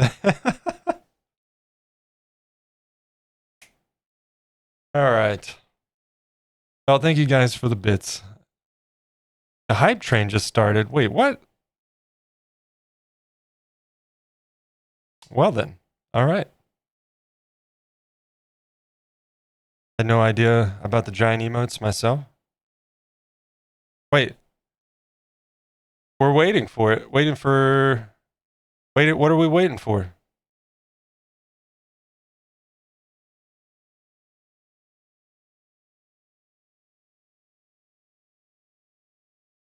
No idea about giant emotes myself. Yeah, so what it does, it basically makes you can use any emote, which some people have pointed out that could be problematic, and I see that. I definitely see that. um, but it takes a regular sized emote and blows it up to what would essentially equate to maybe four lines of chat. A giant wiggly button bail stream. Oh, gotcha. Gotcha. So yeah, it just blows it up to like 4 lines of chat size comparison. And then there's a thing where you can highlight your message even more. That one's not terrible. It's not bad. Just again, kind of redundant considering it's a channel point redemption, you know? And the on-screen celebration is, so you guys know, I know Andy's got a thing when people follow and when things happen, and I think on some of my stuff it does it too, where there's a bunch of emotes that go everywhere. It's basically like that. So it's like, this is redundant because if you cheer on my channel, you see that. So, and I get an alert for it, you know? So I just don't know where their train of thought with that was.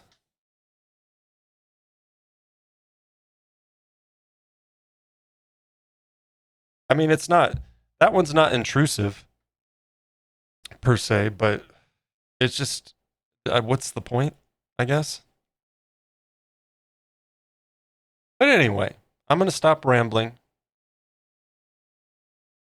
I'm actually taking a look to see who is doing some art stuff today. Been lurking away in the shadows, but wanted to say hi, and that Jerboa is looking so good. Jazzy Jaffa, thank you very much. I appreciate it. Folks, there's another streamer here and creator on Twitch that you should be following. And I will make that easy for you right there. Be sure to show some love. Another artist here on Twitch. Definitely don't want to miss out. Show some love to Jazzy Jaffa. Drop a follow. Check out her stream.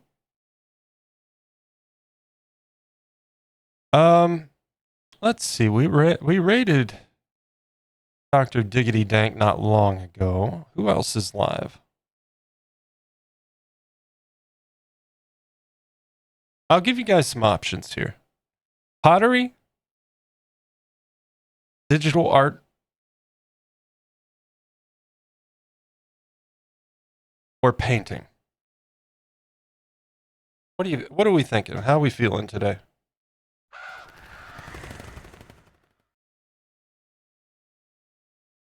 Oh, no worries, Jazzy. No worries at all.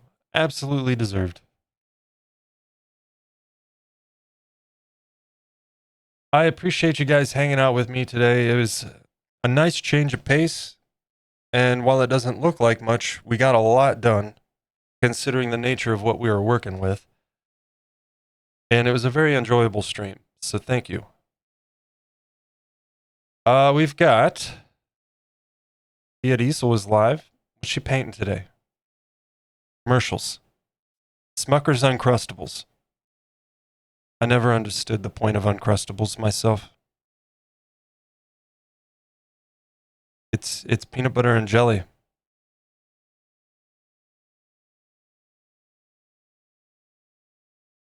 Sheep. It's a pic. This sheep. Remember? Hey you. Hey you. Remember this sheep painting? Let's go say hello to Be an Easel today. Sound good? If you're not familiar, this is the kind of painting that I wish I had this talent. My God. Her paintings are insane. Like her lighting and shading and everything, it's absolutely mind-blowing. And all I want is to be able to do that myself without spending years to get there. I need these skills now. I'm trying to paint a jerboa here very soon. Oh,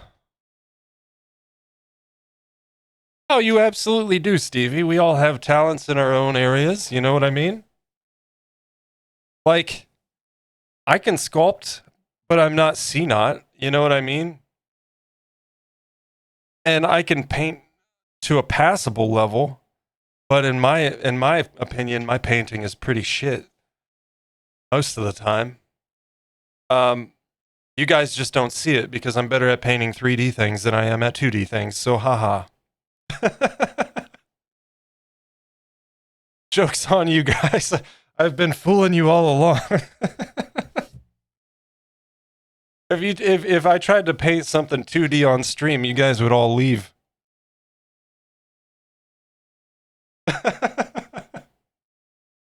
Have a good one. Awesome work as always. Andy, thank you very much, man. I appreciate it. Thanks for being here. Thanks for hanging out. Let's get these raid calls out so I'm not taking up more of your time. A toddler with crayons. Yeah. I'm better at crayons, Joe. I can draw. I'm not the best at drawing either, mostly because it's a skill that I dropped when I got into digital art, and I wish that I hadn't. I can still very much sit down and sketch, and sometimes I still surprise myself, but I'm not on the level that I used to be. And maybe, who knows, maybe on stream maybe I'll decide, you know what, I'm going to learn to draw again and improve my drawing ability. Maybe we'll throw in some drawing streams too. And I can stop pulling my hair out about camera angles. Because boy, do I envy 2D artists with streaming stuff. You point the camera at it and it doesn't move. It stays right there. You don't have to worry. So maybe someday, some body painting streams. Yeah, absolutely. You know, why not? Does that work with guys? Can guys do body painting streams? I think we're limited, you know, on what we can do with that. The drawing, not the painting. Understood. That's fair. I don't want to see that either. Let me get... Oh, no. Okay, I got our raid calls ready. Let's go ahead and delay this ad. And, yeah, let's get some raid calls out. If you're not subbed to the channel, you can copy that raid call right there. If you are subbed to the channel, there's one for you. I'm going to get that copied as well.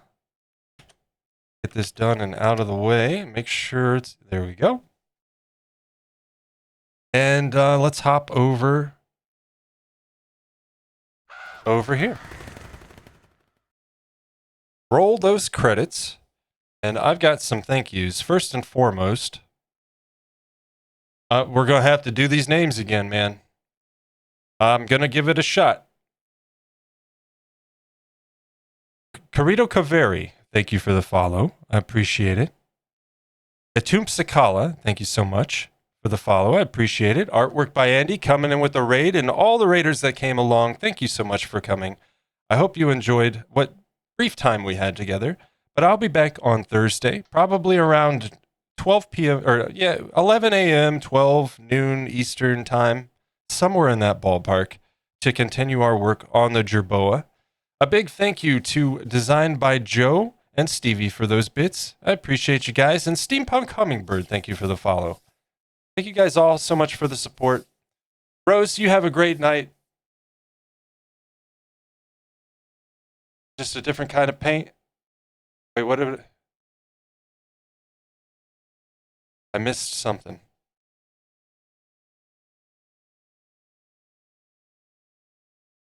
Oh. If it was like Joey and Anderson, I'm afraid there wouldn't be much painting going. Good Lord. Thank you guys for all the support. Thanks for making this a wonderful stream today. I appreciate it. Lurkers, thank you very much as well. Lurking is certainly a great way to support a stream, and I appreciate you. Let's go ahead and queue up the raid. We're going to go say hello to Be at Easel, a wonderful art streamer here on Twitch and an incredible painter. So get those raid calls ready. And we will queue up, and I will see you guys over there. Guys, thank you again. I appreciate it. Have a great rest of your Tuesday. Have a wonderful Wednesday tomorrow. And I will see you back here on Thursday. Like I said, around 11 a.m. noon Eastern Standard Time. So we'll continue on and try to knock out as much of the Jerboa as possible. And in the meantime, I'll have him baked and ready to go. So have a good one, guys. Thank you so much. Take care. Let's go say hello to Be at Easel. Take care, guys.